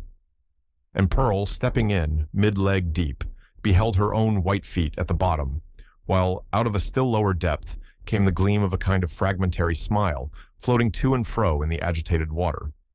Meanwhile, her mother had accosted the physician. "I would speak a word with you," said she, "a word that concerns us much." "Ah-ha, and is it Mistress Hester that has a word for old Roger Chillingworth?" answered he, raising himself from his stooping posture. "With all my heart. Why, mistress, I hear good tidings of you on all hands. No longer ago than yester eve, a magistrate, a wise and godly man, was discoursing of your affairs, Mistress Hester, and whispered me that there had been question concerning you in the council. It was debated whether or no, with safety to the common weal, yonder Scarlet Letter might be taken off your bosom. On my life, Hester, I made my entreaty to the worshipful magistrate that it might be done forthwith. It lies not in the pleasure of the magistrates to take off this badge, calmly replied Hester. Were I worthy to be quit of it, it would fall away of its own nature, or be transformed into something that should speak a different purport. Nay, then, wear it, if it suit you better, rejoined he. A woman must needs follow her own fancy, touching the adornment of her person. The letter is gaily embroidered, and shows right bravely on your bosom. All this while, Hester had been looking steadily at the old man, and was shocked, as well as wonder-smitten, to discern what a change had been wrought upon him within the past 7 years. It was not so much that he had grown older, for though the traces of advancing life were visible, he bore his age well, and seemed to retain a wiry vigor and alertness. But the former aspect of an intellectual and studious man, calm and quiet, which was what she best remembered in him, had altogether vanished and been succeeded by an eager, searching, almost fierce, yet carefully guarded look. It seemed to be his wish and purpose to mask this expression with a smile, but the latter played him false and flickered over his visage so derisively that the spectator could see his blackness all the better for it. Ever and anon, too, there came a glare of red light out of his eyes, as if the old man's soul were on fire and kept on smoldering duskily within his breast, until, by some casual puff of passion, it was blown into a momentary flame. This he repressed as speedily as possible, and strove to look as if nothing of the kind had happened. In a word, old Roger Chillingworth was a striking evidence of man's faculty of transforming himself into a devil, if he will only, for a reasonable space of time, undertake a devil's office. This unhappy person had effected such a transformation by devoting himself, for 7 years, to the constant analysis of a heart full of torture, and deriving his enjoyment thence, and adding fuel to those fiery tortures which he analyzed and gloated over. The Scarlet Letter burned on Hester Prynne's bosom. Here was another ruin, the responsibility of which came partly home to her. "What see you in my face?" asked the physician, "that you look at it so earnestly?" "Something that would make me weep if there were any tears bitter enough for it," answered she. "But let it pass. It is of yonder miserable man that I would speak." "And what of him?" cried Roger Chillingworth eagerly, as if he loved the topic, and were glad of an opportunity to discuss it with the only person of whom he could make a confidant. "Not to hide the truth, Mistress Hester, my thoughts happen just now to be busy with the gentleman, so speak freely, and I will make answer." "When we last spake together," said Hester, "now 7 years ago, it was your pleasure to extort a promise of secrecy, as touching the former relation betwixt yourself and me. As the life and good fame of yonder man were in your hands, there seemed no choice to me, save to be silent, in accordance with your behest.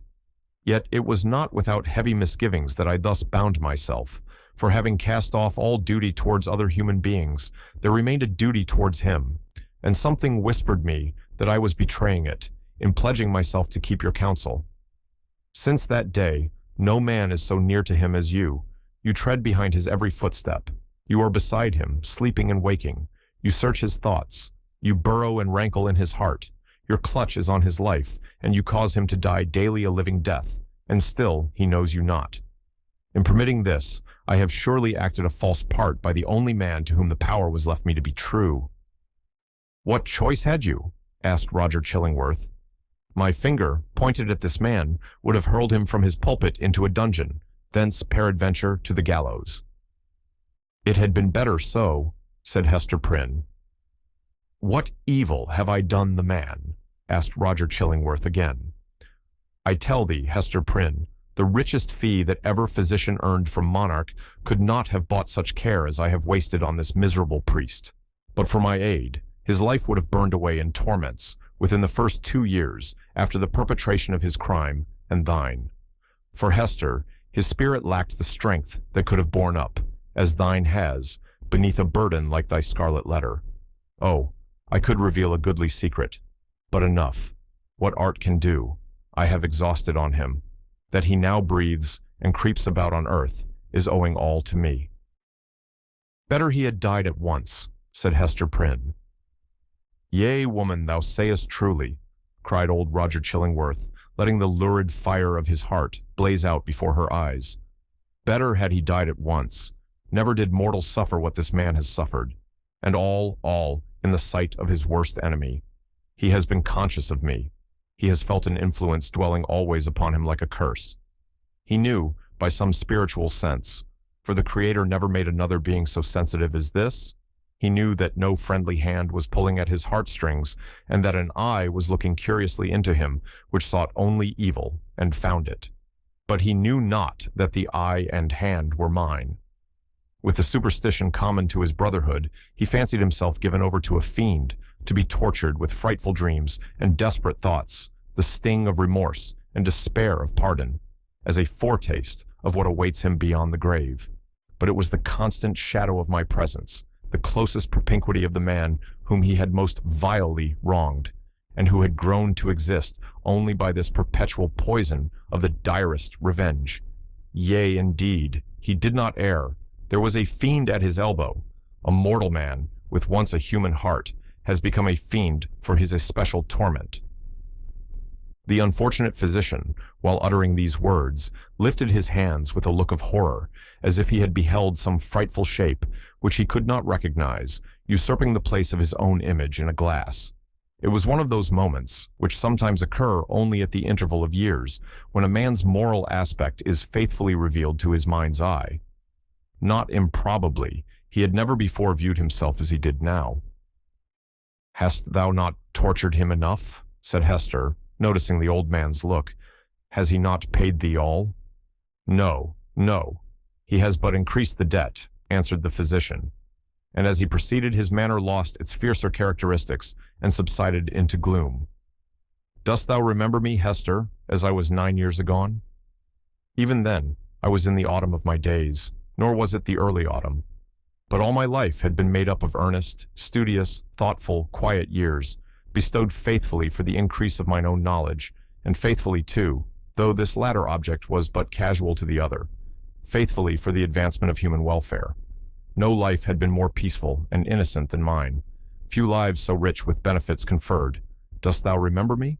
Was I not, though you might deem me cold, nevertheless a man thoughtful for others, craving little for himself, kind, true, just, and of constant, if not warm, affections? Was I not all this?" "All this and more," said Hester. "And what am I now?" demanded he, looking into her face, and permitting the whole evil within him to be written on his features. "I have already told thee what I am, a fiend. Who made me so?"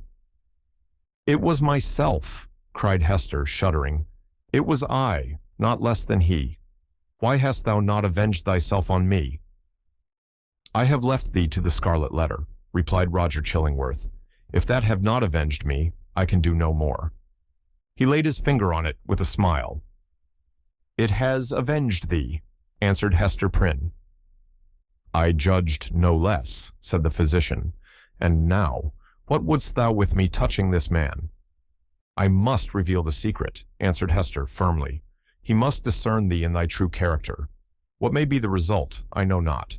But this long debt of confidence, due from me to him, whose bane and ruin I have been, shall at length be paid. So far as concerns the overthrow or preservation of his fair fame and his earthly state, and perchance his life, he is in thy hands.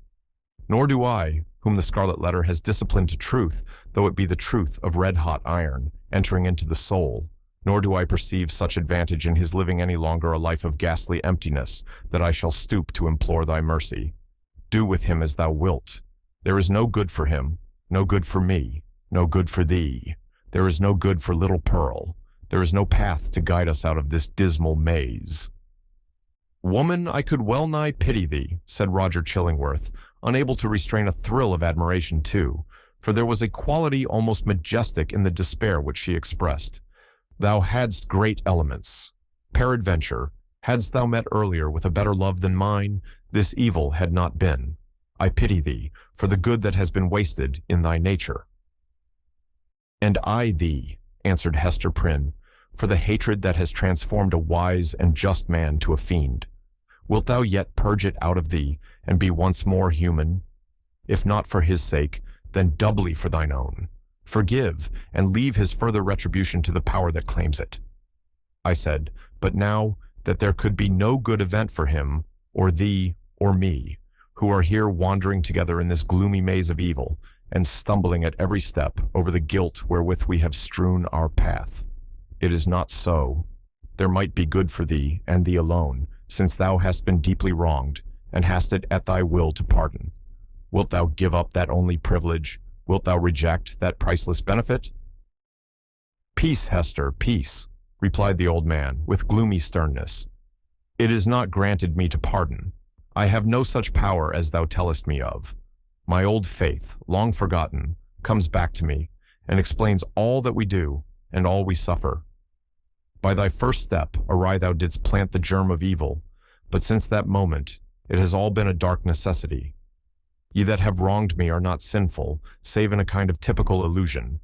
Neither am I fiend-like, who have snatched a fiend's office from his hands. It is our fate.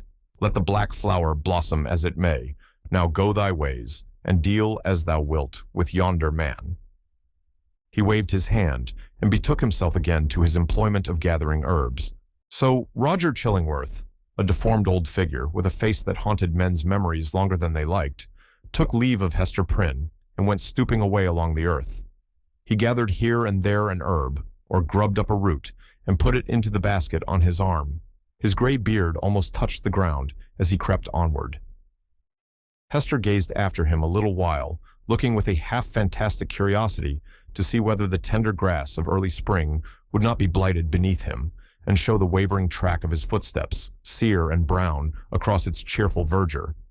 She wondered what sort of herbs they were, which the old man was so sedulous to gather.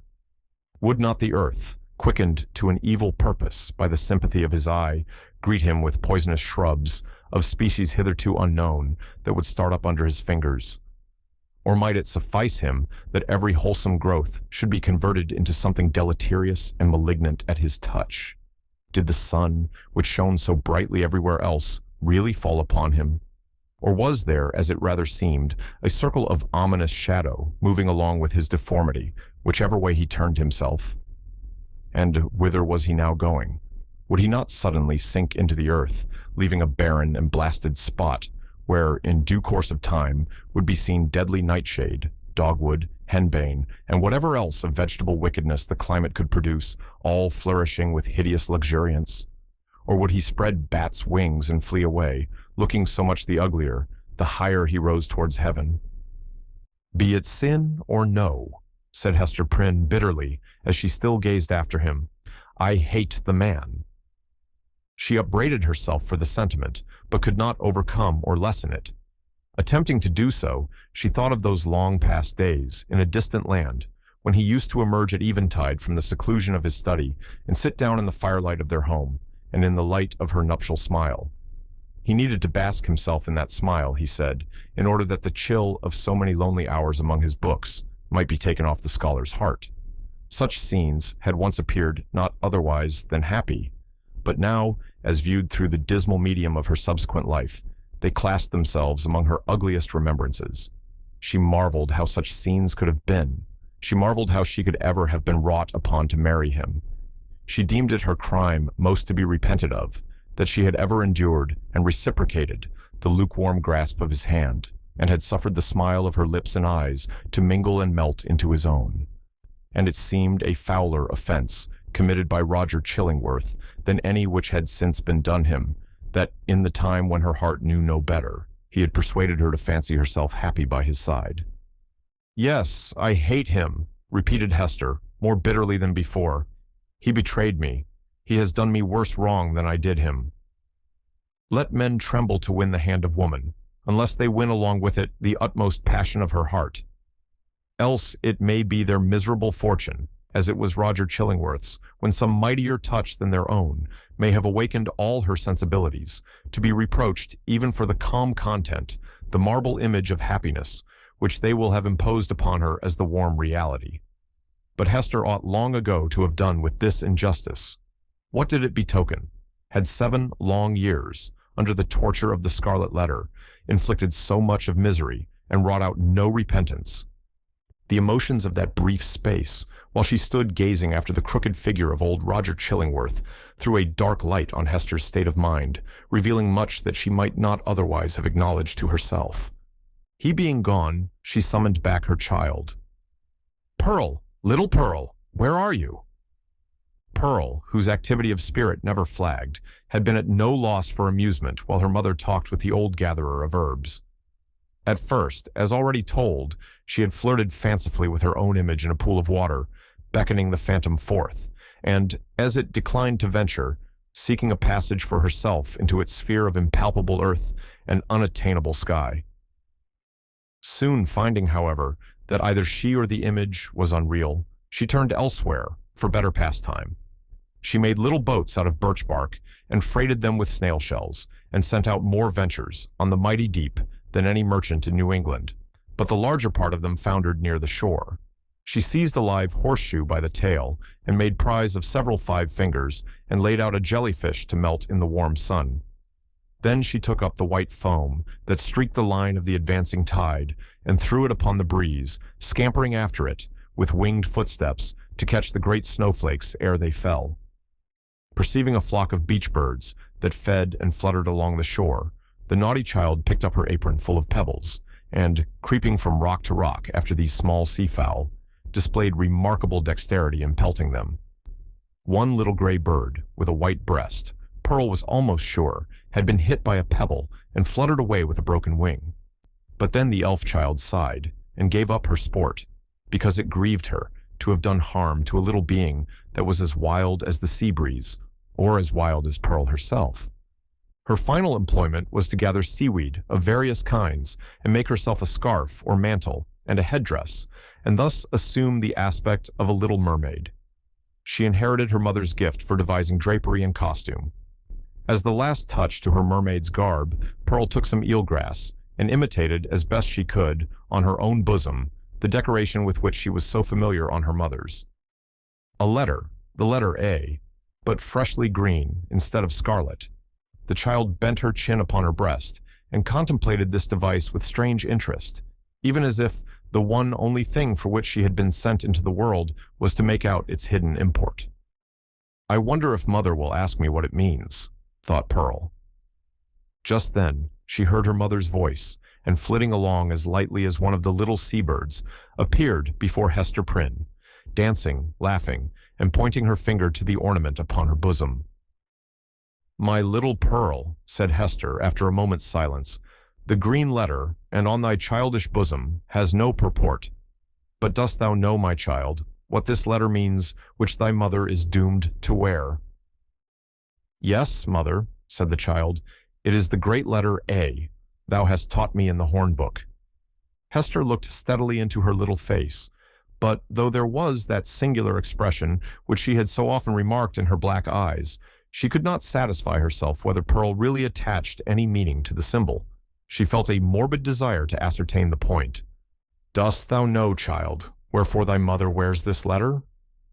"Truly do I," answered Pearl, looking brightly into her mother's face. "It is for the same reason that the minister keeps his hand over his heart." "And what reason is that?" asked Hester, half smiling at the absurd incongruity of the child's observation, but on second thoughts turning pale. "What has the letter to do with any heart save mine?" "Nay, mother, I have told all I know," said Pearl, more seriously than she was wont to speak. "Ask yonder old man whom thou hast been talking with. It may be he can tell. But in good earnest now, mother dear, what does this scarlet letter mean? And why dost thou wear it on thy bosom? And why does the minister keep his hand over his heart?" She took her mother's hand in both her own, and gazed into her eyes with an earnestness that was seldom seen in her wild and capricious character. The thought occurred to Hester that the child might really be seeking to approach her with childlike confidence, and doing what she could, and as intelligently as she knew how, to establish a meeting point of sympathy. It showed Pearl in an unwanted aspect. Heretofore the mother, while loving her child with the intensity of a soul affection, had schooled herself to hope for little other return than the waywardness of an April breeze, which spends its time in airy sport, and has its gusts of inexplicable passion, and is petulant in its best of moods, and chills oftener than caresses you when you take it to your bosom. In requital of which misdemeanors, it will sometimes, of its own vague purpose, kiss your cheek with a kind of doubtful tenderness, and play gently with your hair, and then be gone about its other idle business, leaving a dreamy pleasure at your heart. And this, moreover, was a mother's estimate of the child's disposition. Any other observer might have seen few but unamiable traits, and have given them a far darker coloring. But now the idea came strongly into Hester's mind that Pearl, with her remarkable precocity and acuteness, might already have approached the age when she could be made a friend, and entrusted with as much of her mother's sorrows as could be imparted, without irreverence either to the parent or the child. In the little chaos of Pearl's character, there might be seen emerging, and could have been from the very first, the steadfast principles of an unflinching courage, an uncontrollable will, a sturdy pride which might be disciplined into self-respect, and a bitter scorn of many things which, when examined, might be found to have the taint of falsehood in them. She possessed affections too, though hitherto acrid and disagreeable, as are the richest flavors of unripe fruit. With all these sterling attributes, thought Hester, the evil which she inherited from her mother must be great indeed, if a noble woman do not grow out of this elfish child. Pearl's inevitable tendency to hover about the enigma of the Scarlet Letter seemed an innate quality of her being. From the earliest epoch of her conscious life, she had entered upon this as her appointed mission. Hester had often fancied that Providence had a design of justice and retribution in endowing the child with this marked propensity, but never, until now, had she bethought herself to ask whether, linked with that design, there might not likewise be a purpose of mercy and beneficence. If little Pearl were entertained with faith and trust, as a spirit messenger no less than an earthly child, might it not be her errand to soothe away the sorrow that lay cold in her mother's heart and converted it into a tomb, and to help her to overcome the passion, once so wild and even yet neither dead nor asleep, but only imprisoned within the same tomb-like heart? Such were some of the thoughts that now stirred in Hester's mind with as much vivacity of impression as if they had actually been whispered into her ear. And there was little Pearl, all this while, holding her mother's hand in both her own and turning her face upward while she put these searching questions, once and again, and still a third time. "What does the letter mean, mother? And why dost thou wear it? And why does the minister keep his hand over his heart?" "What shall I say?" thought Hester to herself. "No, if this be the price of the child's sympathy, I cannot pay it." Then she spoke aloud. "Silly Pearl," said she, "what questions are these? There are many things in this world that a child must not ask about. What know I of the minister's heart? And as for the scarlet letter, I wear it for the sake of its gold thread." In all the 7 bygone years, Hester Prynne had never before been false to the symbol on her bosom. It may be that it was the talisman of a stern and severe, but yet a guardian spirit, who now forsook her, as recognizing that, in spite of his strict watch over her heart, some new evil had crept into it, or some old one had never been expelled. As for little Pearl, the earnestness soon passed out of her face. But the child did not see fit to let the matter drop. 2 or 3 times, as her mother and she went homeward, and as often at supper time, and while Hester was putting her to bed, and once after she seemed to be fairly asleep, Pearl looked up, with mischief gleaming in her black eyes. "Mother," said she, "what does the scarlet letter mean?" And the next morning, the first indication the child gave of being awake was by popping up her head from the pillow and making that other inquiry, which she had so unaccountably connected with her investigations about the scarlet letter. "Mother, mother, why does the minister keep his hand over his heart?" "Hold thy tongue, naughty child," answered her mother with an asperity that she had never permitted to herself before. "Do not tease me, else I shall shut thee into the dark closet." Hester Prynne remained constant in her resolve to make known to Dimmesdale, at whatever risk of present pain or ulterior consequences, the true character of the man who had crept into his intimacy. For several days, however, she vainly sought an opportunity of addressing him in some of the meditative walks which she knew him to be in the habit of taking along the shores of the peninsula or on the wooded hills of the neighboring country. There would have been no scandal, indeed, nor peril to the holy whiteness of the clergyman's good fame, had she visited him in his own study, where many a penitent ere now had confessed sins of perhaps as deep a dye as the one betokened by the scarlet letter.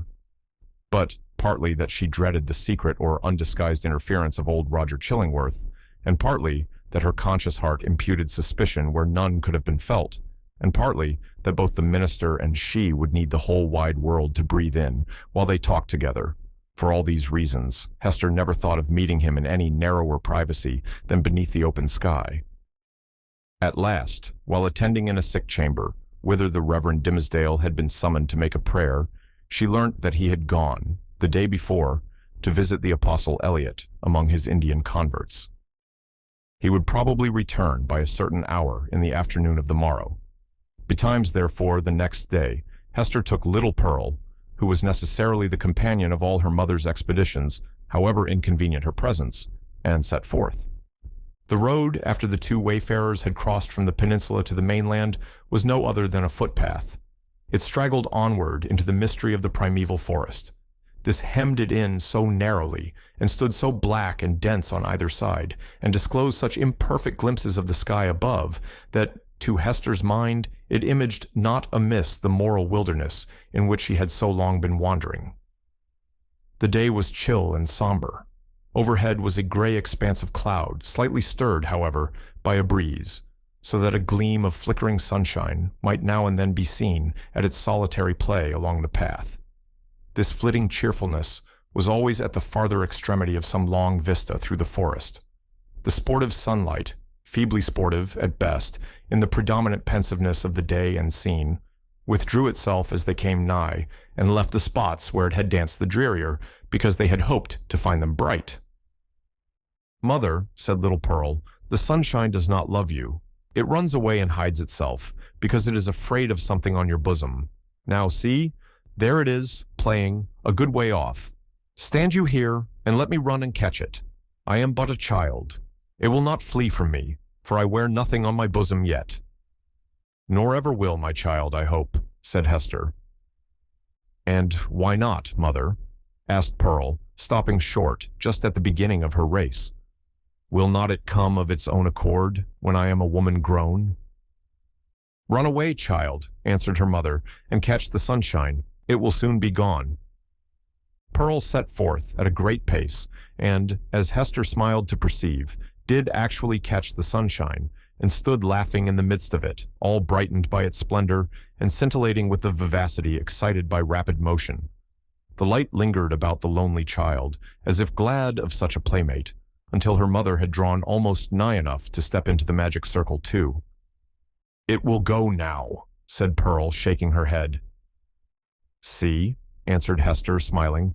"Now I can stretch out my hand and grasp some of it." As she attempted to do so, the sunshine vanished, or, to judge from the bright expression that was dancing on Pearl's features, her mother could have fancied that the child had absorbed it into herself and would give it forth again, with a gleam about her path, as they should plunge into some gloomier shade. There was no other attribute that so much impressed her with a sense of new and untransmitted vigor in Pearl's nature, as this never-failing vivacity of spirits. She had not the disease of sadness, which almost all children in these latter days inherit, with the scrofula, from the troubles of their ancestors. Perhaps this too was a disease, and but the reflex of the wild energy with which Hester had fought against her sorrows before Pearl's birth. It was certainly a doubtful charm, imparting a hard, metallic luster to the child's character. She wanted, what some people want throughout life, a grief that should deeply touch her, and thus humanize and make her capable of sympathy. But there was time enough yet for little Pearl. "Come, my child," said Hester, looking about her from the spot where Pearl had stood still in the sunshine. "We will sit down a little way within the wood and rest ourselves." "I am not a weary mother," replied the little girl, "but you may sit down if you will tell me a story meanwhile." "A story, child," said Hester. "And about what?" "Oh, a story about the black man," answered Pearl, taking hold of her mother's gown and looking up, half earnestly, half mischievously, into her face. "How he haunts this forest and carries a book with him, a big, heavy book with iron clasps, and how this ugly black man offers his book and an iron pen to everybody that meets him here among the trees, and they are to write their names with their own blood. And then he sets his mark on their bosoms. Didst thou ever meet the black man, mother?" "And who told you this story, Pearl?" asked her mother, recognizing a common superstition of the period. "It was the old dame in the chimney corner at the house where you watched last night," said the child. "But she fancied me asleep while she was talking of it. She said that 1,000 people had met him here, and had written in his book, and have his mark on them. And that ugly-tempered lady, old Mistress Hibbins, was one. And, mother, the old dame said that this scarlet letter was the black man's mark on thee, and that it glows like a red flame when thou meetest him at midnight here in the dark wood. Is it true, mother? And dost thou go to meet him in the night time?" "Didst thou ever awake and find thy mother gone?" asked Hester.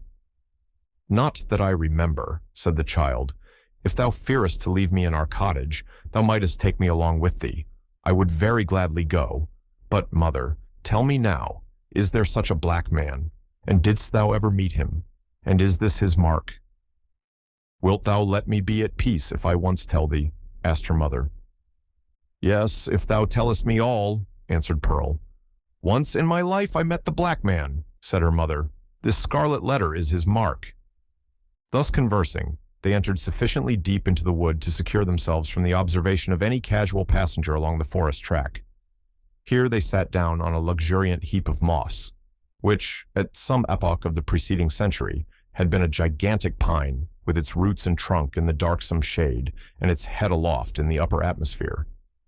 It was a little dell where they had seated themselves, with a leaf-strewn bank rising gently on either side, and a brook flowing through the midst, over a bed of fallen and drowned leaves.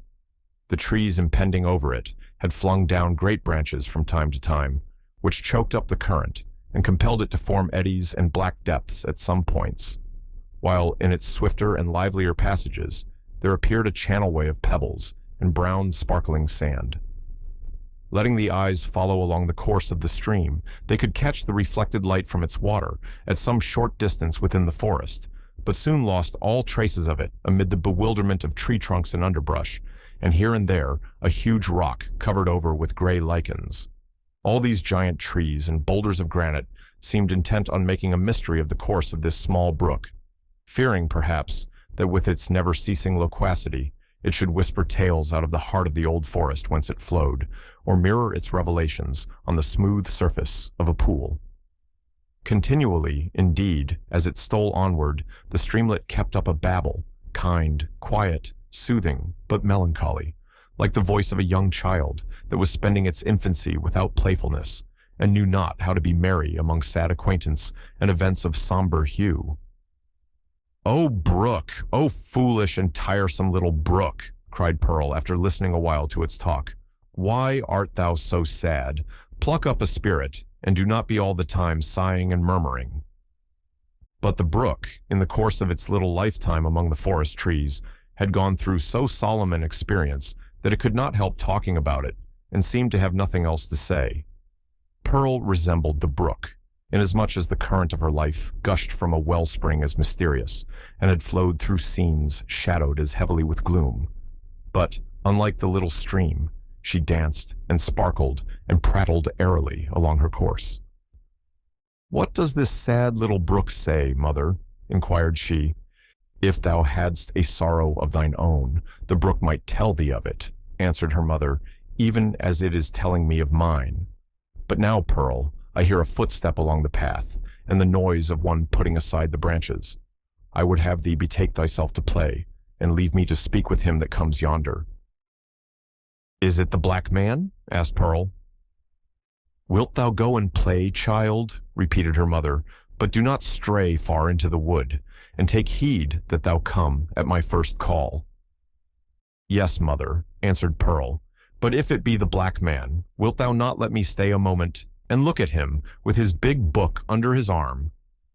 "Go, silly child," said her mother impatiently. "It is no black man. Thou canst see him now through the trees. It is the minister." "And so it is," said the child. "And, mother, he has his hand over his heart. Is it because, when the minister wrote his name in the book, the black man set his mark in that place? But why does he not wear it outside his bosom, as thou dost, mother?" "Go now, child, and thou shalt tease me as thou wilt another time," cried Hester Prynne, "but do not stray far. Keep where thou canst hear the babble of the brook."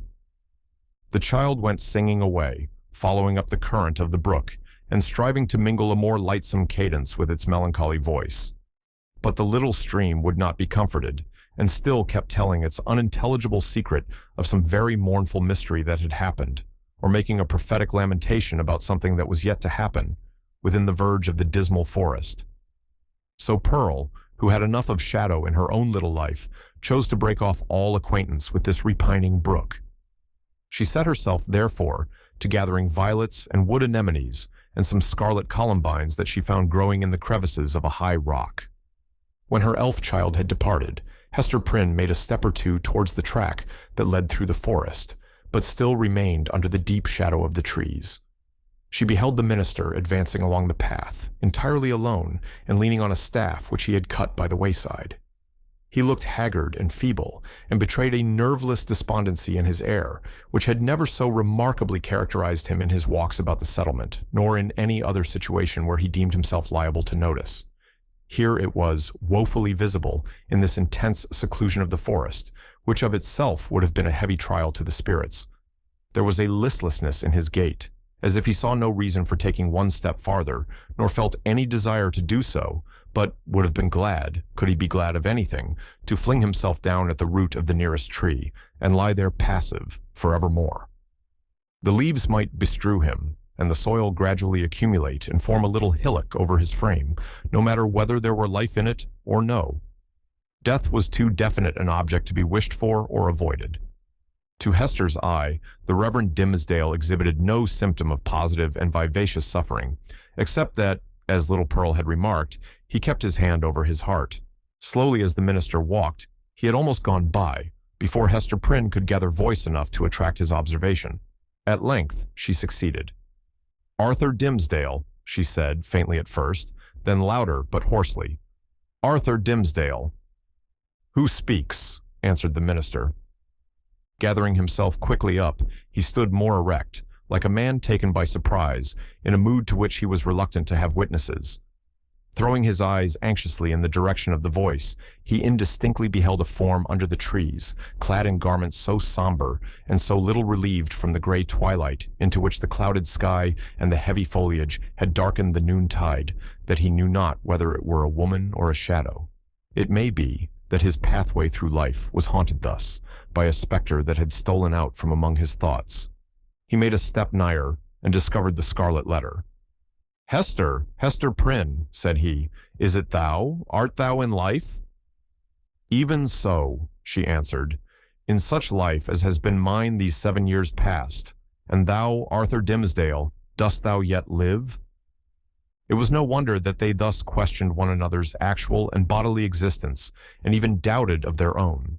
So strangely did they meet in the dim wood that it was like the first encounter, in the world beyond the grave, of two spirits who had been intimately connected in their former life, but now stood coldly shuddering in mutual dread, as not yet familiar with their state, nor wonted to the companionship of disembodied beings, each a ghost, and awe-stricken at the other ghost. They were awe-stricken likewise at themselves, because the crisis flung back to them their consciousness, and revealed to each heart its history and experience, as life never does, except at such breathless epochs. The soul beheld its features in the mirror of the passing moment. It was with fear, and tremulously, and, as it were, by a slow, reluctant necessity, that Arthur Dimmesdale put forth his hand, chill as death, and touched the chill hand of Hester Prynne.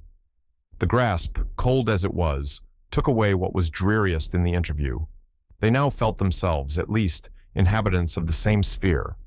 Without a word more spoken, neither he nor she assuming the guidance, but with an unexpressed consent, they glided back into the shadow of the woods, whence Hester had emerged, and sat down on the heap of moss where she and Pearl had before been sitting. When they found voice to speak, it was, at first, only to utter remarks and inquiries, such as any two acquaintance might have made, about the gloomy sky, the threatening storm, and next, the health of each.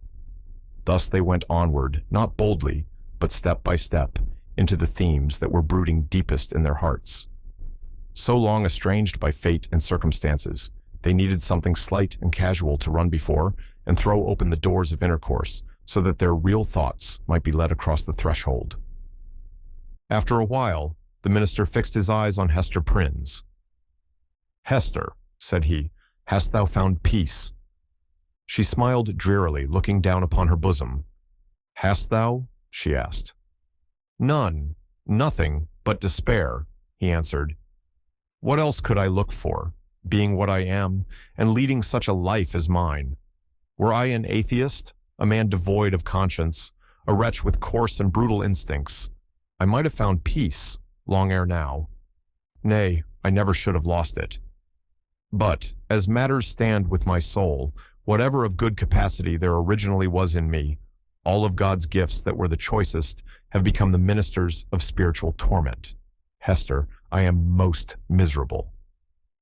"The people reverence thee," said Hester, "and surely thou workest good among them. Doth this bring thee no comfort?" "More misery, Hester, only the more misery," answered the clergyman with a bitter smile. "As concerns the good which I may appear to do, I have no faith in it. It must needs be a delusion. What can a ruined soul like mine effect towards the redemption of other souls, or a polluted soul towards their purification? And as for the people's reverence, would that it were turned to scorn and hatred? Canst thou deem it, Hester, a consolation, that I must stand up in my pulpit, and meet so many eyes turned upward to my face, as if the light of heaven were beaming from it, must see my flock hungry for the truth, and listening to my words, as if a tongue of Pentecost were speaking, and then look inward and discern the black reality of what they idolize? I have laughed, in bitterness and agony of heart, at the contrast between what I seem and what I am, and Satan laughs at it. You wrong yourself in this, said Hester gently. You have deeply and sorely repented. Your sin is left behind you in the days long past. Your present life is not less holy, in very truth, than it seems in people's eyes. Is there no reality in the penitence thus sealed and witnessed by good works? And wherefore should it not bring you peace? No, Hester, no, replied the clergyman. There is no substance in it. It is cold and dead, and can do nothing for me. Of penance I have had enough. Of penitence there has been none. Else I should long ago have thrown off these garments of mock holiness, and have shown myself to mankind as they will see me at the judgment seat. Happy are you, Hester, that wear the scarlet letter openly upon your bosom. Mine burns in secret. Thou little knowest what a relief it is, after the torment of a 7 years' cheat, to look into an eye that recognizes me for what I am. Had I one friend, or were it my worst enemy, to whom, when sickened with the praises of all other men, I could daily betake myself, and be known as the vilest of all sinners, methinks my soul might keep itself alive thereby. Even thus much of truth would save me. But now it is all falsehood, all emptiness, all death. Hester Prynne looked into his face, but hesitated to speak. Yet, uttering his long-restrained emotions so vehemently as he did, his words here offered her the very point of circumstances in which to interpose what she came to say. She conquered her fears and spoke. Such a friend as thou hast even now wished for, said she, with whom to weep over thy sin, thou hast in me, the partner of it. Again she hesitated, but brought out the words with an effort. Thou hast long had such an enemy, and dwellest with him under the same roof. The minister started to his feet, gasping for breath, and clutching at his heart, as if he would have torn it out of his bosom. Ha! What sayest thou? Cried he. An enemy, and under mine own roof. What mean you? Hester Prynne was now fully sensible of the deep injury for which she was responsible to this unhappy man, in permitting him to lie for so many years, or indeed for a single moment, at the mercy of one whose purposes could not be other than malevolent. The very contiguity of his enemy, beneath whatever mask the latter might conceal himself, was enough to disturb the magnetic sphere of a being so sensitive as Arthur Dimmesdale. There had been a period when Hester was less alive to this consideration, or perhaps, in the misanthropy of her own trouble, she left the minister to bear what she might picture to herself as a more tolerable doom. But of late, since the night of his vigil, all her sympathies towards him had been both softened and invigorated. She now read his heart more accurately. She doubted not that the continual presence of Roger Chillingworth, the secret poison of his malignity infecting all the air about him, and his authorized interference, as a physician, with the minister's physical and spiritual infirmities, that these bad opportunities had been turned to a cruel purpose. By means of them, the sufferer's conscience had been kept in an irritated state, the tendency of which was, not to cure by wholesome pain, but to disorganize and corrupt his spiritual being. Its result on earth could hardly fail to be insanity, and hereafter, that eternal alienation from the good and true, of which madness is perhaps the earthly type. Such was the ruin to which she had brought the man, once, nay, why should we not speak it, still so passionately loved. Hester felt that the sacrifice of the clergyman's good name and death itself, as she had already told Roger Chillingworth, would have been infinitely preferable to the alternative which she had taken upon herself to choose. And now, rather than have had this grievous wrong to confess, she would gladly have lain down on the forest leaves and died there at Arthur Dimmesdale's feet. "O Arthur," cried she, "forgive me. In all things else I have striven to be true. Truth was the one virtue which I might have held fast, and did hold fast, through all extremity, save when thy good, thy life, thy fame were put in question. Then I consented to a deception. But a lie is never good, even though death threaten on the other side.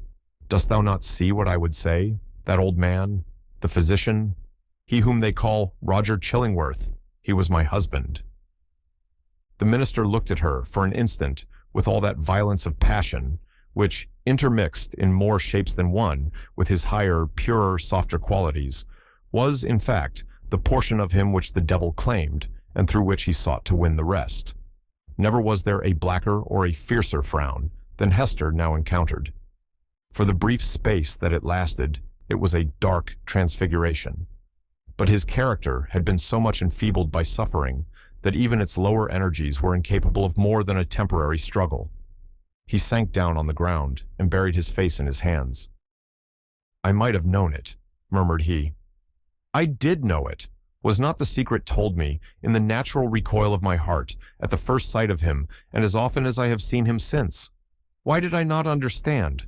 O Hester Prynne, thou little knowest all the horror of this thing, and the shame, the indelicacy, the horrible ugliness of this exposure of a sick and guilty heart to the very eye that would gloat over it.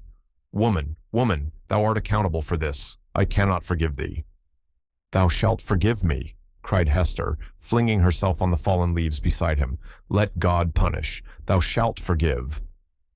With sudden and desperate tenderness, she threw her arms around him and pressed his head against her bosom, little caring though his cheek rested on the scarlet letter. He would have released himself, but strove in vain to do so. Hester would not set him free, lest he should look her sternly in the face. All the world had frowned on her. For 7 long years had it frowned upon this lonely woman, and still she bore it all, nor ever once turned away her firm, sad eyes. Heaven likewise had frowned upon her, and she had not died. But the frown of this pale, weak, sinful, and sorrow-stricken man was what Hester could not bear and live. "Wilt thou yet forgive me?" she repeated over and over again. "Wilt thou not frown? Wilt thou forgive?" "I do forgive you, Hester," replied the minister at length, with a deep utterance, out of an abyss of sadness, but no anger. "I freely forgive you now. May God forgive us both. We are not, Hester, the worst sinners in the world. There is one worse than even the polluted priest. That old man's revenge has been blacker than my sin. He has violated in cold blood the sanctity of a human heart. Thou and I, Hester, never did so." "Never, never," whispered she. "What we did had a consecration of its own. We felt it so. We said so to each other. Hast thou forgotten it?" "Hush, Hester," said Arthur Dimmesdale, rising from the ground. "No, I have not forgotten." They sat down again, side by side, and hand clasped in hand on the mossy trunk of the fallen tree. Life had never brought them a gloomier hour. It was the point whither their pathway had so long been tending and darkening ever as it stole along, and yet it enclosed a charm that made them linger upon it and claim another, and after all another moment. The forest was obscure around them and creaked with a blast that was passing through it. The boughs were tossing heavily above their heads, while one solemn old tree groaned dolefully to another, as if telling the sad story of the pair that sat beneath, or constrained to forebode evil to come. And yet they lingered. How dreary looked the forest track that led backward to the settlement, where Hester Prynne must take up again the burden of her ignominy, and the minister the hollow mockery of his good name. So they lingered an instant longer. No golden light had ever been so precious as the gloom of this dark forest. Here, seen only by his eyes, the scarlet letter need not burn into the bosom of the fallen woman. Here, seen only by her eyes, Arthur Dimmesdale, false to God and man, might be for one moment true. He started at a thought that suddenly occurred to him. "Hester," cried he, "here is a new horror. Roger Chillingworth knows your purpose to reveal his true character. Will he continue, then, to keep our secret?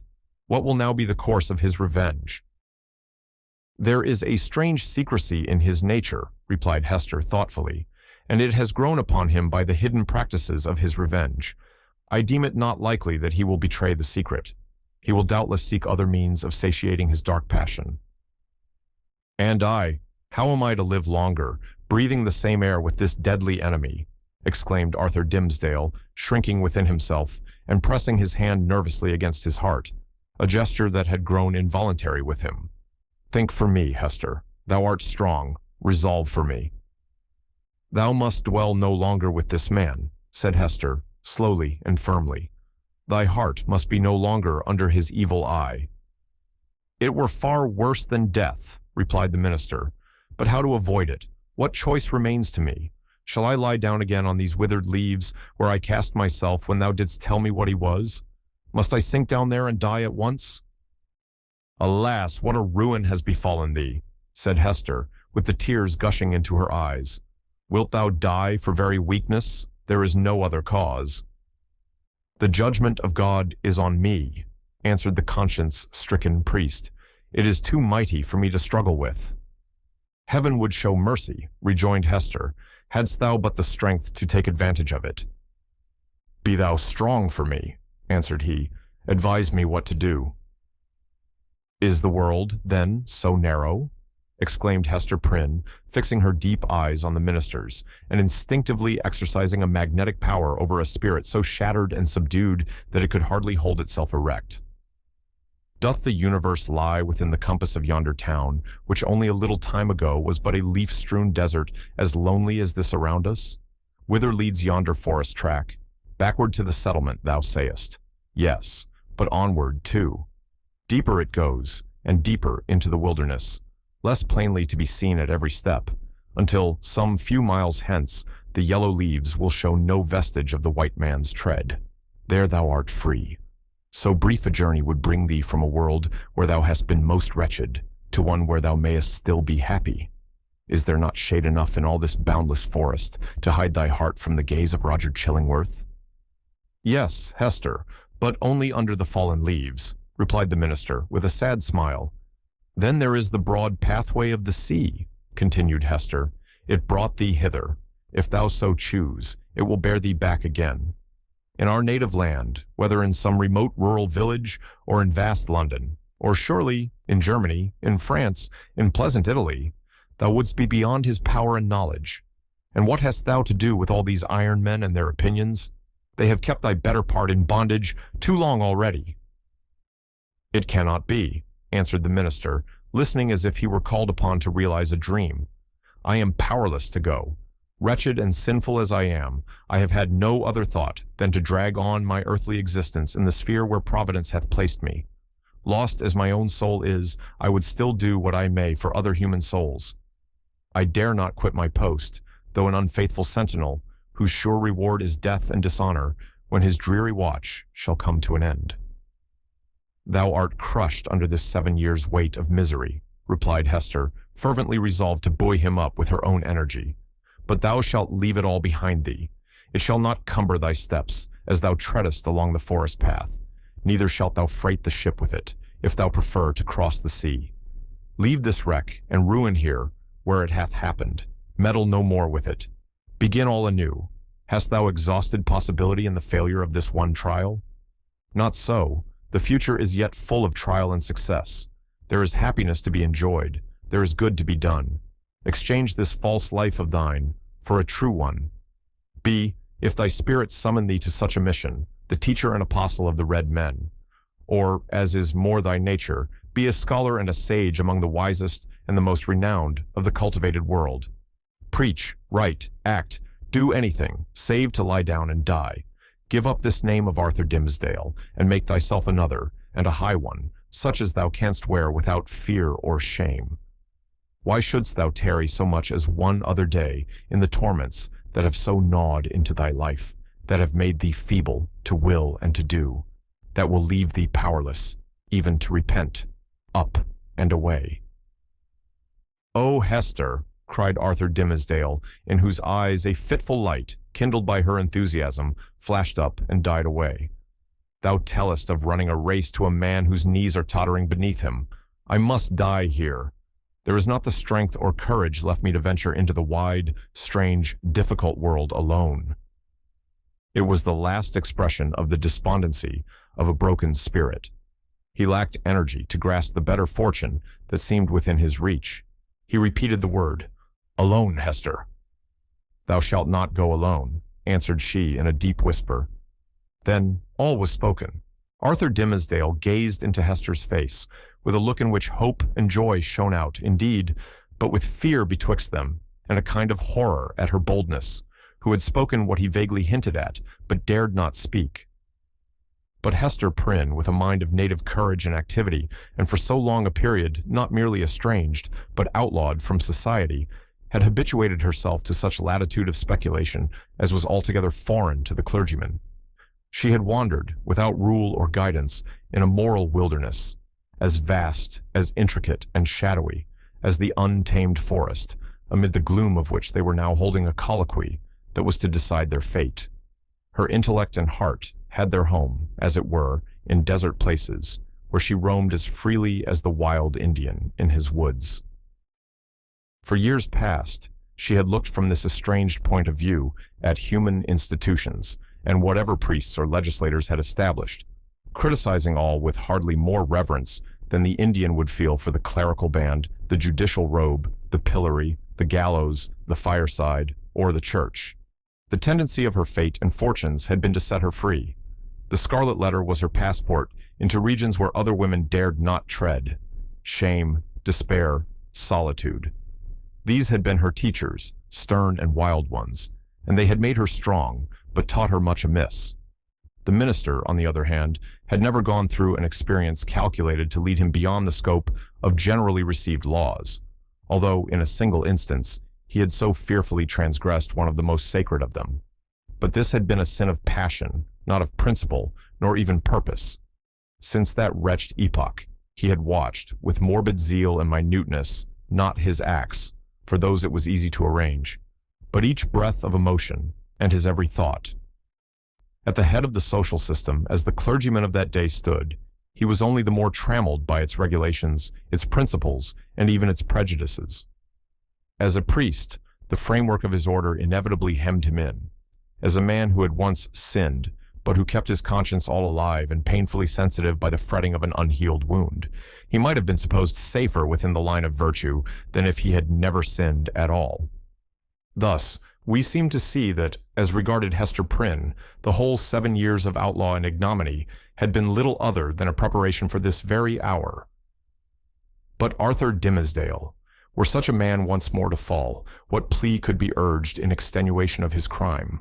None, unless it avail him somewhat that he was broken down by long and exquisite suffering, that his mind was darkened and confused by the very remorse which harrowed it, that, between fleeing as an avowed criminal and remaining as a hypocrite, conscience might find it hard to strike the balance, that it was human to avoid the peril of death and infamy and the inscrutable machinations of an enemy. That finally, to this poor pilgrim, on his dreary and desert path, faint, sick, miserable, there appeared a glimpse of human affection and sympathy, a new life, and a true one, in exchange for the heavy doom which he was now expiating. And be the stern and sad truth spoken, that the breach which guilt has once made into the human soul is never, in this mortal state, repaired. It may be watched and guarded, so that the enemy shall not force his way again into the citadel, and might even, in his subsequent assaults, select some other avenue, in preference to that where he had formerly succeeded. But there is still the ruined wall and, near it, the stealthy tread of the foe that would win over again his unforgotten triumph. The struggle, if there were one, need not be described. Let it suffice that the clergyman resolved to flee, and not alone. If, in all these past 7 years, thought he, I could recall one instant of peace or hope, I would yet endure, for the sake of that earnest of heaven's mercy. But now, since I am irrevocably doomed, wherefore should I not snatch the solace allowed to the condemned culprit before his execution? Or, if this be the path to a better life, as Hester would persuade me, I surely give up no fairer prospect by pursuing it.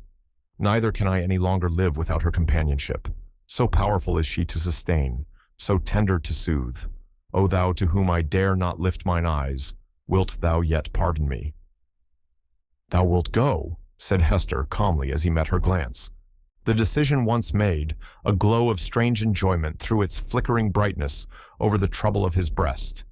It was the exhilarating effect upon a prisoner just escaped from the dungeon of his own heart, of breathing the wild, free atmosphere of an unredeemed, unchristianized, lawless region.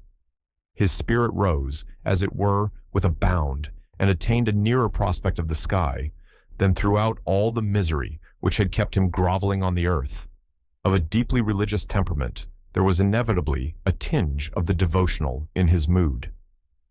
"Do I feel joy again?" cried he, wondering at himself. "Methought the germ of it was dead in me. O Hester, thou art my better angel. I seem to have flung myself, sick, sin-stained, and sorrow-blackened, down upon these forest leaves, and to have risen up all made anew, and with new powers to glorify him that hath been merciful. This is already the better life. Why did we not find it sooner?" "Let us not look back," answered Hester Prynne. "The past is gone. Wherefore should we linger upon it now? See, with this symbol, I undo it all and make it as it had never been." So speaking, she undid the clasp that fastened the scarlet letter, and taking it from her bosom, threw it to a distance among the withered leaves. The mystic token alighted on the hither verge of the stream. With a hand's breadth farther flight, it would have fallen into the water, and have given the little brook another woe to carry onward, besides the unintelligible tale which it still kept murmuring about. But there lay the embroidered letter, glittering like a lost jewel, which some ill-fated wanderer might pick up, and thenceforth be haunted by strange phantoms of guilt, sinkings of the heart, and unaccountable misfortune. The stigma gone, Hester heaved a long, deep sigh, in which the burden of shame and anguish departed from her spirit. Oh, exquisite relief! She had not known the weight until she felt the freedom. By another impulse, she took off the formal cap that confined her hair, and down it fell upon her shoulders, dark and rich, with at once a shadow and a light in its abundance, and imparting the charm of softness to her features. There played around her mouth and beamed out of her eyes a radiant and tender smile that seemed gushing from the very heart of womanhood. A crimson flush was glowing on her cheek that had been long so pale. Her sex, her youth, and the whole richness of her beauty came back from what men call the irrevocable past, and clustered themselves with her maiden hope and a happiness before unknown within the magic circle of this hour. And, as if the gloom of the earth and sky had been but the effluence of these two mortal hearts, it vanished with their sorrow. All at once, as with the sudden smile of heaven, forth burst the sunshine, pouring a very flood into the obscure forest, gladdening each green leaf, transmuting the yellow fallen ones to gold, and gleaming adown the gray trunks of the solemn trees. The objects that had made a shadow hitherto embodied the brightness now. The course of the little brook might be traced by its merry gleam afar into the wood's heart of mystery, which had become a mystery of joy. Such was the sympathy of nature, that wild, heathen nature of the forest, never subjugated by human law nor illumined by higher truth, with the bliss of these two spirits. Love, whether newly born or aroused from a death-like slumber, must always create a sunshine, filling the heart so full of radiance that it overflows upon the outward world. Had the forest still kept its gloom, it would have been bright in Hester's eyes, and bright in Arthur Dimmesdale's. Hester looked at him with the thrill of another joy. "Thou must know Pearl," said she. "Our little Pearl, thou hast seen her. Yes, I know it. But thou wilt see her now with other eyes. She is a strange child. I hardly comprehend her. But thou wilt love her dearly as I do, and wilt advise me how to deal with her." "Dost thou think the child will be glad to know me?" asked the minister, somewhat uneasily. "I have long shrunk from children, because they often show a distrust, a backwardness to be familiar with me. I have even been afraid of little Pearl." "Ah, that was sad," answered the mother, "but she will love thee dearly, and thou her. She is not far off. I will call her. Pearl, Pearl." "I see the child," observed the minister.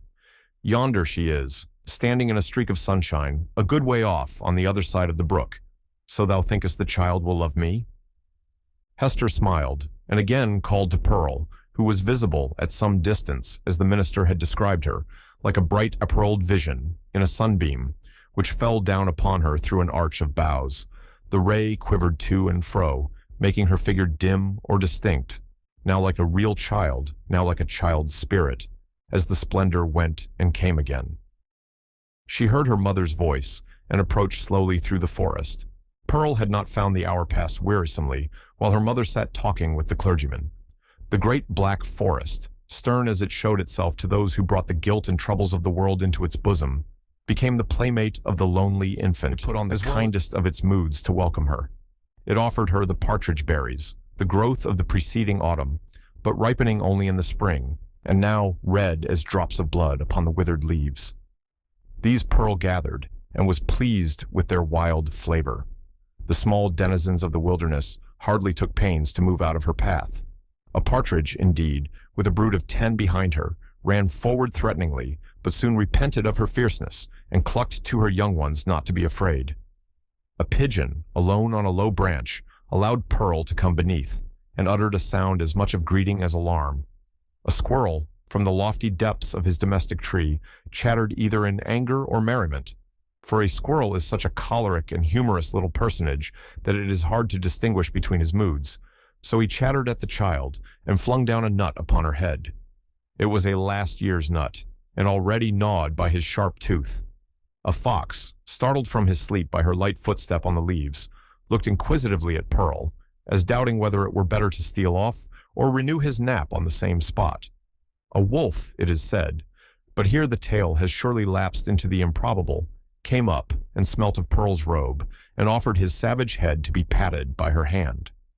The truth seems to be, however, that the mother forest and these wild things which it nourished all recognized a kindred wildness in the human child, and she was gentler here than in the grassy margined streets of the settlement or in her mother's cottage. The flowers appeared to know it, and one and another whispered as she passed, "Adorn thyself with me, thou beautiful child, adorn thyself with me." And, to please them, Pearl gathered the violets and anemones and columbines and some twigs of the freshest green, which the old trees held down before her eyes. With these she decorated her hair and her young waist, and became a nymph child, or an infant dryad, or whatever else was in closest sympathy with the antique wood. In such guise had Pearl adorned herself when she heard her mother's voice, and came slowly back. Slowly, for she saw the clergyman. "Thou wilt love her dearly," repeated Hester Prynne, as she and the minister sat watching little Pearl. "Dost thou not think her beautiful, and see with what natural skill she has made those simple flowers adorn her? Had she gathered pearls and diamonds and rubies in the wood, they could not have become her better. She is a splendid child, but I know whose brow she has." "Dost thou know, Hester," said Arthur Dimmesdale with an unquiet smile, "that this dear child, tripping about always at thy side, hath caused me many an alarm? Methought, O Hester, what a thought is that, and how terrible to dread it, that my own features were partly repeated in her face, and so strikingly that the world might see them. But she is mostly thine." "No, no, not mostly," answered the mother with a tender smile. "A little longer, and thou needest not to be afraid to trace whose child she is. But how strangely beautiful she looks, with those wild flowers in her hair. It is as if one of the fairies, whom we left in our dear old England, had decked her out to meet us." It was with a feeling which neither of them had ever before experienced that they sat and watched Pearl's slow advance. In her was visible the tie that united them. She had been offered to the world, these 7 years past, as the living hieroglyphic, in which was revealed the secret they so darkly sought to hide, all written in this symbol, all plainly manifest, had there been a prophet or magician skilled to read the character of flame. And Pearl was the oneness of their being. Be the foregone evil what it might, how could they doubt that their earthly lives and future destinies were conjoined when they beheld at once the material union and the spiritual idea in whom they met and were to dwell immortally together?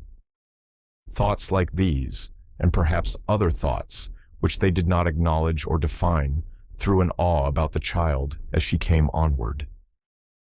"Let her see nothing strange, no passion nor eagerness, in thy way of accosting her," whispered Hester. "Our Pearl is a fitful and fantastic little elf sometimes. Especially, she is seldom tolerant of emotion when she does not fully comprehend the why and wherefore. But the child hath strong affections. She loves me, and will love thee." "Thou canst not think," said the minister, glancing aside at Hester Prynne. "How my heart dreads this interview and yearns for it. But, in truth, as I already told thee, children are not readily won to be familiar with me. They will not climb my knee, nor prattle in my ear, nor answer to my smile, but stand apart and eye me strangely. Even little babes, when I take them in my arms, weep bitterly. Yet Pearl, twice in her little lifetime, hath been kind to me. The first time, thou knowest it well. The last was when thou ledst her with thee to the house of yonder stern old governor." "And thou didst plead so bravely in her behalf and mine?" answered the mother. "I remember it, and so shall little Pearl. Fear nothing. She may be strange and shy at first, but will soon learn to love thee." By this time, Pearl had reached the margin of the brook, and stood on the farther side, gazing silently at Hester and the clergyman, who still sat together on the mossy tree trunk, waiting to receive her. Just where she had paused, the brook chanced to form a pool, so smooth and quiet that it reflected a perfect image of her little figure, with all the brilliant picturesqueness of her beauty, in its adornment of flowers and wreathed foliage, but more refined and spiritualized than the reality. This image, so nearly identical with the living Pearl, seemed to communicate somewhat of its own shadowy and intangible quality to the child herself. It was strange, the way in which Pearl stood, looking so steadfastly at them through the dim medium of the forest gloom, herself, meanwhile, all glorified with a ray of sunshine that was attracted thitherward as by a certain sympathy. In the brook beneath stood another child, another and the same, with likewise its ray of golden light. Hester felt herself, in some indistinct and tantalizing manner, estranged from Pearl, as if the child, in her lonely ramble through the forest, had strayed out of the sphere in which she and her mother dwelt together, and was now vainly seeking to return to it. There was both truth and error in the impression. The child and mother were estranged, but through Hester's fault, not Pearl's.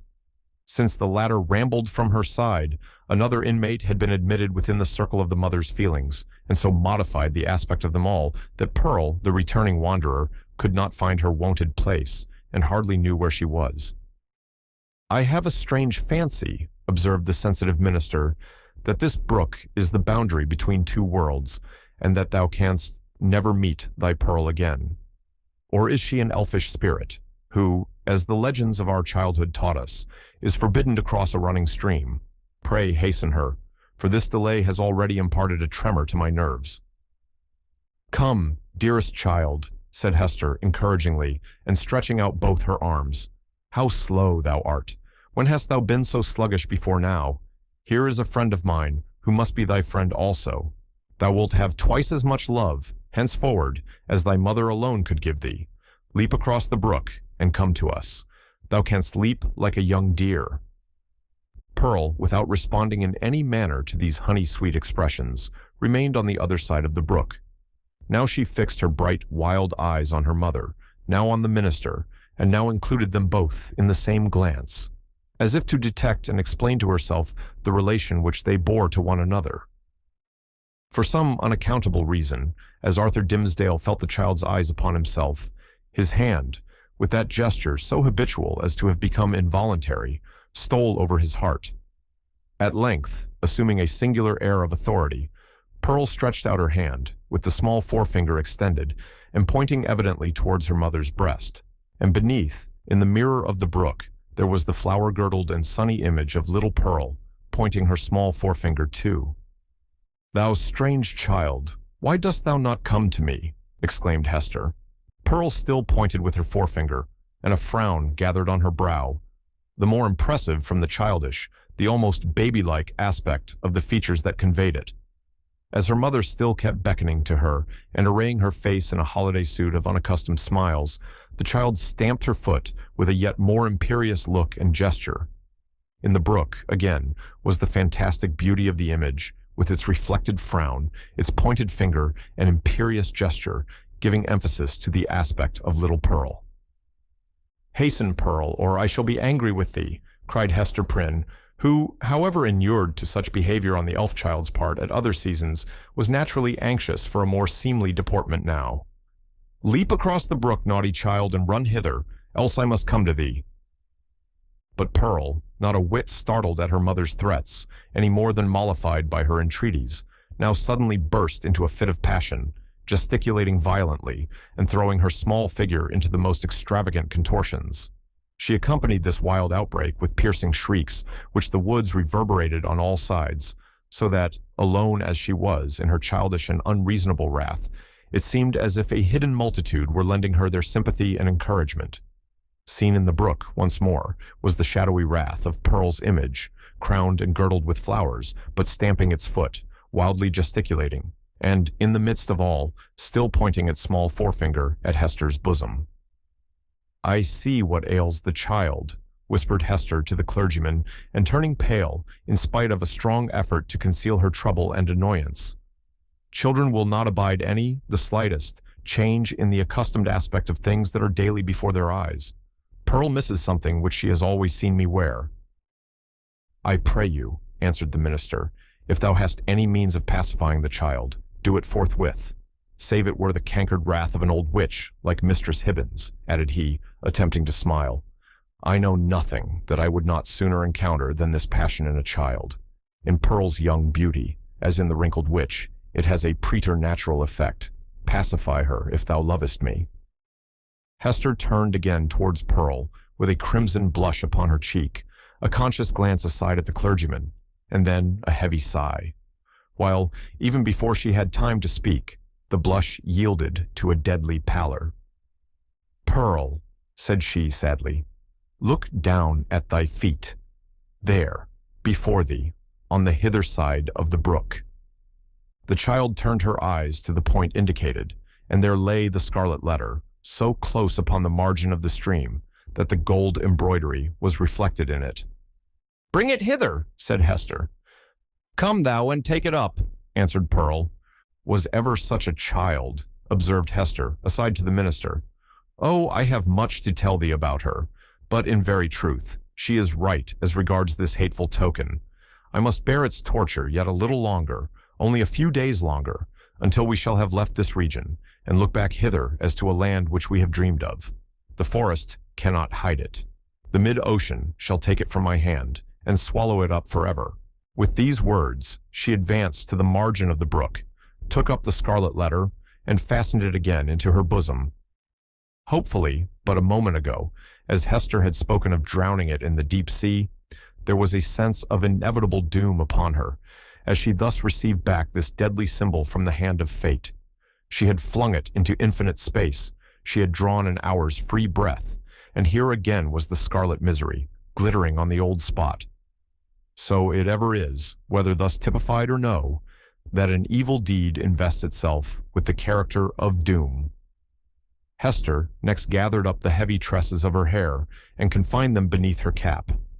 As if there were a withering spell in the sad letter, her beauty, the warmth and richness of her womanhood, departed like fading sunshine, and a gray shadow seemed to fall across her. When the dreary change was wrought, she extended her hand to Pearl. "Dost thou know thy mother now, child?" asked she, reproachfully but with a subdued tone. "Wilt thou come across the brook and own thy mother, now that she has her shame upon her, now that she is sad?" "Yes, now I will," answered the child, bounding across the brook and clasping Hester in her arms. "Now thou art my mother indeed, and I am thy little Pearl."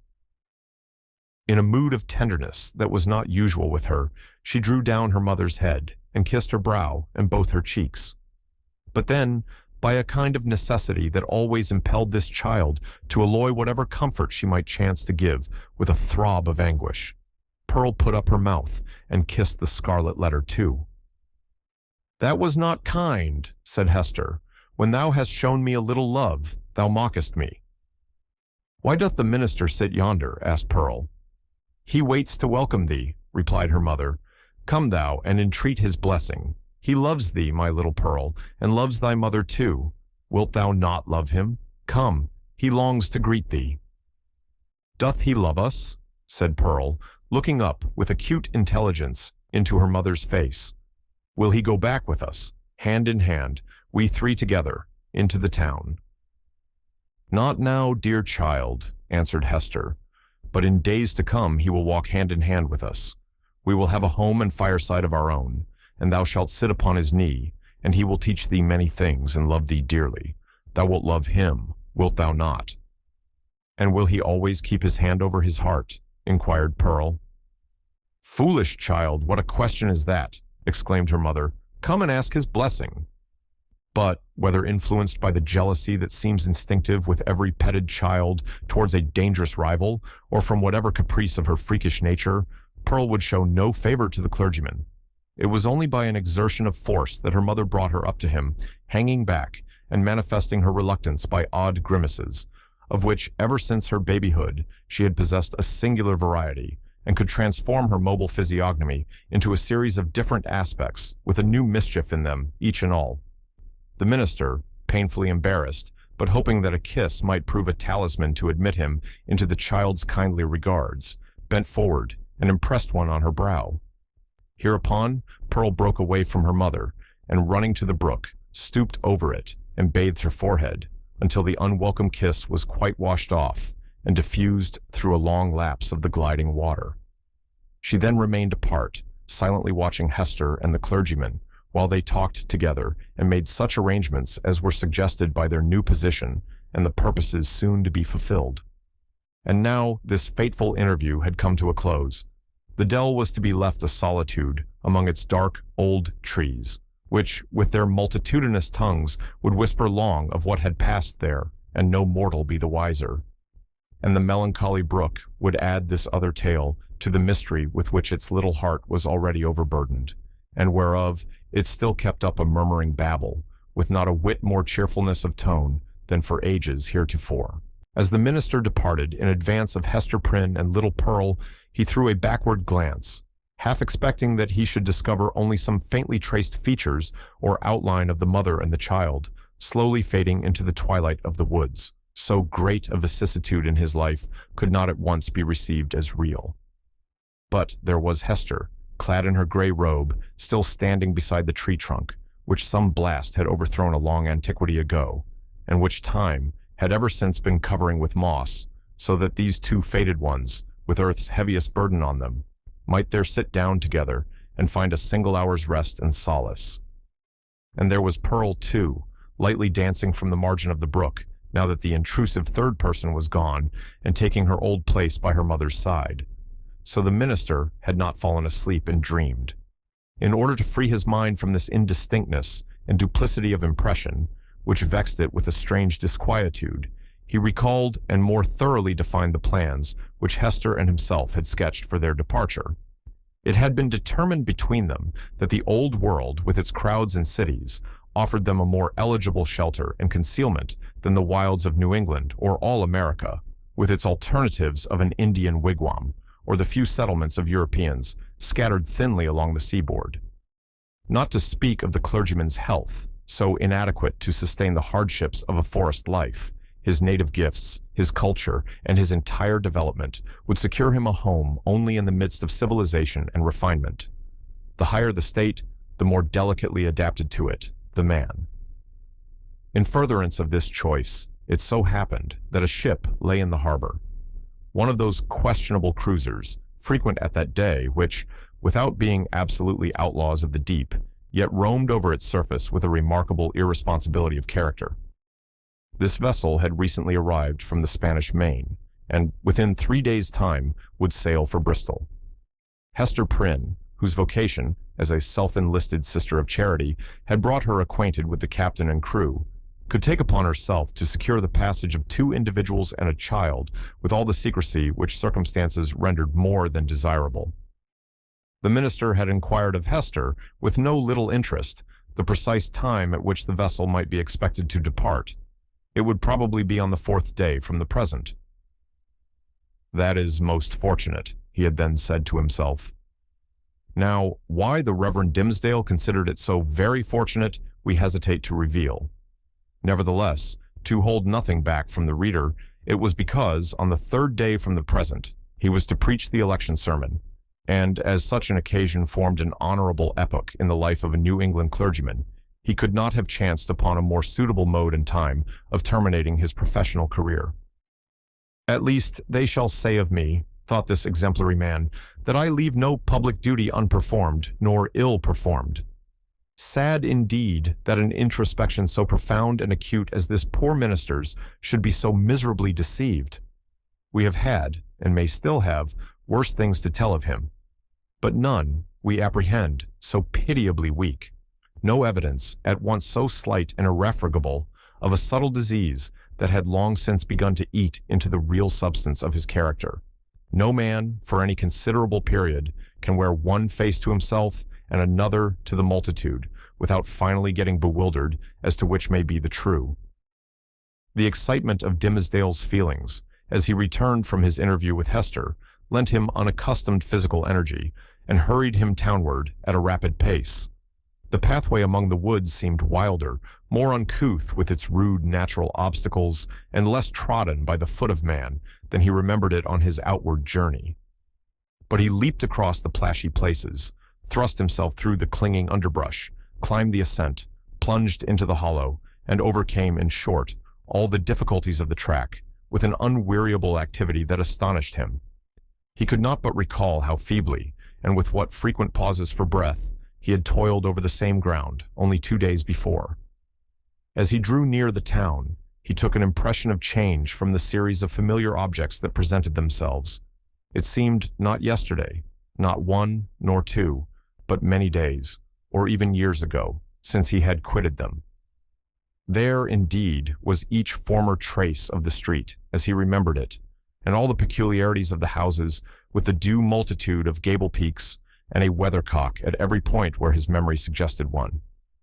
Not the less, however, came this importunately obtrusive sense of change. The same was true as regarded the acquaintances whom he met, and all the well-known shapes of human life, about the little town. They looked neither older nor younger now. The beards of the aged were no whiter, nor could the creeping babe of yesterday walk on his feet today. It was impossible to describe in what respect they differed from the individuals on whom he had so recently bestowed a parting glance, and yet the minister's deepest sense seemed to inform him of their mutability. A similar impression struck him most remarkably as he passed under the walls of his own church. The edifice had so very strange, and yet so familiar, an aspect that Dimmesdale's mind vibrated between two ideas, either that he had seen it only in a dream hitherto, or that he was merely dreaming about it now. This phenomenon, in the various shapes which it assumed, indicated no external change, but so sudden and important a change in the spectator of the familiar scene that the intervening space of a single day had operated on his consciousness like the lapse of years. The minister's own will, and Hester's will, and the fate that grew between them, had wrought this transformation. It was the same town as heretofore, but the same minister returned not from the forest. He might have said to the friends who greeted him, "I am not the man for whom you take me. I left him yonder in the forest, withdrawn into a secret dell by a mossy tree trunk, and near a melancholy brook. Go, seek your minister, and see if his emaciated figure, his thin cheek, his white, heavy, pain-wrinkled brow, be not flung down there, like a cast-off garment." His friends, no doubt, would still have insisted with him, "Thou art thyself the man," but the error would have been their own, not his.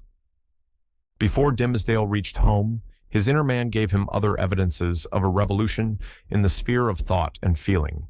In truth, nothing short of a total change of dynasty and moral code in that interior kingdom was adequate to account for the impulses now communicated to the unfortunate and startled minister.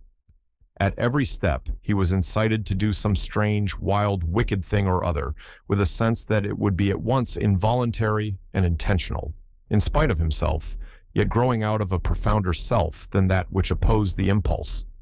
For instance, he met one of his own deacons. The good old man addressed him with the paternal affection and patriarchal privilege which his venerable age, his upright and holy character, and his station in the church entitled him to use, and, conjoined with this, the deep, almost worshipping respect which the minister's professional and private claims alike demanded. Never was there a more beautiful example of how the majesty of age and wisdom may comport with the obeisance and respect enjoined upon it, as from a lower social rank and inferior order of endowment towards a higher. Now, during a conversation of some 2 or 3 moments between the Reverend Dimmesdale and this excellent and hoary-bearded deacon, it was only by the most careful self-control that the former could refrain from uttering certain blasphemous suggestions that rose into his mind respecting the communion supper. He absolutely trembled and turned pale as ashes, lest his tongue should wag itself in utterance of these horrible matters, and plead his own consent for so doing without his having fairly given it. And even with this terror in his heart, he could hardly avoid laughing, to imagine how the sanctified old patriarchal deacon would have been petrified by his minister's impiety. Again, another incident of the same nature. Hurrying along the street, the Reverend Dimmesdale encountered the eldest female member of his church, a most pious and exemplary old dame, poor, widowed, lonely, and with a heart as full of reminiscences about her dead husband and children and her dead friends of long ago as a burial ground is full of storied gravestones. Yet all this, which would else have been such heavy sorrow, was made almost a solemn joy to her devout old soul by religious consolations and the truths of Scripture, wherewith she had fed herself continually for more than 30 years. And, since Dimmesdale had taken her in charge, the good granddame's chief earthly comfort, which, unless it had been likewise a heavenly comfort, could have been none at all, was to meet her pastor, whether casually or of set purpose, and be refreshed with a word of warm, fragrant, heaven-breathing gospel truth from his beloved lips into her dulled but rapturously attentive ear. But on this occasion, up to the moment of putting his lips to the old woman's ear, Dimmesdale, as the great enemy of souls would have it, could recall no text of Scripture, nor aught else, except a brief, pithy, and, as it then appeared to him, unanswerable argument against the immortality of the human soul. The instillment thereof into her mind would probably have caused this aged sister to drop down dead at once, as by the effect of an intensely poisonous infusion. What he really did whisper, the minister could never afterwards recollect. There was, perhaps, a fortunate disorder in his utterance, which failed to impart any distinct idea to the good widow's comprehension, or which Providence interpreted after a method of its own. Assuredly, as the minister looked back, he beheld an expression of divine gratitude and ecstasy that seemed like the shine of the celestial city on her face, so wrinkled and ashy pale. Again, a third instance. After parting from the old church member, he met the youngest sister of them all. It was a maiden newly won, and won by the Reverend Dimmesdale's own sermon on the Sabbath after his vigil, to barter the transitory pleasures of the world for the heavenly hope that was to assume brighter substance as life grew dark around her, and which would gild the utter gloom with final glory. She was fair and pure as a lily that had bloomed in paradise. The minister knew well that he was himself enshrined within the stainless sanctity of her heart, which hung its snowy curtains about his image, imparting to religion the warmth of love, and to love a religious purity. Satan, that afternoon, had surely led the poor young girl away from her mother's side, and thrown her into the pathway of this sorely tempted, or shall we not rather say, this lost and desperate man.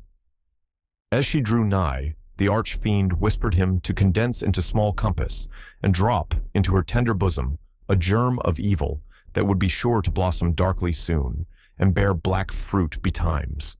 Such was his sense of power over this virgin's soul, trusting him as she did, that the minister felt potent to blight all the field of innocence with but one wicked look, and develop all its opposite with but a word. So, with a mightier struggle than he had yet sustained, he held his Geneva cloak before his face and hurried onward, making no sign of recognition, and leaving the young sister to digest his rudeness as she might. She ransacked her conscience, which was full of harmless little matters like her pocket or her work-bag, and took herself to task, poor thing, for 1,000 imaginary faults, and went about her household duties with swollen eyelids the next morning. Before the minister had time to celebrate his victory over this last temptation, he was conscious of another impulse, more ludicrous and almost as horrible. It was, we blush to tell it, it was to stop short in the road and teach some very wicked words to a knot of little Puritan children who were playing there and had but just begun to talk. Denying himself this freak as unworthy of his cloth, he met a drunken seaman, one of the ship's crew from the Spanish Main, And here, since he had so valiantly forborne all other wickedness, poor Dimmesdale longed, at least, to shake hands with the tarry blackguard, and recreate himself with a few improper jests, such as dissolute sailors so abound with, and a volley of good, round, solid, satisfactory, and heaven-defying oaths. It was not so much a better principle as partly his natural good taste, and still more his buck-ramed habit of clerical decorum, that carried him safely through the latter crisis. "What is it that haunts and tempts me thus?" cried the minister to himself at length, pausing in the street and striking his hand against his forehead. "Am I mad, or am I given over utterly to the fiend? Did I make a contract with him in the forest and sign it with my blood? And does he now summon me to its fulfillment by suggesting the performance of every wickedness which his most foul imagination can conceive?" At the moment when the Reverend Dimmesdale thus communed with himself and struck his forehead with his hand, old Mistress Hibbins, the reputed witch lady, is said to have been passing by. She made a very grand appearance, having on a high headdress, a rich gown of velvet, and a ruff done up with the famous yellow starch, of which Anne Turner, her especial friend, had taught her the secret before this last good lady had been hanged for Sir Thomas Overbury's murder. Whether the witch had read the minister's thoughts or no, she came to a full stop, looked shrewdly into his face, smiled craftily, and, though little given to converse with clergymen, began a conversation. "So, Reverend Sir, you have made a visit into the forest," observed the witch lady, nodding her high headdress at him. "The next time I pray you to allow me only a fair warning, and I shall be proud to bear you company. Without taking overmuch upon myself, my good word will go far towards gaining any strange gentleman a fair reception from yonder potentate you wot of." "I profess, madam," answered the clergyman with a grave obeisance, such as the lady's rank demanded, and his own good breeding made imperative, "I profess, on my conscience and character, that I am utterly bewildered as touching the purport of your words. I went not into the forest to seek a potentate, neither do I, at any future time, design a visit thither with a view to gaining the favor of such a personage. My one sufficient object was to greet that pious friend of mine, the Apostle Eliot, and rejoice with him over the many precious souls he hath won from heathendom." "Ha, ha, ha, ha, ha," cackled the old witch lady, still nodding her high headdress at the minister. "Well, well, we must needs talk thus in the daytime. You carry it off like an old hand, but at midnight, and in the forest, we shall have other talk together." She passed on with her aged stateliness, but often turning back her head and smiling at him, like one willing to recognize a secret intimacy of connection. "Have I then sold myself," thought the minister, "to the fiend, whom, if men say true, this yellow-starched and velveted old hag has chosen for her prince and master?" The wretched minister! He had made a bargain very like it. Tempted by a dream of happiness, he had yielded himself, with deliberate choice, as he had never done before, to what he knew was deadly sin. And the infectious poison of that sin had been thus rapidly diffused throughout his moral system. It had stupefied all blessed impulses and awakened into vivid life the whole brotherhood of bad ones. Scorn, bitterness, unprovoked malignity, gratuitous desire of ill, ridicule of whatever was good and holy, all awoke to tempt, even while they frightened him. And his encounter with old Mistress Hibbins, if it were a real incident, did but show his sympathy and fellowship with wicked mortals and the world of perverted spirits. He had, by this time, reached his dwelling on the edge of the burial ground, and, hastening up the stairs, took refuge in his study. The minister was glad to have reached this shelter, without first betraying himself to the world by any of those strange and wicked eccentricities to which he had been continually impelled while passing through the streets. He entered the accustomed room and looked around him on its books, its windows, its fireplace, and the tapestried comfort of the walls, with the same perception of strangeness that had haunted him throughout his walk from the forest, dell into the town, and thitherward. Here he had studied and written. Here, gone through fast and vigil, and come forth half alive. Here, striven to pray. Here, borne 100,000 agonies. There was the Bible, in its rich old Hebrew, with Moses and the prophets speaking to him, and God's voice through all. There, on the table, with the inky pen beside it, was an unfinished sermon, with a sentence broken in the midst, where his thoughts had ceased to gush out upon the page 2 days before. He knew that it was himself, the thin and white-cheeked minister, who had done and suffered these things and written thus far into the election sermon. But he seemed to stand apart and eye this former self with scornful, pitying, but half-envious curiosity. That self was gone. Another man had returned out of the forest, a wiser one, with a knowledge of hidden mysteries which the simplicity of the former never could have reached. A bitter kind of knowledge that. While occupied with these reflections, a knock came at the door of the study, and the minister said, "Come in," not wholly devoid of an idea that he might behold an evil spirit. And so he did. It was old Roger Chillingworth that entered. The minister stood, white and speechless, with one hand on the Hebrew Scriptures and the other spread upon his breast. "Welcome home, Reverend Sir," said the physician. "And how found you that godly man, the Apostle Eliot? But methinks, dear sir, you look pale, as if the travel through the wilderness had been too sore for you. Will not my aid be requisite to put you in heart and strength to preach your election sermon?" "Nay, I think not so," rejoined the Reverend Dimmesdale. "My journey, and the sight of the holy apostle yonder, and the free air which I have breathed, have done me good after so long confinement in my study. I think to need no more of your drugs, my kind physician, good though they be, and administered by a friendly hand." All this time, Roger Chillingworth was looking at the minister with the grave and intent regard of a physician towards his patient.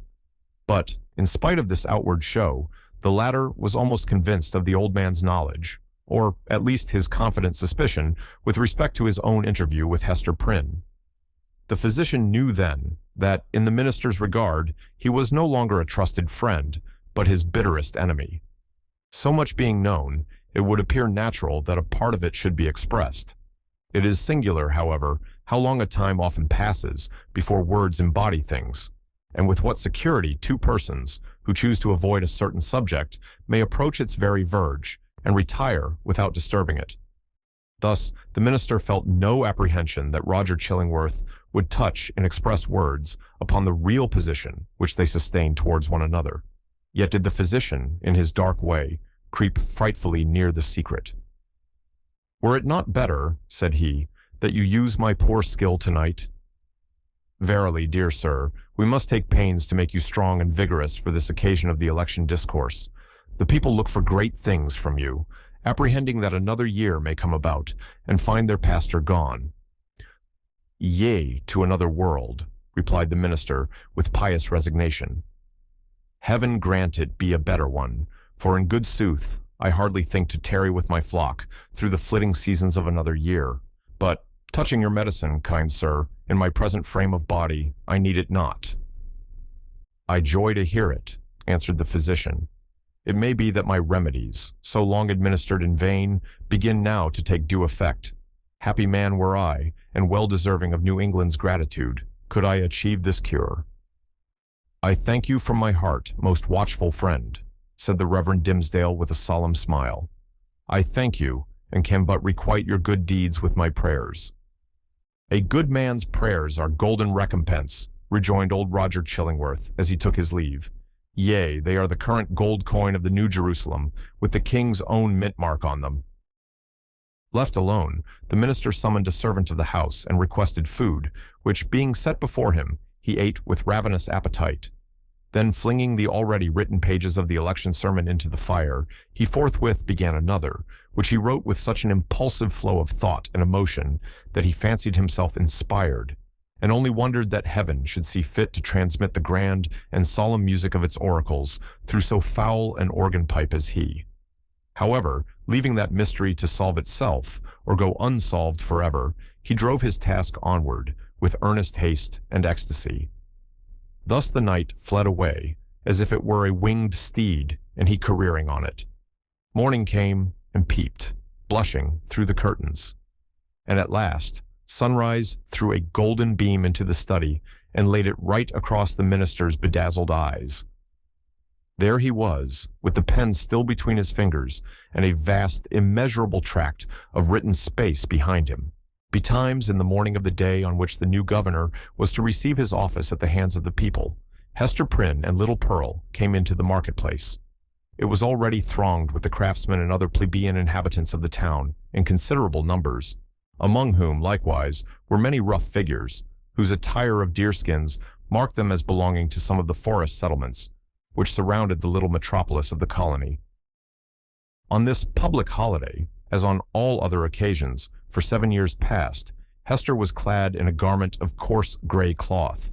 Not more by its hue than by some indescribable peculiarity in its fashion, it had the effect of making her fade personally out of sight and outline, while, again, the Scarlet Letter brought her back from this twilight indistinctness and revealed her under the moral aspect of its own illumination.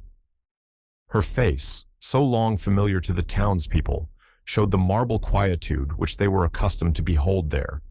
It was like a mask, or rather, like the frozen calmness of a dead woman's features, owing this dreary resemblance to the fact that Hester was actually dead in respect to any claim of sympathy, and had departed out of the world with which she still seemed to mingle. It might be, on this one day, that there was an expression unseen before, nor indeed vivid enough to be detected now, unless some preternaturally gifted observer should have first read the heart, and have afterwards sought a corresponding development in the countenance and mien. Such a spiritual seer might have conceived that after sustaining the gaze of the multitude through 7 miserable years as a necessity, a penance, and something which it was a stern religion to endure, she now, for one last time more, encountered it freely and voluntarily in order to convert what had so long been agony into a kind of triumph. Look your last on the Scarlet Letter and its wearer. The people's victim and lifelong bondslave, as they fancied her, might say to them, "Yet a little while, and she will be beyond your reach.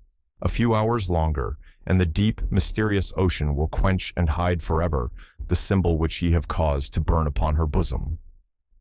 Nor were it an inconsistency too improbable to be assigned to human nature, should we suppose a feeling of regret in Hester's mind at the moment when she was about to win her freedom from the pain which had been thus deeply incorporated with her being.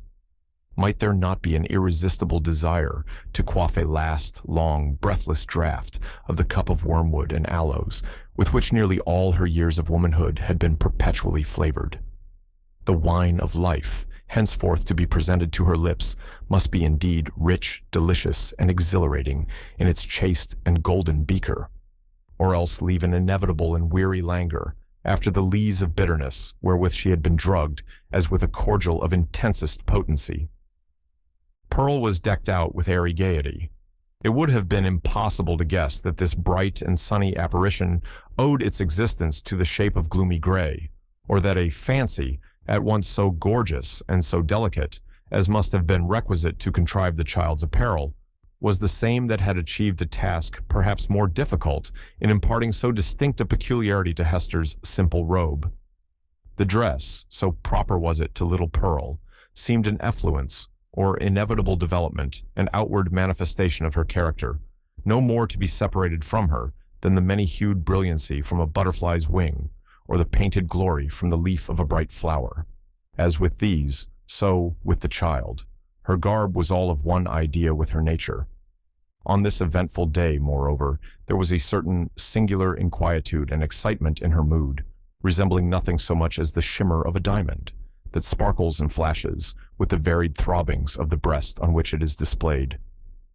Children have always a sympathy in the agitations of those connected with them, always especially a sense of any trouble or impending revolution, of whatever kind, in domestic circumstances, and therefore Pearl, who was the gem on her mother's unquiet bosom, betrayed, by the very dance of her spirits, the emotions which none could detect in the marble passiveness of Hester's brow. This effervescence made her flit with a bird-like movement rather than walk by her mother's side. She broke continually into shouts of a wild, inarticulate, and sometimes piercing music.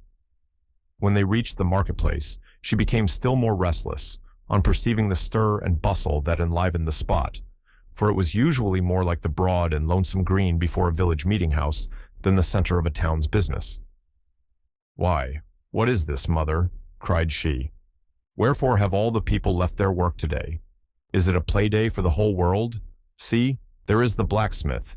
He has washed his sooty face and put on his Sabbath-day clothes, and looks as if he would gladly be merry, if any kind body would only teach him how. And there is Master Brackett, the old jailer, nodding and smiling at me. Why does he do so, mother? He remembers thee a little babe, my child, answered Hester. He should not nod and smile at me for all that. The black, grim, ugly-eyed old man, said Pearl. He may nod at thee if he will, for thou art clad in gray and wearest the Scarlet Letter. But see, mother, how many faces of strange people and Indians among them and sailors. What have they all come to do here in the marketplace? They wait to see the procession pass, said Hester, for the governor and the magistrates are to go by, and the ministers, and all the great people and good people, with the music and the soldiers marching before them. And will the minister be there? Asked Pearl. And will he hold out both his hands to me, as when thou ledst me to him from the brookside? He will be there, child, answered her mother, but he will not greet thee today, nor must thou greet him. What a strange, sad man is he, said the child, as if speaking partly to herself. In the dark night time he calls us to him, and holds thy hand and mine, as when we stood with him on the scaffold yonder. And in the deep forest, where only the old trees can hear, and the strip of sky see it, he talks with thee, sitting on a heap of moss. And he kisses my forehead too, so that the little brook would hardly wash it off. But here, in the sunny day, and among all the people, he knows us not, nor must we know him. A strange, sad man is he, with his hand always over his heart. Be quiet, Pearl. Thou understandest not these things, said her mother. Think not now of the minister, but look about thee, and see how cheery is everybody's face today. The children have come from their schools, and the grown people from their workshops and their fields, on purpose to be happy. For today, a new man is beginning to rule over them. And so, as has been the custom of mankind ever since a nation was first gathered, they make merry and rejoice, as if a good and golden year were at length to pass over the poor old world. It was as Hester said, in regard to the unwonted jollity that brightened the faces of the people. Into this festal season of the year, as it already was, and continued to be during the greater part of 2 centuries, the Puritans compressed whatever mirth and public joy they deemed allowable to human infirmity, thereby so far dispelling the customary cloud that, for the space of a single holiday, they appeared scarcely more grave than most other communities at a period of general affliction. But we perhaps exaggerate the gray or sable tinge, which undoubtedly characterized the mood and manners of the age. The persons now in the marketplace of Boston had not been born to an inheritance of puritanic gloom. They were native Englishmen whose fathers had lived in the sunny richness of the Elizabethan epoch, a time when the life of England, viewed as one great mass, would appear to have been as stately, magnificent, and joyous as the world has ever witnessed. Had they followed their hereditary taste, the New England settlers would have illustrated all events of public importance by bonfires, banquets, pageantries, and processions. Nor would it have been impracticable, in the observance of majestic ceremonies, to combine mirthful recreation with solemnity, and give, as it were, a grotesque and brilliant embroidery to the great robe of state, which a nation, at such festivals, puts on. There was some shadow of an attempt of this kind in the mode of celebrating the day on which the political year of the colony commenced, the dim reflection of a remembered splendor, a colorless and manifold diluted repetition of what they had beheld in proud old London. We will not say at a royal coronation, but at a Lord Mayor's show, might be traced in the customs which our forefathers instituted with reference to the annual installation of magistrates. The fathers and founders of the Commonwealth, the statesman, the priest, and the soldier, deemed it a duty then to assume the outward state and majesty which, in accordance with antique style, was looked upon as the proper garb of public or social eminence. All came forth to move in procession before the people's eye, and thus impart a needed dignity to the simple framework of a government so newly constructed. Then, too, the people were countenanced, if not encouraged, in relaxing the severe and close application to their various modes of rugged industry, which, at all other times, seemed of the same piece and material with their religion. Here, it is true, were none of the applicances, which popular merriment would so readily have found in the England of Elizabeth's time, or that of James. No rude shows of a theatrical kind, no minstrel with his harp and legendary ballad, nor gleeman with an ape dancing to his music. No juggler with his tricks of mimic witchcraft. No Merry Andrew to stir up the multitude with jests, perhaps hundreds of years old, but still effective, by their appeals to the very broadest sources of mirthful sympathy. All such professors of the several branches of jocularity would have been sternly repressed, not only by the rigid discipline of law, but by the general sentiment which gives law its vitality. Not the less, however, the great honest face of the people smiled, grimly, perhaps, but widely, too. Nor were sports wanting, such as the colonists had witnessed and shared in long ago at the country fairs and on the village greens of England, and which it was thought well to keep alive on this new soil for the sake of the courage and manliness that were essential in them. Wrestling matches in the different fashions of Cornwall and Devonshire were seen here and there about the marketplace. In one corner there was a friendly bout at quarterstaff, and, what attracted most interest of all, on the platform of the pillory, already so noted in our pages, two masters of defense were commencing an exhibition with the buckler and broadsword. But, much to the disappointment of the crowd, this latter business was broken off by the interposition of the town beadle, who had no idea of permitting the majesty of the law to be violated by such an abuse of one of its consecrated places. It may not be too much to affirm, on the whole, the people being then in the first stages of joyless deportment and the offspring of sires who had known how to be merry in their day, that they would compare favorably, in point of holiday keeping, with their descendants, even at so long an interval as ourselves. Their immediate posterity, the generation next to the early emigrants, were the blackest shade of Puritanism, and so darkened the national visage with it, that all the subsequent years have not sufficed to clear it up. We have yet to learn again the forgotten art of gaiety. The picture of human life in the marketplace, though its general tint was the sad gray, brown, or black of the English emigrants, was yet enlivened by some diversity of hue.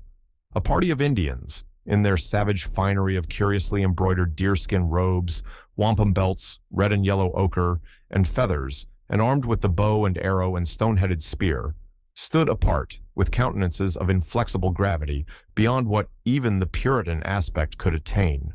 Nor, wild as were these painted barbarians, were they the wildest feature of the scene. This distinction could more justly be claimed by some mariners, a part of the crew of the vessel from the Spanish Main, who had come ashore to see the humors of election day. They were rough-looking desperadoes, with sun-blackened faces and an immensity of beard. Their wide, short trousers were confined about the waist by belts, often clasped with a rough plate of gold, and sustaining always a long knife, and, in some instances, a sword. From beneath their broad-brimmed hats of palm leaf gleamed eyes which, even in good nature and merriment, had a kind of animal ferocity. They transgressed, without fear or scruple, the rules of behavior that were binding on all others, smoking tobacco under the beadle's very nose, although each whiff would have cost a townsman a shilling, and quaffing, at their pleasure, draughts of wine or aqua vitae from pocket flasks, which they freely tendered to the gaping crowd around them. It remarkably characterized the incomplete morality of the age, rigid as we call it, that a license was allowed the seafaring class, not merely for their freaks on shore, but for far more desperate deeds on their proper element. The sailor of that day would go near to be arraigned as a pirate in our own. There could be little doubt, for instance, that this very ship's crew, though no unfavorable specimens of the nautical brotherhood, had been guilty, as we should phrase it, of depredations on the Spanish commerce, such as would have periled all their necks in a modern court of justice. But the sea, in those old times, heaved, swelled, and foamed, very much at its own will, or subject only to the tempestuous wind, with hardly any attempts at regulation by human law. The buccaneer on the wave might relinquish his calling, and become at once, if he chose, a man of probity and piety on land. Nor, even in the full career of his reckless life, was he regarded as a personage with whom it was disreputable to traffic, or casually associate. Thus, the Puritan elders, in their black cloaks, starched bands, and steeple-crowned hats, smiled not unbenignantly at the clamor and rude deportment of these jolly seafaring men, and it excited neither surprise nor animadversion when so reputable a citizen as old Roger Chillingworth, the physician, was seen to enter the marketplace in close and familiar talk with the commander of the questionable vessel. The latter was by far the most showy and gallant figure so far as apparel went anywhere to be seen among the multitude. He wore a profusion of ribbons on his garment and gold lace on his hat, which was also encircled by a gold chain and surmounted with a feather. There was a sword at his side and a sword cut on his forehead, which by the arrangement of his hair he seemed anxious rather to display than hide. A landsman could hardly have worn this garb and shown this face, and worn and shown them both with such a galliard air, without undergoing stern question before a magistrate, and probably incurring fine or imprisonment, or perhaps an exhibition in the stocks. As regarded the shipmaster, however, all was looked upon as pertaining to the character, as to a fish his glistening scales. After parting from the physician, the commander of the Bristol ship strolled idly through the marketplace, until, happening to approach the spot where Hester Prynne was standing, he appeared to recognize and did not hesitate to address her. As was usually the case wherever Hester stood, a small vacant area, a sort of magic circle, had formed itself about her, into which, though the people were elbowing one another at a little distance, none ventured or felt disposed to intrude. It was a forcible type of the moral solitude in which the Scarlet Letter enveloped its fated wearer, partly by her own reserve, and partly by the instinctive, though no longer so unkindly, withdrawal of her fellow creatures. Now, if never before, it answered a good purpose by enabling Hester and the seaman to speak together without risk of being overheard. And so changed was Hester Prynne's repute before the public that the matron in town, most eminent for rigid morality, could not have held such intercourse with less result of scandal than herself. "So, mistress," said the mariner, "I must bid the steward make ready one more berth than you bargained for. No fear of scurvy or ship fever this voyage. What with the ship's surgeon and this other doctor, our only danger will be from drug or pill. More by token, as there is a lot of apothecary's stuff aboard, which I traded for with a Spanish vessel." "What mean you?" inquired Hester, startled more than she permitted to appear. "Have you another passenger?" "Why, know you not," cried the shipmaster, "that this physician here, Chillingworth he calls himself, is minded to try my cabin fare with you? Aye, you must have known it, for he tells me he is of your party and a close friend to the gentleman you spoke of, he that is in peril from these sour old Puritan rulers." "They know each other well indeed," replied Hester, with a mien of calmness, though in the utmost consternation. "They have long dwelt together." Nothing further passed between the mariner and Hester Prynne, but, at that instant, she beheld old Roger Chillingworth himself, standing in the remotest corner of the marketplace, and smiling on her, a smile which, across the wide and bustling square, and through all the talk and laughter and various thoughts, moods, and interests of the crowd, conveyed secret and fearful meaning. Before Hester Prynne could call together her thoughts and consider what was practicable to be done in this new and startling aspect of affairs, the sound of military music was heard approaching along a contiguous street. It denoted the advance of the procession of magistrates and citizens on its way towards the meeting-house, where, in compliance with a custom thus early established and ever since observed, the Reverend Dimmesdale was to deliver an election sermon. Soon the head of the procession showed itself, with a slow and stately march, turning a corner and making its way across the marketplace. First came the music. It comprised a variety of instruments, perhaps imperfectly adapted to one another, and played with no great skill, but yet attaining the great object for which the harmony of drum and clarion addresses itself to the multitude, that of imparting a higher and more heroic air to the scene of life that passes before the eye. Little Pearl at first clapped her hands, but then lost, for an instant, the restless agitation that had kept her in a continual effervescence throughout the morning. She gazed silently, and seemed to be borne upward like a floating seabird on the long heaves and swells of sound. But she was brought back to her former mood by the shimmer of the sunshine on the weapons and bright armor of the military company, which followed after the music and formed the honorary escort of the procession. This body of soldiery, which still sustains a corporate existence and marches down from past ages with an ancient and honorable fame, was composed of no mercenary materials. Its ranks were filled with gentlemen who felt the stirrings of martial impulse and sought to establish a kind of college of arms, where, as in an association of Knights Templars, they might learn the science, and so far as peaceful exercise would teach them, the practices of war. The high estimation then placed upon the military character might be seen in the lofty port of each individual member of the company. Some of them, indeed, by their services in the Low Countries and on other fields of European warfare, had fairly won their title to assume the name and pomp of soldiership.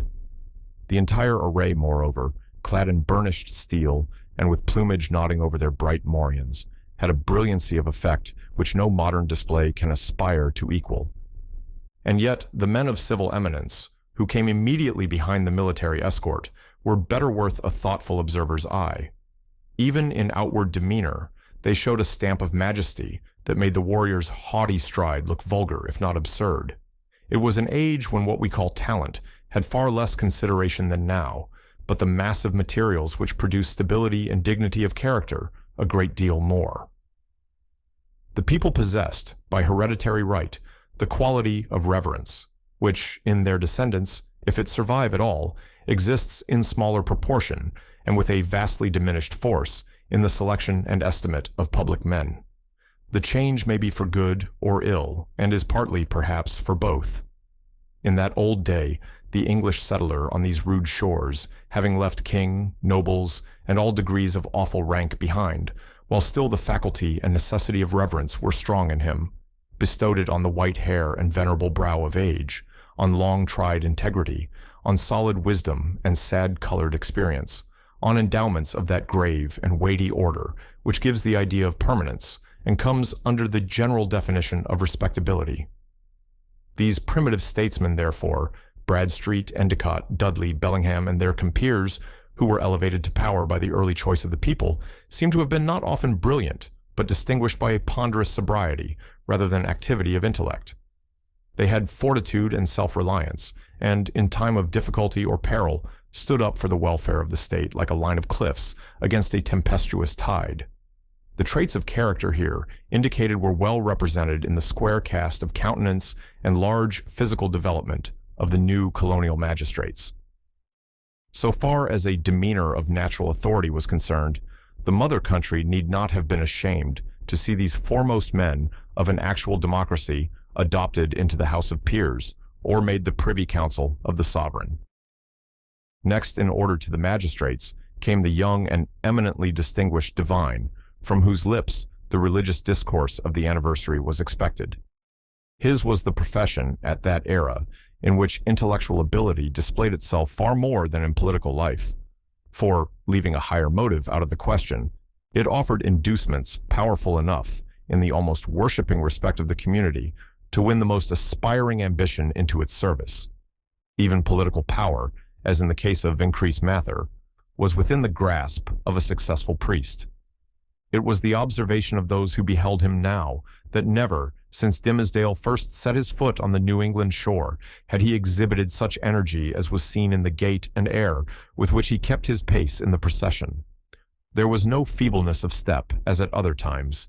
His frame was not bent, nor did his hand rest ominously upon his heart.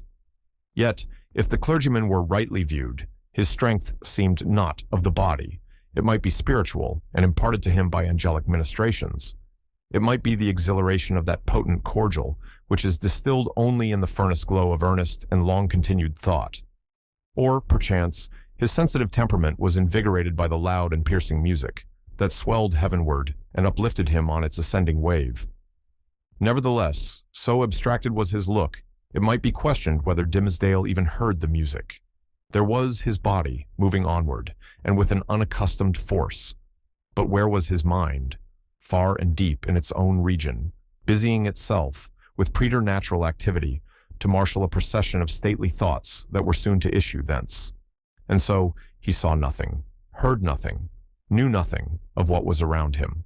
But the spiritual element took up the feeble frame and carried it along, unconscious of the burden, and converting it to spirit like itself. Men of uncommon intellect, who have grown morbid, possess this occasional power of mighty effort, into which they throw the life of many days, and then are lifeless for as many more.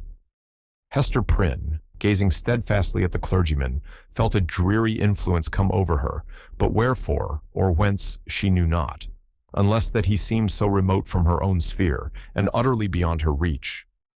One glance of recognition she had imagined must needs pass between them. She thought of the dim forest, with its little dell of solitude, and love, and anguish, and the mossy tree trunk, where, sitting hand in hand, they had mingled their sad and passionate talk with the melancholy murmur of the brook. How deeply had they known each other then? And was this the man? She hardly knew him now. He, moving proudly past, enveloped as it were in the rich music, with the procession of majestic and venerable fathers. He, so unattainable in his worldly position, and still more so in that far vista of his unsympathizing thoughts, through which she now beheld him. Her spirit sank with the idea that all must have been a delusion, and that, vividly as she had dreamed it, there could be no real bond betwixt the clergyman and herself.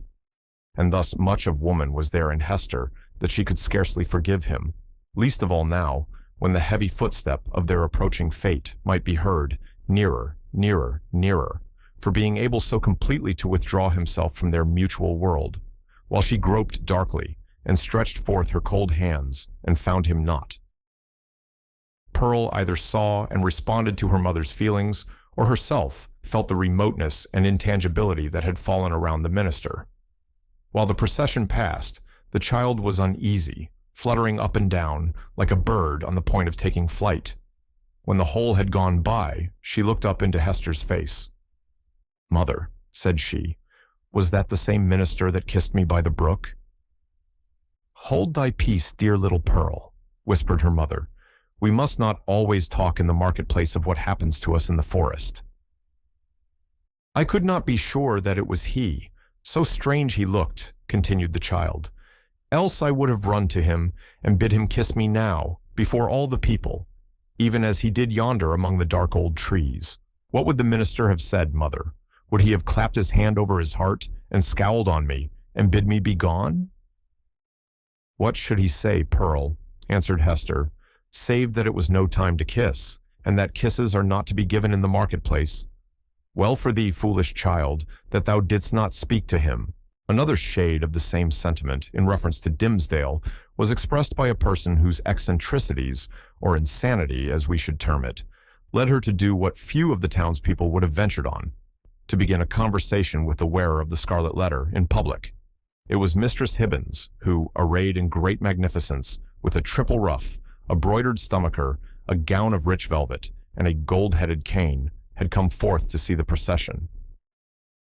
As this ancient lady had the renown, which subsequently cost her no less a price than her life, of being a principal actor in all the works of necromancy that were continually going forward, the crowd gave way before her, and seemed to fear the touch of her garment, as if it carried the plague among its gorgeous folds. Seen in conjunction with Hester Prynne, kindly as so many now felt towards the latter, the dread inspired by Mistress Hibbins was doubled, and caused a general movement from that part of the marketplace in which the two women stood. "Now, what mortal imagination could conceive it?" whispered the old lady confidentially to Hester. "Yonder divine man, that saint on earth, as the people uphold him to be, and as, I must needs say, he really looks. Who, now that saw him pass in the procession, would think how little while it is since he went forth out of his study, chewing a Hebrew text of Scripture in his mouth, I warrant, to take an airing in the forest. Aha! We know what that means, Hester Prynne. But truly, forsooth, I find it hard to believe him the same man. Many a church member saw I, walking behind the music, that has danced in the same measure with me, when somebody was fiddler, and it might be, an Indian powwow, or a Lapland wizard changing hands with us. That is but a trifle, when a woman knows the world. But this minister, couldst thou surely tell, Hester, whether he was the same man that encountered thee on the forest path? "Madam, I know not of what you speak," answered Hester Prynne, feeling Mistress Hibbins to be of infirm mind, yet strangely startled and awe-stricken by the confidence with which she affirmed a personal connection between so many persons, herself among them, and the evil one. It is not for me to talk lightly of a learned and pious minister of the word, like the Reverend Dimmesdale." "Fie, woman, fie," cried the old lady, shaking her finger at Hester. "Dost thou think I have been to the forest so many times, and have yet no skill to judge who else has been there? Yea, though no leaf of the wild garlands, which they wore while they danced, be left in their hair. I know thee, Hester, for I behold the token. We may all see it in the sunshine, and it glows like a red flame in the dark. Thou wearest it openly, so there need be no question about that. But this minister, let me tell thee in thine ear. When the black man sees one of his own servants, signed and sealed, so shy of owning to the bond, as is the Reverend Dimmesdale, he hath a way of ordering matters, so that the mark shall be disclosed in open daylight to the eyes of all the world. What is it that the minister seeks to hide, with his hand always over his heart? Ha! Hester Prynne. What is it, good Mistress Hibbins? Eagerly asked little Pearl. Hast thou seen it? No matter, darling, responded Mistress Hibbins, making Pearl a profound reverence. Thou thyself wilt see it one time or another. They say, child, thou art of the lineage of the Prince of the Air. Wilt thou ride with me, some fine night, to see thy father? Then thou shalt know wherefore the minister keeps his hand over his heart. Laughing so shrilly that all the marketplace could hear her, the weird old gentlewoman took her departure. By this time the preliminary prayer had been offered in the meeting-house, and the accents of the Reverend Dimmesdale were heard commencing his discourse. An irresistible feeling kept Hester near the spot. As the sacred edifice was too much thronged to admit another auditor, she took up her position close beside the scaffold of the pillory. It was in sufficient proximity to bring the whole sermon to her ears, in the shape of an indistinct but varied murmur and flow of the minister's very peculiar voice. This vocal organ was in itself a rich endowment, insomuch that a listener, comprehending nothing of the language in which the preacher spoke, might still have been swayed to and fro by the mere tone and cadence. Like all other music, it breathed passion and pathos, and emotions high or tender, in a tongue native to the human heart, wherever educated. Muffled as the sound was by its passage through the church walls, Hester Prynne listened with such intentness and sympathized so intimately that the sermon had throughout a meaning for her, entirely apart from its indistinguishable words. These, perhaps, if more distinctly heard, might have been only a grosser medium, and have clogged the spiritual sense. Now she caught the low undertone, as of the wind sinking down to repose itself, then ascended with it, as it rose through progressive gradations of sweetness and power, until its volume seemed to envelop her with an atmosphere of awe and solemn grandeur. And yet, majestic as the voice sometimes became, there was forever in it an essential character of plaintiveness, a loud or low expression of anguish, the whisper or the shriek, as it might be conceived, of suffering humanity, that touched a sensibility in every bosom. At times, this deep strain of pathos was all that could be heard, and scarcely heard, sighing amid a desolate silence. But even when the minister's voice grew high and commanding, when it gushed irrepressibly upward, when it assumed its utmost breadth and power, so overfilling the church as to burst its way through the solid walls and diffuse itself in the open air, still, if the auditor listened intently and for the purpose, he could detect the same cry of pain. What was it? The complaint of a human heart, sorrow-laden, perchance guilty, telling its secret, whether of guilt or sorrow, to the great heart of mankind, beseeching its sympathy or forgiveness, at every moment, in each accent, and never in vain. It was this profound and continual undertone that gave the clergyman his most appropriate power. During all this time, Hester stood, statue-like, at the foot of the scaffold. If the minister's voice had not kept her there would nevertheless have been an inevitable magnetism in that spot, whence she dated the first hour of her life of ignominy. There was a sense within her, too ill-defined to be made a thought, but weighing heavily on her mind, that her whole orb of life, both before and after, was connected with this spot, as with the one point that gave it unity. Little Pearl, meanwhile, had quitted her mother's side, and was playing at her own will about the marketplace. She made the somber crowd cheerful by her erratic and glistening ray, even as a bird of bright plumage illuminates a whole tree of dusky foliage by darting to and fro, half seen and half concealed, amid the twilight of the clustering leaves. She had an undulating, but oftentimes a sharp and irregular movement. It indicated the restless vivacity of her spirit, which today was doubly indefatigable in its tiptoe dance, because it was played upon and vibrated with her mother's disquietude. Whenever Pearl saw anything to excite her ever-active and wandering curiosity, she flew thitherward and, as we might say, seized upon that man or thing as her own property, so far as she desired it, but without yielding the minutest degree of control over her motions in requital. The Puritans looked on, and, if they smiled, were none the less inclined to pronounce the child a demon offspring, from the indescribable charm of beauty and eccentricity that shone through her little figure and sparkled with its activity. She ran and looked the wild Indian in the face, and he grew conscious of a nature wilder than his own. Thence, with native audacity, but still with a reserve as characteristic, she flew into the midst of a group of mariners, the swarthy-cheeked wild men of the ocean, as the Indians were of the land, and they gazed wonderingly and admiringly at Pearl, as if a flake of the sea foam had taken the shape of a little maid and were gifted with a soul of the sea fire that flashes beneath the prow in the night-time. One of these seafaring men, the shipmaster, indeed, who had spoken to Hester Prynne, was so smitten with Pearl's aspect that he attempted to lay hands upon her with purpose to snatch a kiss. Finding it as impossible to touch her as to catch a hummingbird in the air, he took from his hat the gold chain that was twisted about it and threw it to the child. Pearl immediately twined it around her neck and waist with such happy skill that once seen there, it became a part of her, and it was difficult to imagine her without it. "Thy mother is yonder woman with the scarlet letter," said the seaman. "Wilt thou carry her a message from me?" "If the message pleases me, I will," answered Pearl. "Then tell her," rejoined he, "that I spake again with the black-visaged, hump-shouldered old doctor, and he engages to bring his friend, the gentleman she wots of, aboard with him.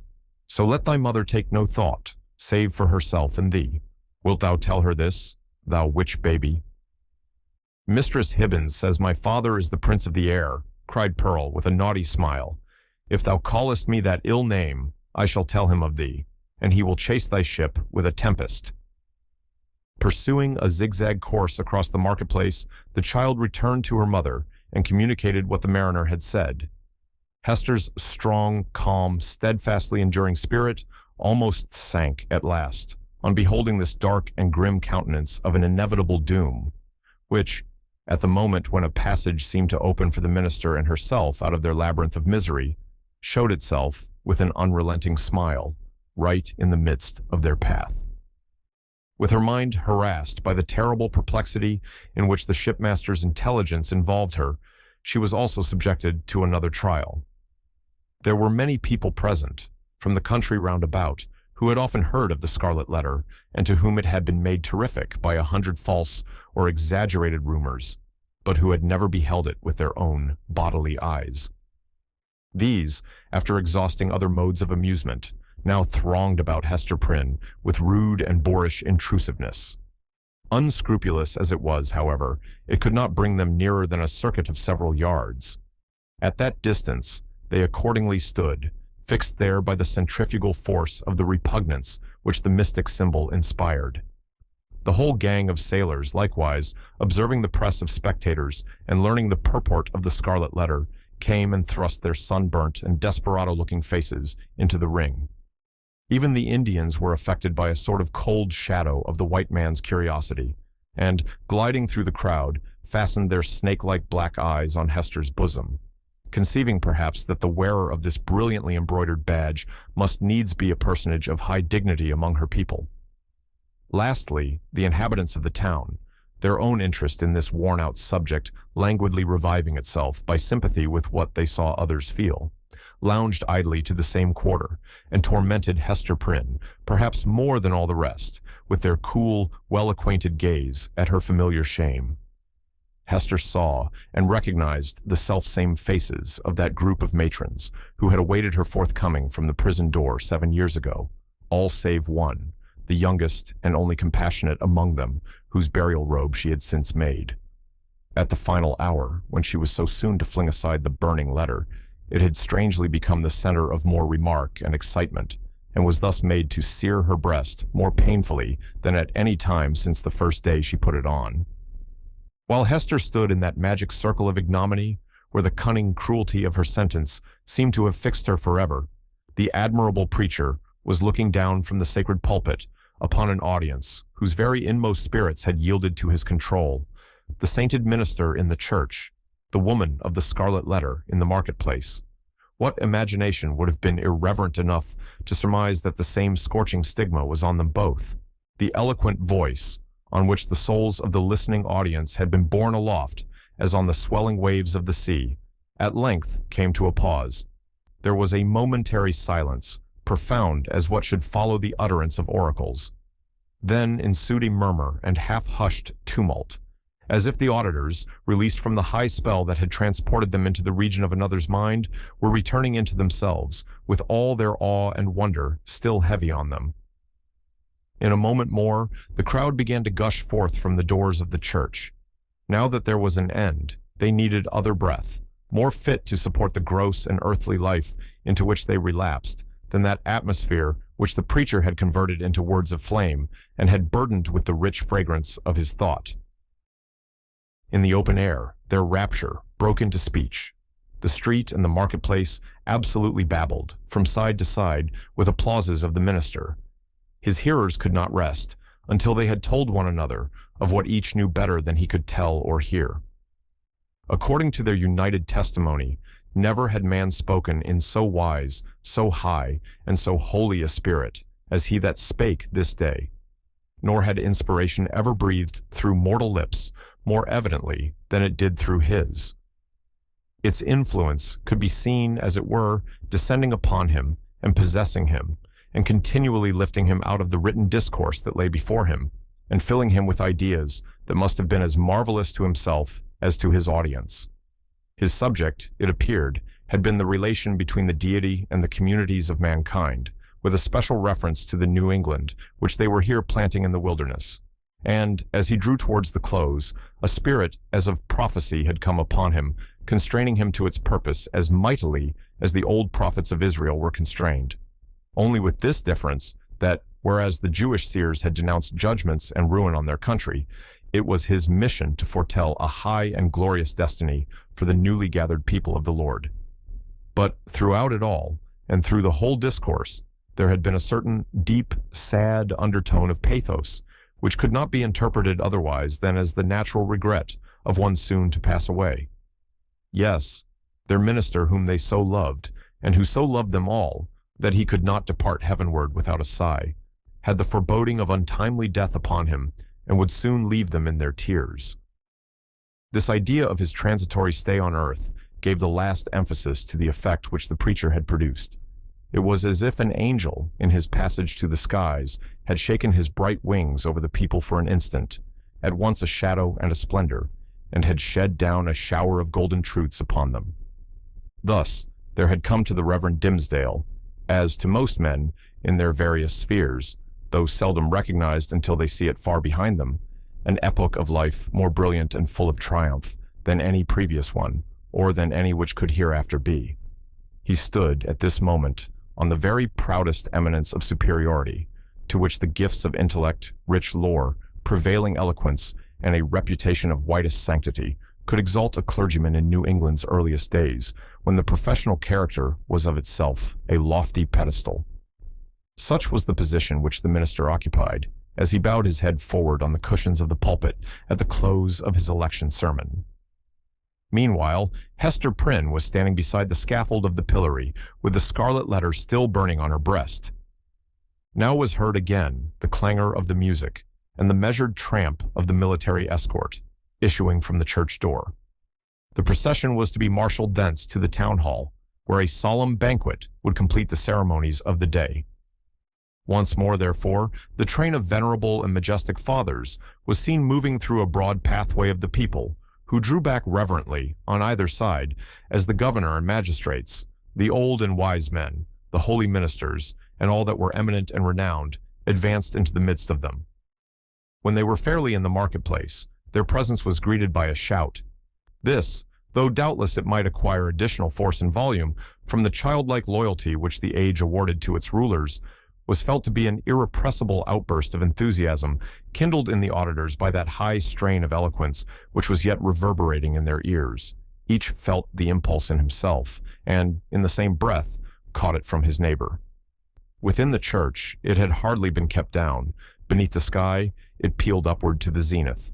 There were human beings enough, and enough of highly wrought and symphonious feeling to produce that more impressive sound than the organ tones of the blast, or the thunder, or the roar of the sea. Even that mighty swell of many voices, blended into one great voice by the universal impulse which makes likewise one vast heart out of the many. Never, from the soil of New England, had gone up such a shout. Never, on New England soil, had stood the man so honored by his mortal brethren as the preacher. How fared it with him then? Were there not the brilliant particles of a halo in the air about his head? So etherealized by spirit as he was, and so apotheosized by worshipping admirers, did his footsteps in the procession really tread upon the dust of earth? As the ranks of military men and civil fathers moved onward, all eyes were turned towards the point where the minister was seen to approach among them. The shout died into a murmur, as one portion of the crowd after another obtained a glimpse of him.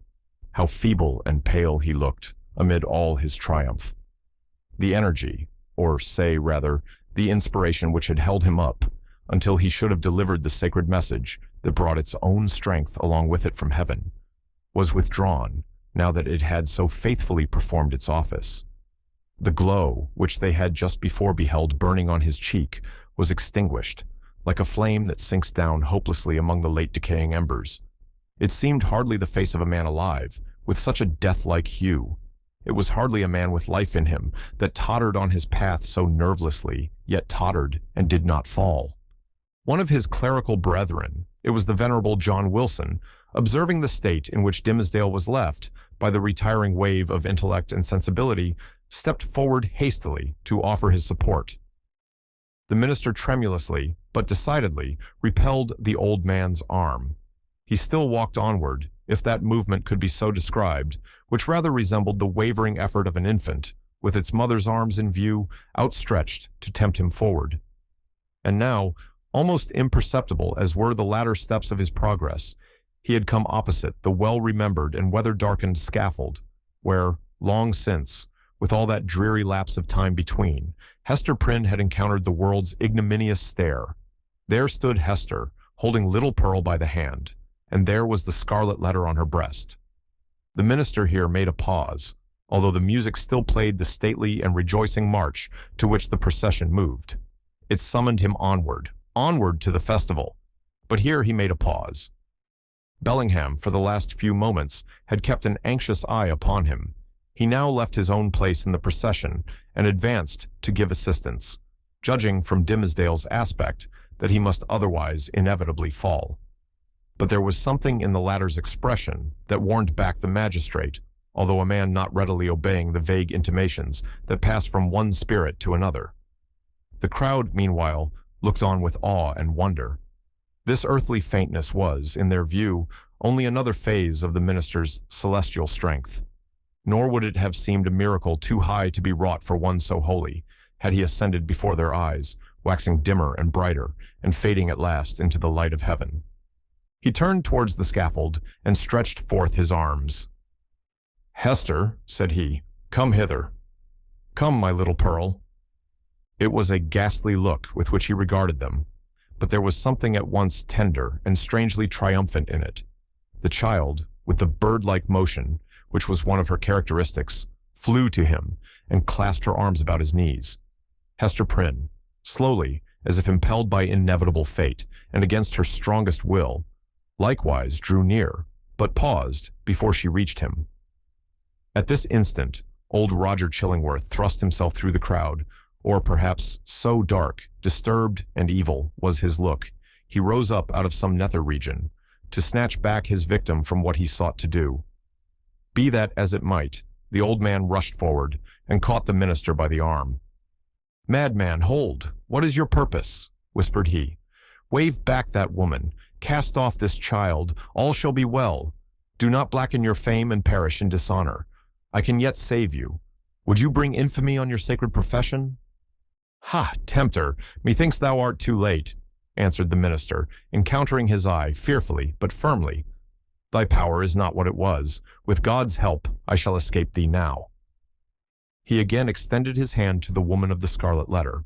"Hester Prynne," cried he with a piercing earnestness, "in the name of him, so terrible and so merciful, who gives me grace, at this last moment, to do what, for my own heavy sin and miserable agony, I withheld myself from doing 7 years ago, come hither now, and twine thy strength about me. Thy strength, Hester, but let it be guided by the will which God hath granted me. This wretched and wronged old man is opposing it with all his might, with all his own might and the fiend's. Come, Hester, come, support me up yonder scaffold." The crowd was in a tumult. The men of rank and dignity, who stood more immediately around the clergyman, were so taken by surprise and so perplexed as to the purport of what they saw, unable to receive the explanation which most readily presented itself, or to imagine any other, that they remained silent and inactive spectators of the judgment which Providence seemed about to work. They beheld the minister, leaning on Hester's shoulder and supported by her arm around him, approach the scaffold and ascend its steps, while still the little hand of the sin-born child was clasped in his. Old Roger Chillingworth followed, as one intimately connected with the drama of guilt and sorrow in which they had all been actors, and well entitled, therefore, to be present at its closing scene. "Hadst thou sought the whole earth over," said he, looking darkly at the clergyman, "there was no one place so secret, no high place nor lowly place, where thou couldst have escaped me, save on this very scaffold." "Thanks be to him who hath led me hither," answered the minister. Yet he trembled, and turned to Hester with an expression of doubt and anxiety in his eyes, not the less evidently betrayed that there was a feeble smile upon his lips. "Is not this better," murmured he, "than what we dreamed of in the forest?" "I know not, she hurriedly replied. "Better? Yea, so we may both die, and little Pearl die with us." "For thee and Pearl, be it as God shall order," said the minister, "and God is merciful. Let me now do the will which he hath made plain before my sight. For Hester, I am a dying man, so let me make haste to take my shame upon me." Partly supported by Hester Prynne, and holding one hand of little Pearl's, the Reverend Dimmesdale turned to the dignified and venerable rulers, to the holy ministers who were his brethren, to the people whose great heart was thoroughly appalled, yet overflowing with tearful sympathy, as knowing that some deep life matter, which, if full of sin, was full of anguish and repentance likewise, was now to be laid open to them. The sun, but little past its meridian, shone down upon the clergyman and gave a distinctness to his figure as he stood out from all the earth to put in his plea of guilty at the bar of eternal justice. "People of New England," cried he, with a voice that rose over them, high, solemn, and majestic, yet had always a tremor through it, and sometimes a shriek, struggling up out of a fathomless depth of remorse and woe. "Ye that have loved me, ye that have deemed me holy, behold me here, the one sinner of the world. At last, I stand upon the spot where, 7 years since, I should have stood. Here, with this woman, whose arm, more than the little strength wherewith I have crept hitherward, sustains me at this dreadful moment from groveling down upon my face. Lo, the scarlet letter which Hester wears, ye have all shuddered at it. Wherever her walk hath been, wherever so miserably burdened she may have hoped to find repose, it hath cast a lurid gleam of awe and horrible repugnance round about her. But there stood one in the midst of you, at whose brand of sin and infamy ye have not shuddered." It seemed at this point as if the minister must leave the remainder of his secret undisclosed. But he fought back the bodily weakness, and, still more, the faintness of heart, that was striving for the mastery with him. He threw off all assistance and stepped passionately forward a pace before the woman and the child. "It was on him," he continued, with a kind of fierceness. So determined was he to speak out the whole. "God's eye beheld it. The angels were forever pointing at it. The devil knew it well, and fretted it continually with the touch of his burning finger. But he hid it cunningly from men, and walked among you with the mien of a spirit, mournful, because so pure in a sinful world, and sad, because he missed his heavenly kindred. Now, at the death hour, he stands up before you. He bids you look again at Hester's Scarlet Letter. He tells you that with all its mysterious horror, it is but the shadow of what he bears on his own breast, and that even this, his own red stigma, is no more than the type of what has seared his inmost heart. Stand any here that question God's judgment on a sinner? Behold, behold a dreadful witness of it. With a convulsive motion, he tore away the ministerial band from before his breast. It was revealed, but it were irreverent to describe that revelation. For an instant, the gaze of the horror-stricken multitude was concentered on the ghastly miracle, while the minister stood with a flush of triumph in his face, as one who, in the crisis of acutest pain, had won a victory. Then, down he sank upon the scaffold. Hester partly raised him and supported his head against her bosom. Old Roger Chillingworth knelt down beside him with a blank, dull countenance, out of which the life seemed to have departed. "Thou hast escaped me," he repeated more than once. "Thou hast escaped me." "May God forgive thee," said the minister. "Thou too hast deeply sinned." He withdrew his dying eyes from the old man and fixed them on the woman and the child. "My little Pearl," said he feebly, and there was a sweet and gentle smile over his face, as of a spirit sinking into deep repose. Nay, now that the burden was removed, it seemed almost as if he would be sportive with the child. "Dear little Pearl, wilt thou kiss me now? Thou wouldst not yonder in the forest, but now thou wilt." Pearl kissed his lips. A spell was broken. The great scene of grief, in which the wild infant bore a part, had developed all her sympathies, and as her tears fell upon her father's cheek, they were the pledge that she would grow up amid human joy and sorrow, nor forever do battle with the world, but be a woman in it. Towards her mother, too, Pearl's errand as a messenger of anguish was all fulfilled. "Hester," said the clergyman, "farewell." "Shall we not meet again?" whispered she, bending her face down close to his. "Shall we not spend our immortal life together? Surely, surely, we have ransomed one another with all this woe. Thou lookest far into eternity with those bright, dying eyes. Then tell me what thou seest." "Hush, Hester, hush," said he with tremulous solemnity. "The law we broke, the sin here so awfully revealed, let these alone be in thy thoughts. I fear. It may be that, when we forgot our God, when we violated our reverence each for the other's soul, it was thenceforth vain to hope that we could meet hereafter in an everlasting and pure reunion. God knows, and he is merciful. He hath proved his mercy, most of all, in my afflictions, by giving me this burning torture to bear upon my breast, by sending yonder dark and terrible old man to keep the torture always at red heat, by bringing me hither to die this death of triumphant ignominy before the people. Had either of these agonies been wanting, I had been lost forever. Praised be his name. His will be done. Farewell." That final word came forth with the minister's expiring breath. The multitude, silent till then, broke out in a strange, deep voice of awe and wonder, which could not as yet find utterance, save in this murmur that rolled so heavily after the departed spirit.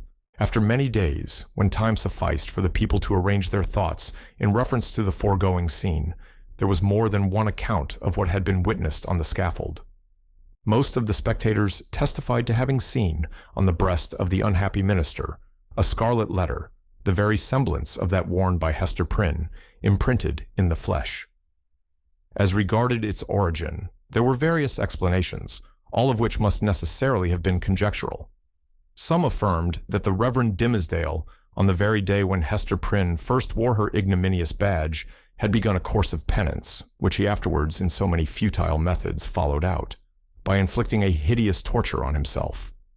Others contended that the stigma had not been produced until a long time subsequent, when old Roger Chillingworth, being a potent necromancer, had caused it to appear through the agency of magic and poisonous drugs.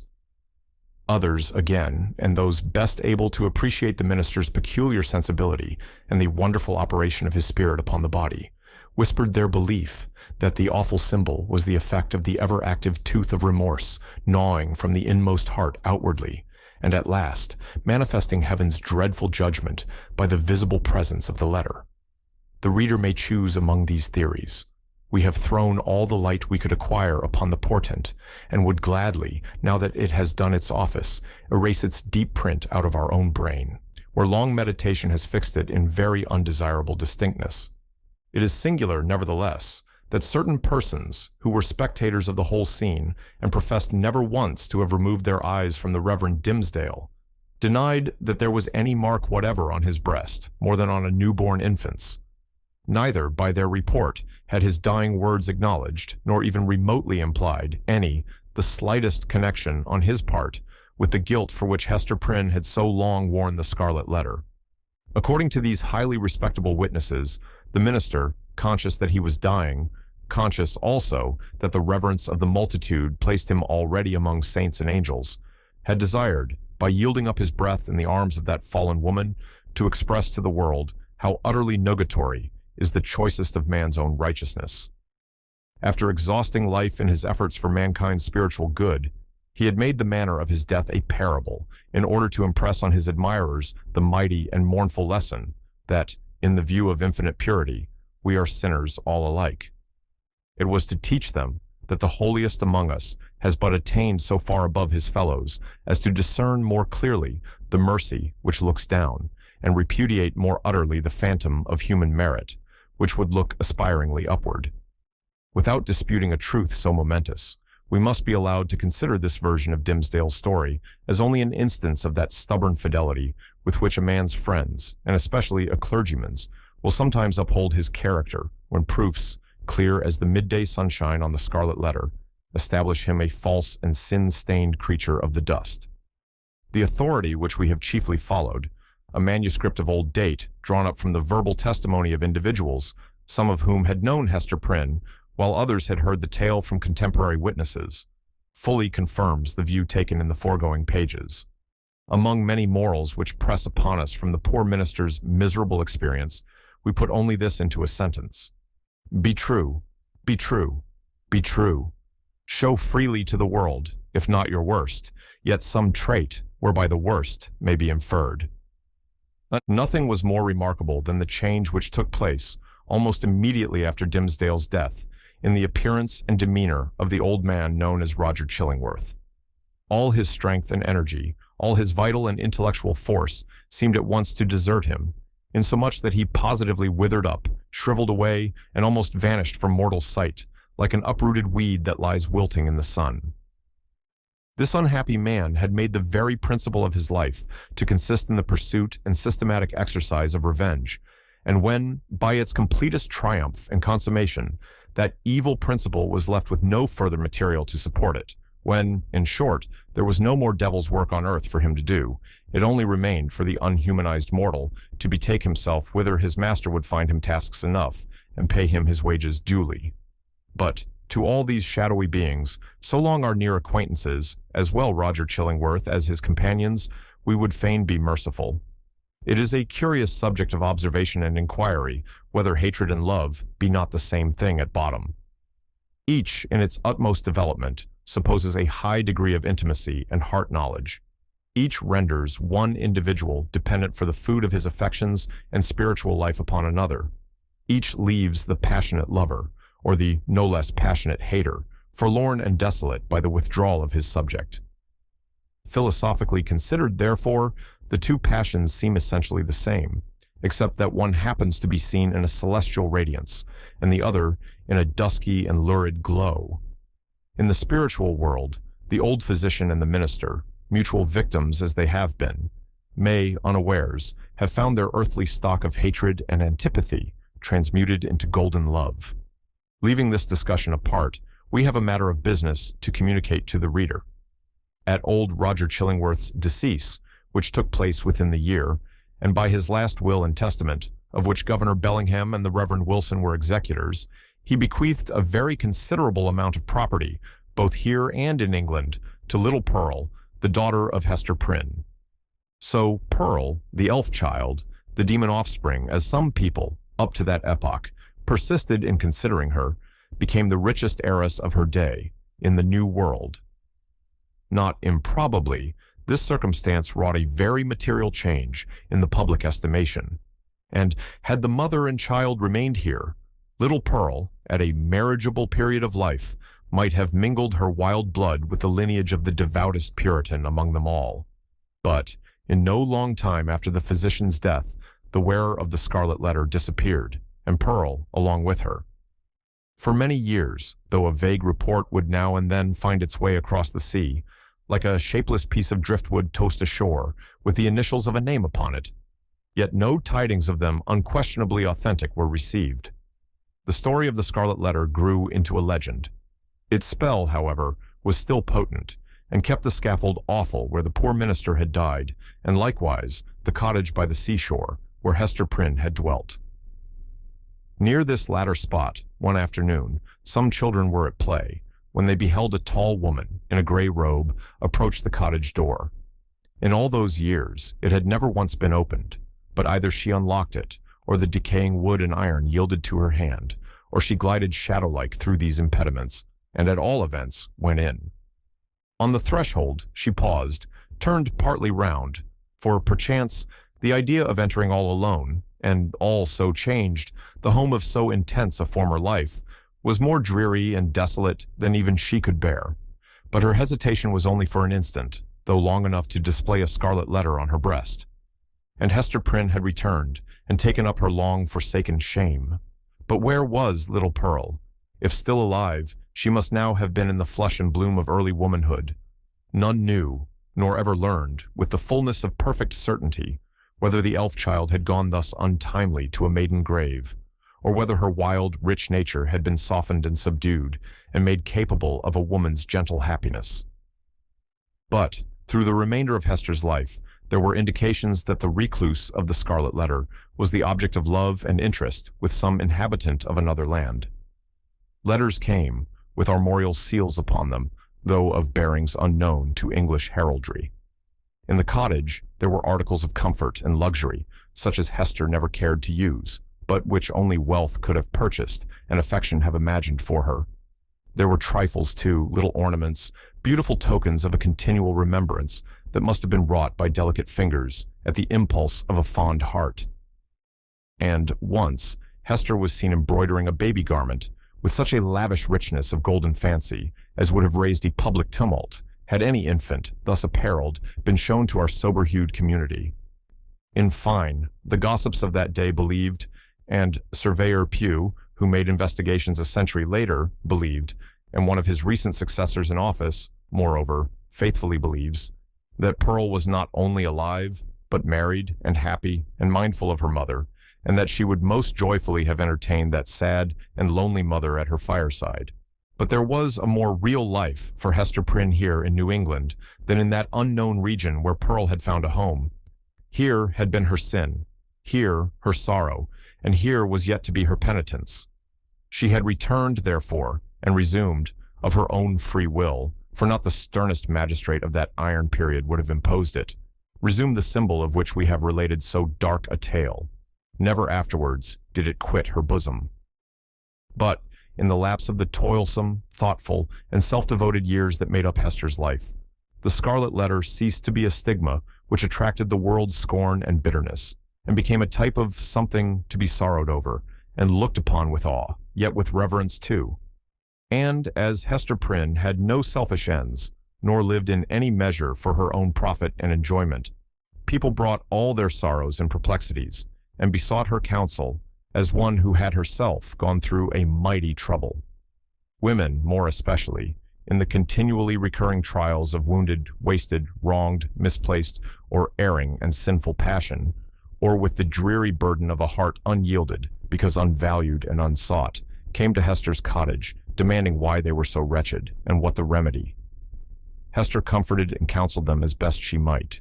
She assured them, too, of her firm belief that at some brighter period, when the world should have grown ripe for it, in heaven's own time, a new truth would be revealed in order to establish the whole relation between man and woman on a surer ground of mutual happiness. Earlier in life, Hester had vainly imagined that she herself might be the destined prophetess, but had long since recognized the impossibility that any mission of divine and mysterious truth should be confided to a woman stained with sin, bowed down with shame, or even burdened with a lifelong sorrow. The angel and apostle of the coming revelation must be a woman indeed, but lofty, pure, and beautiful, and wise, moreover, not through dusky grief, but the ethereal medium of joy, and showing how sacred love should make us happy by the truest test of a life successful to such an end. So said Hester Prynne, and glanced her sad eyes downward at the Scarlet Letter. And after many, many years, a new grave was delved, near an old and sunken one, in that burial ground, beside which King's Chapel has since been built. It was near that old and sunken grave, yet with a space between, as if the dust of the two sleepers had no right to mingle. Yet one tombstone served for both. All around, there were monuments carved with armorial bearings, and on this simple slab of slate, as the curious investigator may still discern and perplex himself with the purport, there appeared the semblance of an engraved escutcheon. It bore a device, a herald's wording, of which might serve for a motto and brief description of our now concluded legend. So somber is it, and relieved only by one ever-glowing point of light, gloomier than the shadow. On a field sable, the letter A, gules,